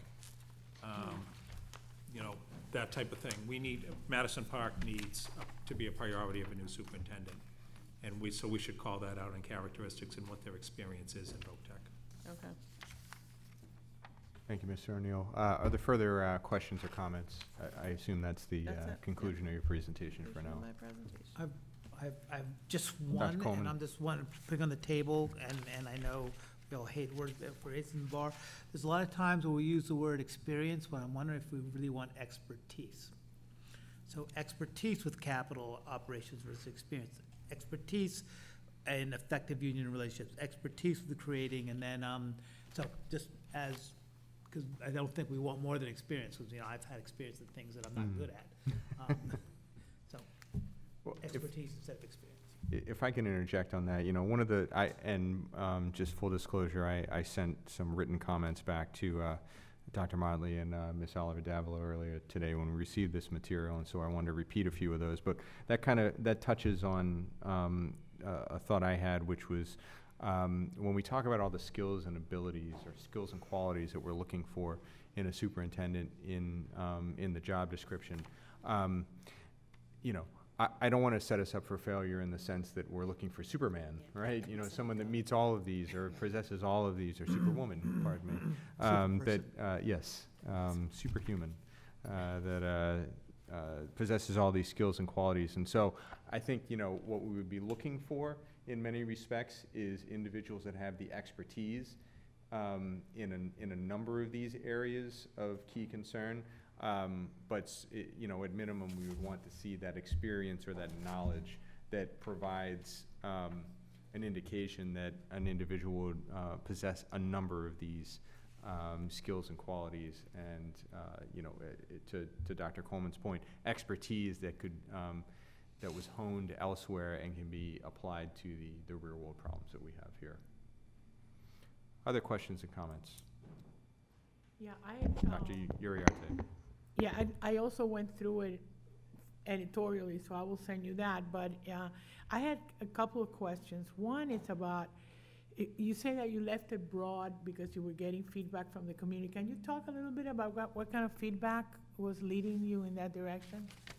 It was very similar to what happened at school committee. So we had people in the listening sessions that said we need to have somebody who was a superintendent, we need to have someone who had teaching experience, and then other people who said we want to have someone who was a manager, who is not necessarily in education, someone who maybe is not, in that way in education, that could have, a number two, but could maybe think more out of the box because they hadn't been in the traditional, education pathway. So we heard both of those things. And people, felt like what we heard back was people wanting to have, someone who wasn't confined to that. So that's what we were trying to go for in this qualifications. Okay. The other question was about, there's no mention here about the fact that this person is going to be part of the cabinet of the mayor. And will have a direct relationship to the mayor. I think that should be in here. I think the last time, I think it was Michael that talked about being a dependent system, and you know what I mean? I think that creates a very different dynamic. Well, I mean, I didn't phrase it like that, but we did put in here, we did have a discussion on that. We did put in here, someone who's like politically astute, and in one of the bullets it talks about working with elected officials, working with the mayor. We didn't say, cabinet of the mayor or like the dependent district thing. Well, I'm looking at the experience that you're nowhere in there. Experience in managing, you have parents and this and that, but there's no connection. There's no, for example, they have to work with a school committee that is also dependent. And do you understand what I mean? I mean, it's really, different. I think It is somewhere. Huh? It is somewhere, I remember. Displays knowledge and an understanding of the historically political environment of Boston, its structure of a school committee appointed by the mayor with strong parent and community organization involvement. It's on page 4 under professional culture. Exactly. Yeah, but it's not a requirement that he or she be able to deal with that. Again. Well, I think if I can broker a solution here, and again, at the risk of, getting into line-by-line edits for the job description, I think, the point that Dr. Uriarte, if I can, you're trying to drive home is the idea that, this individual will exist as a member of the mayor's cabinet, and that might not be immediately evident from the job description or any of the other materials that are out there that describe what this role looks like. And so I think being clear and upfront about that will be helpful for folks. So I think that's some feedback that the search committee can take back. That some people are not willing to do, not only not willing to do that, I mean, you need somebody that can really manage that. In a very clear we way. can add it, we added in like the third paragraph about being politically astute problem solver, but we can be more specific. Thank you, Dr. Uriarte. Dean Robinson. Yes, thank you.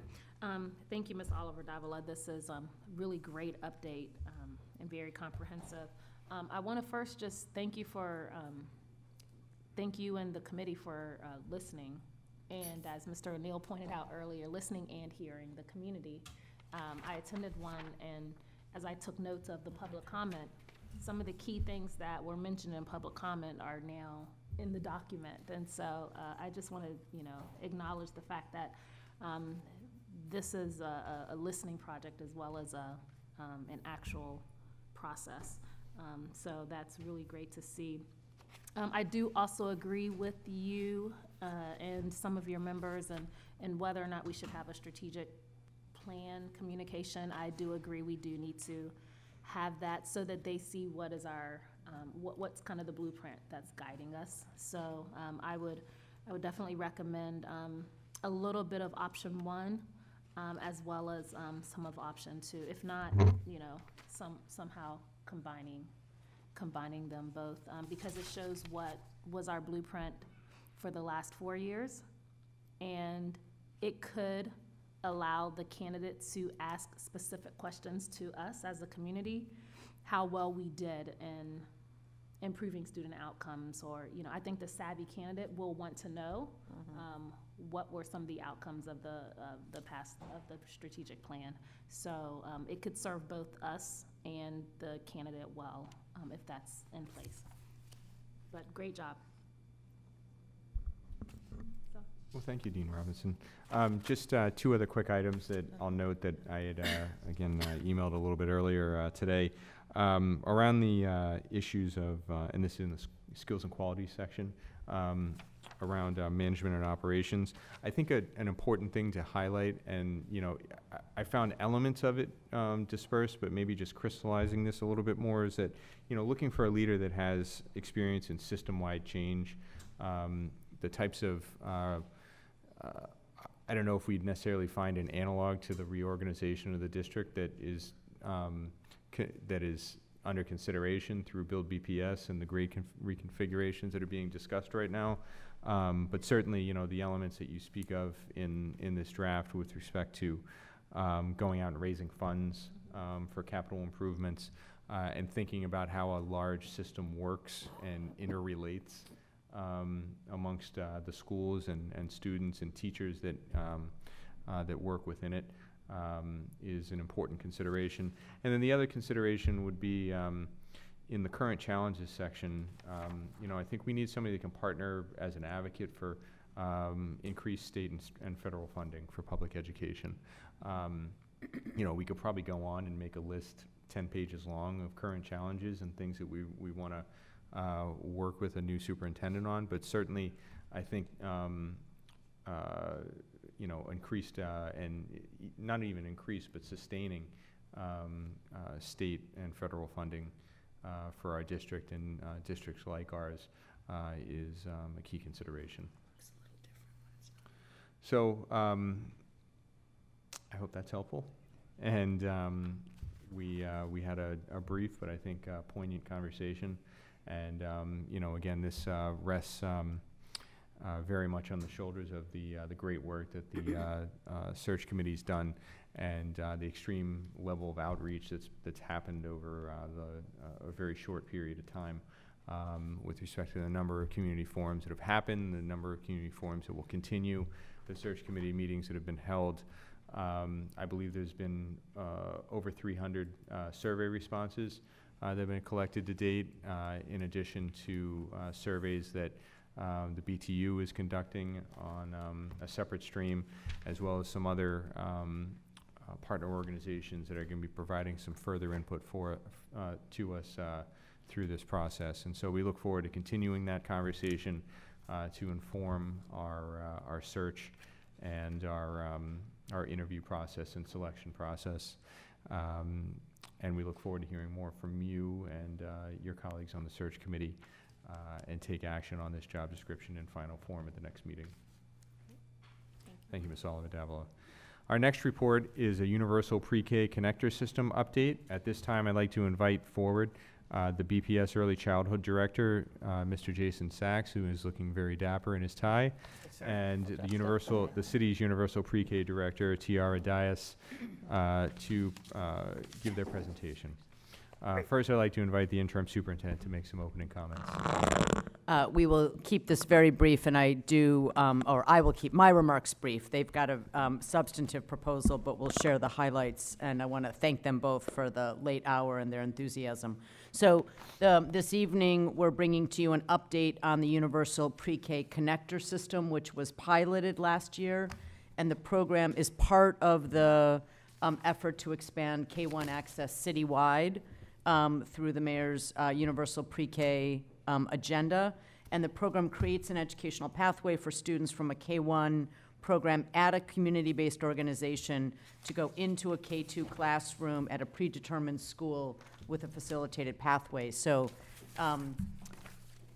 Tiara Dias is going to lead us through the conversation, but I want to just highlight that as she provides an overview of the pilot from last year, they are also coming to us and to you with recommendations for continuation and expansion of the pilot in year 2 as the district continues to plan and develop universal pre-K. Great. So we're going to give you the accelerated course because of the late evening, but just know in the presentation there's plenty of detail and we can always go back. So with that, actually, Tiara is going to walk us through it. Awesome. Thanks again. And again, I'm going to focus solely on the important content, but feel free to let me know if you have any questions, okay? And one of the biggest takeaways from Universal Pre-K is that we understand that we're focused on quality as compared to access, because we know that 4,500 of our children are currently being served in Boston. And so there's not enough seats in our district, and we're focused a lot on our community-based organization. And that's where our connector work conversation will follow. Just to give you a snapshot on where we are, we've rolled out an RFP to expand Universal Pre-K by 80 seats. And as we think about the preschool expansion grant ending in August of 2019, we also have a goal to sustain the 330 seats that were created, both through the preschool expansion grant and Universal Pre-K. And we've worked constantly with our community-based organizations and partnered with them to streamline our supports for our children. However, we recognize that we're working with 2 different educational settings. And one of the things we'd like to do is mitigate the turnover that our community-based organizations are experiencing. We also want to make sure that we are prioritizing our high-need students. That's okay, the slides still work. Right. In addition to making sure that all of our children, whether they choose a CBO or a district, have a smooth transition.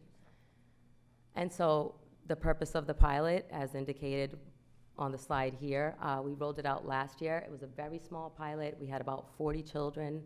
Families didn't have to choose the connector option. It was available to them. And if they didn't want to choose the option, they could go to the Welcome Center. The 2 choices that we had, were the Dorchester Boys and Girls Club was connected to the Everett Elementary, and the YMCA East Boston was connected to the McKay. There were many findings from the connector, but some of the most important ones is that we need to engage families early. Many of our families registered early, and so giving them the opportunity to talk through their school choice is critical. In addition, we ran into a logistical challenge in Dorchester, as we found that the Dorchester area has several zip codes, and reaching all of the families in Dorchester was somewhat challenging. This is something we intend to address next year, and moving forward, this connector will directly pull children from our BPS K-1 wait list into these community-based organizations. As we began to dive deeper into this work, it was important that we solicited feedback from our families, from the community-based organizations, as well as the folks listed above here. We created what we call the Connector Committee that allowed us to work through some of those considerations. And from that, we came up with the following recommendations. One is we like to continue our connector system in East Boston, as the K-1 enrollment in our community-based organization, as well as the K-2 enrollment in the district, remains low. We want to keep the connection to the East Boston YMCA and the McKay the same. As we look at Dorchester, we would like to expand to increase and add a 3rd community-based organization, which would be our ABCD Walnut Grove, our ABCD Walnut Grove location in Dorchester. We chose this program because it's a Head Start program, which is one of our largest providers, but it's also experienced quite a bit of turnover. They had about 13 families leave last year and 10 families leave this year to move into the district, which is part of the reason why we chose them for our pilot. Thirdly, we like to expand our connector option to ensure that we're offering a 2nd and 3rd K-2 connection. I think that's my alarm. Apologies. The idea is that we really want to look and test the ability to move away from just a one-on-one connection, but more of an expanded connection as well. Okay. Sorry, that's totally my phone going off. That's Bad okay, timing. Xavier This whole has time it. didn't. We're good. So here are the schools that we're listing. As we decided on choosing the schools, there's several really important considerations. One is obviously making sure that there's a buffer K-2 classroom. So we want to ensure that we're not taking away from K-1 spaces already in the school by ensuring that there's a K-2 classroom. In addition, we looked at classroom configuration, the historical selection of schools, and we found that many of our families had selected the schools above. So our recommendations are to keep the Everett, which was from the first year, as well as add in the Holmes and the Up Holland. And just to be clear, so if you go to the Dorchester Boys and Girls Club and or ABCD Walnut Grove, you will choose one of these 3 schools. And then if you choose not to go to these 3 schools, you can enter into the lottery normally. So this is what the connector map would look like for what we're proposing to the school committee for approval. And then lastly, as we think about this work more deeply, we do want to come up with a definition for high-need families and really prioritizing families that have additional service needs. We want to align our policies and practice with the BPS enrollment policies, and then also really align our work with both Build BPS and the mayor's plan to expand. And come to you in the spring with real sort of larger recommendations, because we'll shift from a pilot to a larger system. And so with your approval, what we'd like to do is move forward with translating and distributing materials to families, helping them learn more about their K-2 option, connecting them in their CBO, and then encouraging them to go to the Welcome Center for language testing and registration. And that summarizes my presentation. Apologies, it was so quick.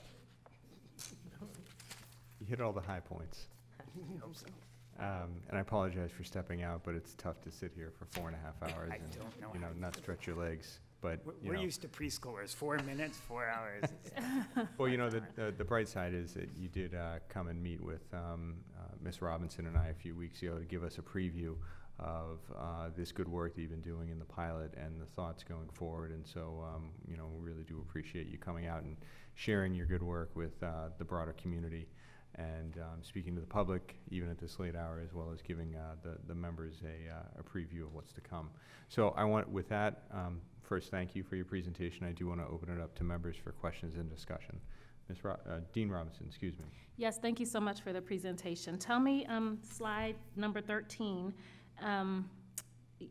one of your recommendations is arriving at a definition of the high-need population for eligibility and an assignment process. What is your relationship with early interventions in the city and how they can help inform you of the best placements for students?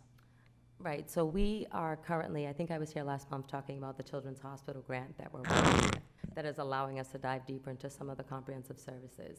As part of that work, in addition to defining high need, we're reaching out to early intervention, Head Start, the Department of Early Education and Care, BPS at a glance, our Office of the Achievement Gap, are all the sources we're using to come up with a high need definition. Okay. So we are soliciting feedback from early interventions. So it's helpful to solicit the feedback with early interventions, but because the high need population begins there, I think they need to be priority. Yes. So I don't know the numbers of early interventions in Boston, but they need to be even a higher priority than hospitals and community health centers, because once a baby or child is diagnosed, you all know this, 0 to 3, Yep. they're receiving early intervention services. And by the time they're 2.5, they're having a transition conversation, a transition meeting with BPS. Yeah, and that's actually the Children's Hospital grant. Is Okay, that so- we're sitting in that space exactly, and where there are services, where there's not services, where parents are accessing them, where they're low quality services. So we're actually going to be working a lot. You're going to with be them. working with Yeah, them, and okay. so they'll be part of it, but that's a piece to this. Yeah. So that's one piece, and then is another piece going to be to work with the Office of Special Education, because they are the ones who become the first face of helping families transition to BPS. Yes, And better, absolutely. and the different options that are available for preschool. Okay. I just wanted to make sure, because Yeah, I no, know it's the on last our time you were radar, here, 100%. EI is always on my I'm a pathways person, so I want to make sure that we know where those critical components, the junctures are to really support families. It's really the parents that I'm most concerned about, because the engaging and educating the parents that early, you have a captive audience. Yes. And it's different than engaging high school parents. No, and actually, I felt the press of your question Yeah. the last time, and have been involved with Kristen McSwain and the Boston Opportunity Agenda and that whole thing. I feel like that's a place where Boston should not, the BPS should not necessarily lead, but partner in a strong way. Yeah. And so she's put me on a leadership committee, so I Okay, that's just want you to good. know. Okay, so you're on her, okay, good. I felt that question. Good, good, good. Well, that's going to be exciting to see how you all are able to define that high-need population and really partner well with all the critical leaders in the city. Thank you. Sure. Thank you, Dean Robinson. Any further questions or discussion from the members? Oh, Just Dr. page Coleman, 7, please. and this is more of a process question, because I think this is a brilliant idea. I love it. I think it's very important. But there's no really finding there that's compelling enough to suggest we should continue. I know we believe we should continue, but if you can, I think we need really concrete, clear, what are the findings that say, yes, we should expand this? Are kids getting higher quality seats? Are they clearly on their pathway to going to BPS schools? Does this reduce the pressure? Are they switching and changing? So I think we need, you may not have it all now, but you're asking to expand a program, and you're already telling us you want to expand it again, but the finding wouldn't support, the finding you're reporting wouldn't support suggestion that this is a successful pilot. So just for clarification, are you talking about the expansion of K-1 in community-based programs or the Pathway Connector program? Because they're two different. Well, the Pathway Connector program, what you're saying you have findings on, but I'm just saying that there's not data here that's telling me that we know this is a successful pilot. Right. Right, and I guess I would just say to that we started mid-year, and we learned some lessons, and one of the biggest lessons we've learned in this pilot is that Dorchester is complex and is going to need multiple places. So I'd say the purpose of the pilot is to point out all the challenges so that when we actually implement it on scale, and then we'll be in a better position to implement it correctly and then measure its effectiveness. But I guarantee you we will have research and evaluation on the effectiveness of this, both from early intervention all the way to like special education placements later on. Right. Because as you know, we're doing a longitudinal study. But also then in sort of, are we seeing smoother transitions for kids as information being relayed? There's a whole lot of ways to measure this, and we're excited to do it. Thank you. And one big takeaway for me is that our community-based organizations could really use support, both better understanding the registration process, but also supporting families with the registration process. So things like translating materials, helping them know where the Welcome Center is, and better understanding their school choices were one of the biggest takeaways that I had. And we did manage to increase the enrollment at our Everett Elementary by 1 child to 3. So small that's good. accomplishment there. So I apologize for my neuroses, so takeaways may have been a word that I've been more comfortable with than findings. Yes. Sure. Thanks. That's my neuroses, I own it. No problem. Takeaways. Well, thank you, Dr. Coleman, and as usual, you hit the nail on the head. I mean, really what we want to get to here is some clearer findings, takeaways, to use your term, that help us think about, what is the efficacy of this program and how it will aid creating clearer lines of progression for students that come from all backgrounds across the city. I will note that in a departure from last year, we are going to take a vote on this pilot. This was a pilot that was initiated last year, and it was initiated on a very small scale. It's still on a very small scale, but nevertheless, it does impact the assignment process for how students enter the K-1 strands in each of the 3 schools that are proposed for continuing the pilot and expanding the pilot. And so I thought it was appropriate that we take a vote on that, because that would be something that we would want to defend for folks that had questions about why does this depart from what our normal assignment process is. This wouldn't be a vote to say, yeah, let's amend our process for all time. I think once we would have the results of this greater pilot and to Dr. Sack's point, greater feedback and research that would support a greater rollout of this program, we would be ready to talk about a wholesale change, potential wholesale change to the way in which we do assignments in the district at the K-1 level, but we're not there yet. And so I do want to take that step next week, and that's what we'll have you back to do at the meeting on December 5th. If there are no further questions, I think we can let you go for this evening. We appreciate you hanging out at this late hour and giving us the short version, and we'll look forward again to taking action at our next meeting. Thank you again, and have a good night. Sure. Thank you. Our final report this evening is on the letters of agreement with the United Steelworkers Union Local 8751 and a proposal for supplemental appropriations for that collective bargaining agreement going forward. At this time, I see Mr. Pesh is eager and ready to go, and at the table already. We welcome you, the Assistant Director of Finance for the BPS Transportation Department. Before we move into this very, very brief presentation, I don't think I've ever seen a one-slide presentation, so kudos on that.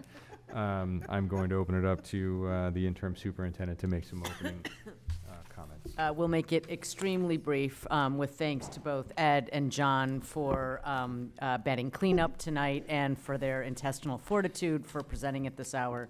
But this is this agreement with United Steelworkers 8751 is about a new collective bargaining agreement for our school bus drivers. TransDev, just as a reminder, the company that operates our transportation system, and the bus drivers union recently negotiated an agreement that will run from July 1st, 2018 through June 30th, 2021. So they are the bargaining units.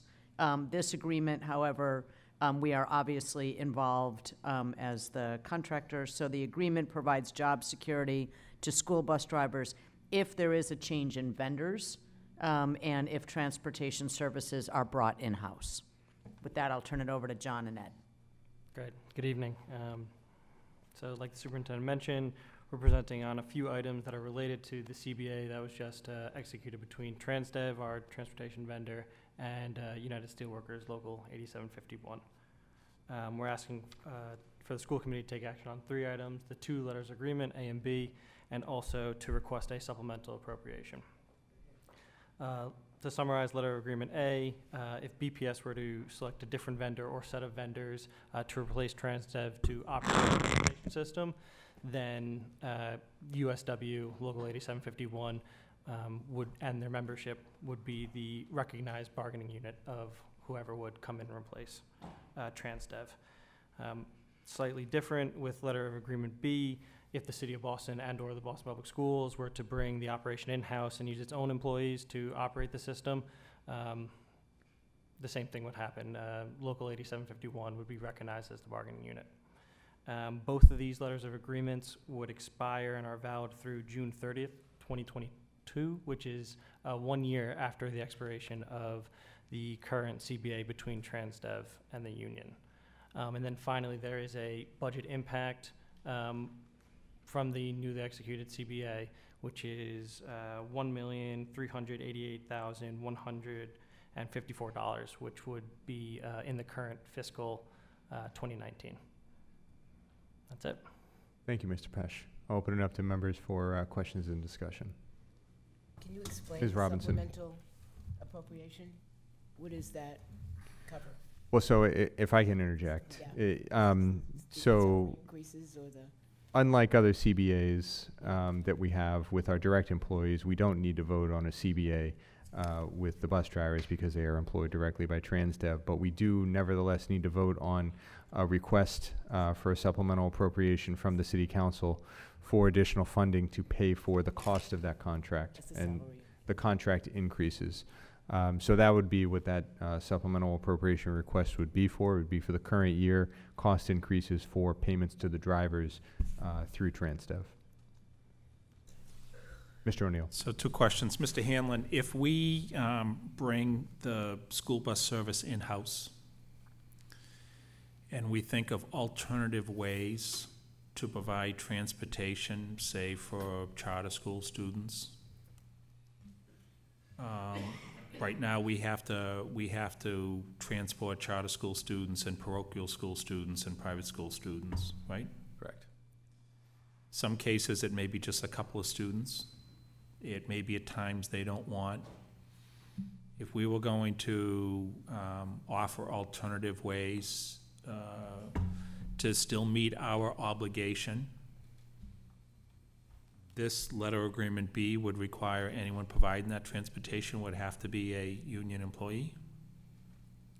Letter of Agreement B simply states that if the city or the school committee, as the overseer of the school district, were to employ people on its own to provide the service, then this union would have to be recognized as the bargaining unit for the individuals who would provide the actual service of transporting students to and from school. And if we think of alternative ways to provide that transportation? If we are the ones managing those alternative ways of providing transportation, then my understanding is that we would be bound by the letters of agreement A or B. So what's in it for us? Why sign this? Well, Mr. O'Neill, can I interject? Sure. I think the question you're asking might not be the same question that Mr. Hanlon's answering with respect. Are you No, I'm asking the I'm question of whether we would subcontract off a Nope. portion of the Nope. bus? I'm asking. So that I'm misunderstanding. I'm asking, what's in it for us to sign this letter agreement? Well, I hear that question, but backing it up for a moment, the question with respect to how we might provide bus services to some subset of the population. So, you know, presuming that we had some level of bus services that continue to be provided by either TransDev or some other vendor or by the city itself, is your question presupposing would we be able to, break off a piece of that contract or a piece of My those question services? was not presupposing anything, and Okay. Mr. Hanlon answered the question appropriately for me, that if we provide the transportation and we provide the drivers, they have to be part of that union, is what you were saying, right? That's my understanding of these letters, yes. Thanks. One thing, just to answer your question, though, Mr. O'Neill, as far as what's in it for us, so to speak, certainly, you know, one interpretation of the letters would be that they are very helpful to the union in that, as Superintendent Pearl mentioned, drivers would have some level of job security. Letter of Agreement B also has language in there that ensures that the union will engage in no strikes, slowdowns, or work stoppages during the life of that agreement. Have we had those, we have had these letter agreements in the past? Yes. Has the union ever engaged in strikes, work stoppages, or slowdowns while these letter agreements are in place? The last official strike, to my knowledge, occurred in 1991 or in the early 1990s. There is, as we all know and remember well, an alleged work stoppage from just a few years ago, I believe 5 years ago this fall. Alleged work stoppage? I'm sorry, are you now a union representative? If I can interject on Mr. Hanlon's behalf, I believe he is towing the edge of the labor laws for the benefit of this discussion. I understand that, and I'm calling it out. That was a work stoppage. We had students left on street corners. We had parents unable to get children to schools. That was a work stoppage by members of the union leadership. And I would also question whether we've in fact had slowdowns as well during the course of union agreements. So I question whether this letter agreement has been lived up to fully by both parties. And so I reiterate again, what's in it for us? I'm afraid I have nothing more to say to that question. I apologize. Do we have a letter agreement like this with the BTU? I can't speak to that. Mr. O'Neill, there is a difference because TransDev employees are governed by the National Labor Relations Act and they're employees of a private employer. They have the right to strike. once a contract, well, they have a right to strike at any time if their contract doesn't provide for no strike language. In this case, we do have a contract that does provide for no strike language, but what the letter of agreement B provides is once the contract expires for a 1-year period, after that expiration, a no strike provision continues in force. And so you can then, what that then provides is an opportunity for the city to take legal action against any individuals that violate that provision. And so, playing that out, if there were to be a contract expiration, no new contract before the end of that contract expires, and it's within that 1-year period following the expiration that a strike were to occur, the city or TransDev on behalf of the city and the school committee could take the action to terminate any individual that were to engage in a strike or implement some other discipline. And so when you ask what this does for the city, the benefit is it provides an extra layer of protection that can be utilized in the event of some sort of union strike or other action. And I understand your point. You've asked with respect to some of the other work actions that have happened in recent years, why further action wasn't taken. It's because these provisions are typically met with a high bar when you are called upon to defend them in a court of law or through an administrative function. And so taking the action to terminate or other disciplinary action in response to a suspected or actual work stoppage or slowdown is a very important undertaking. And as a result of that, it's not to be lightly undertaken. And to bring it all back, having this letter provides us that extra level of protection in the event of some sort of work stoppage that might occur in future negotiations. So I understand it for letter A with the third-party agreement, and I understand the rationale for that, though I continue to question whether, in fact, both sides have honorably lived up to the letter agreement in the past. I question why we would need it for B if, in fact, the city takes it back, because then they are city employees. And I don't think, do our teachers have the right to strike? Not while they're under contract, to my knowledge, and not when they're not under contract, actually, to my knowledge. I'm not in labor relations. Right. Dave Murphy, our deputy superintendent for administration, who is our former lead negotiator on the Office of Labor Relations, can answer that. They don't have the right to strike, right? They do not as public employees.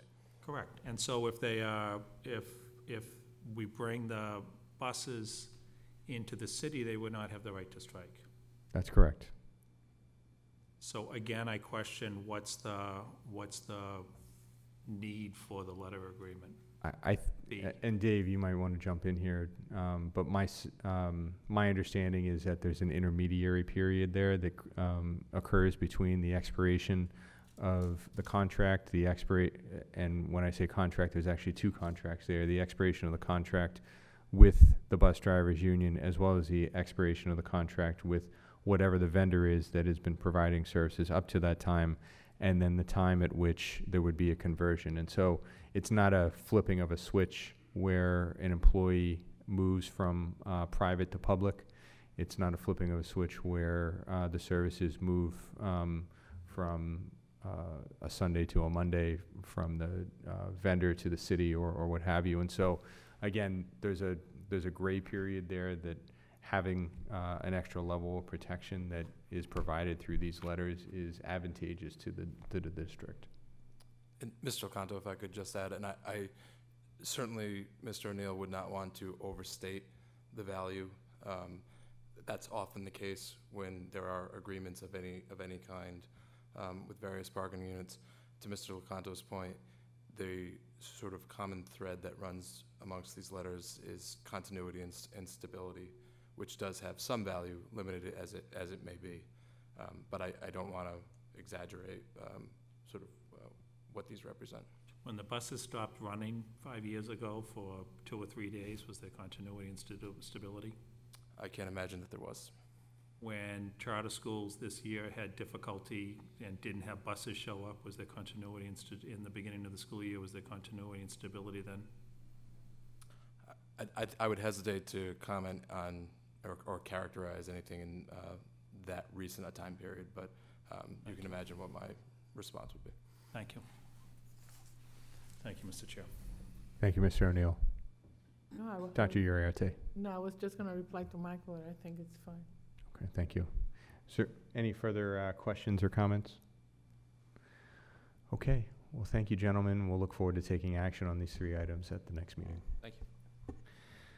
All right, we'll move on now to public comments. Ms. Sullivan. Thank you, Mr. LaConto. We have one speaker, Mr. John Mudd.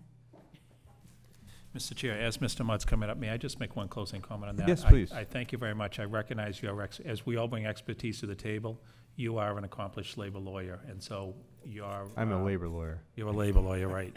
That is your area of expertise, and as I defer to Dr. Uriarte on English language learning and on research and et cetera, we can go around the table. I greatly appreciate your guidance on that particular issue. And you don't need to make those comments, and I appreciate that, Mr. O'Neill. And none of my comments are meant to challenge the substance of your comments, which I think are absolutely meritorious and carry a lot of weight and provide us with a lot of history to consider with respect to the relationship that we've had with our bus drivers. On the core question of, the value of these documents, there is value, but it's relative. And that's what I offer my comments for. Thank you. Thank you. Mr. Mudd. Very quickly. One, on the job description, I think it's a strong document. I think it gives us the basis, hopefully, for getting strong candidates and a new superintendent. 2, I think it's excellent that you highlighted the opportunity and achievement gaps and that you included a section on challenges. 3, I think there is a bit of a difference of tone between the first page, desired characteristics, which comes primarily from San Diego, I think, and the other subsequent sections on whatever it's called, qualities and skills and qualities, which comes primarily from Boston, and in 2 respects, and I think they could easily be handled, but I think it's important because the initial statement gives a sense of tone. I think my reading of the first page leans more toward the management than I think the subsequent sections. And I would just encourage you to include something about having an educational visionary as well as a manager as part of that. 2, we talk about cultural proficiency. I would encourage you to add in that sentence or somewhere diversity of staff. I think there's a difference. We've had that. The backup sections talk about the importance of diversity in teachers, administrators, and other support staff, and I think that should be reflected in what candidates initially see in a document. Thank you for listening. Good evening. Thank you, Mr. Mudd. And thank you, Ms. Sullivan. Any new business? Just a comment or possible request. Superintendent, in hearing public comment earlier, Carolyn Kane has mentioned a couple of times the concern of students with special needs and sex ed that is relevant to them. And because I know I've brought it up as well, is it possible, if we look at the District Wellness Council membership, to see if we have additional SPED voices, either from SPED PAC, I know we have Citywide Parent Council there, but so that there are SPED voices that Carolyn Kane would recommend to help drive. That's where the work happens. I'm on that council. But I know that it would hopefully help to alleviate her concerns that the district is not responsive in sex ed curriculum specific to kids with special needs. So, right. I'll be happy to do that. And just so you know, while I can't speak to what happened in the year-long delay in the last couple of months, while not moving as quickly as we might like, there is some movement around looking at the sex ed for special needs students. Oh, good. And some piloting work that may then help the district move forward in that regard. Okay, so maybe there could be some response to Sped Pack, that there is movement. Yes, and we're in regular contact, as is Dr. Charles Granson, Oh, so good. we will be getting that to Carolyn and Oh, Sped great. Pack. Great, thank you. Other new business? Mr. Chair, may I also, I hate to go back to this, but I just want to state for the record that my questions about the need for a side letter with union leadership is in no way reflective of the respect that I have for the hard work of our bus drivers. And I have commented before about talking with them outside of schools, at the opening of school, the amount of work that they do for our students. So I wanted to make sure that I reflect that I have incredible respect for the overwhelming majority of our bus drivers. Questioning the need for a side letter is a separate issue. Understood. I wanted to make sure that I made that clear. Very clear. Thank you. The reason, what I was gonna ask him before, I thought we had done this before. We have, but this is a new one now. That side letter B is different from. Different from That's a what we different did. issue if they would become city employees and they don't have the right to strike versus the trans dev letter, Okay, all right. which we have always traditionally done. Yeah. Sorry. Sure. Anything else? Well, I think that concludes our business for this evening. Our next school committee meeting will take place next Wednesday, December 5th at 6 p.m. If there's nothing further, I'll entertain a motion to adjourn. So moved. Unanimous consent, good night.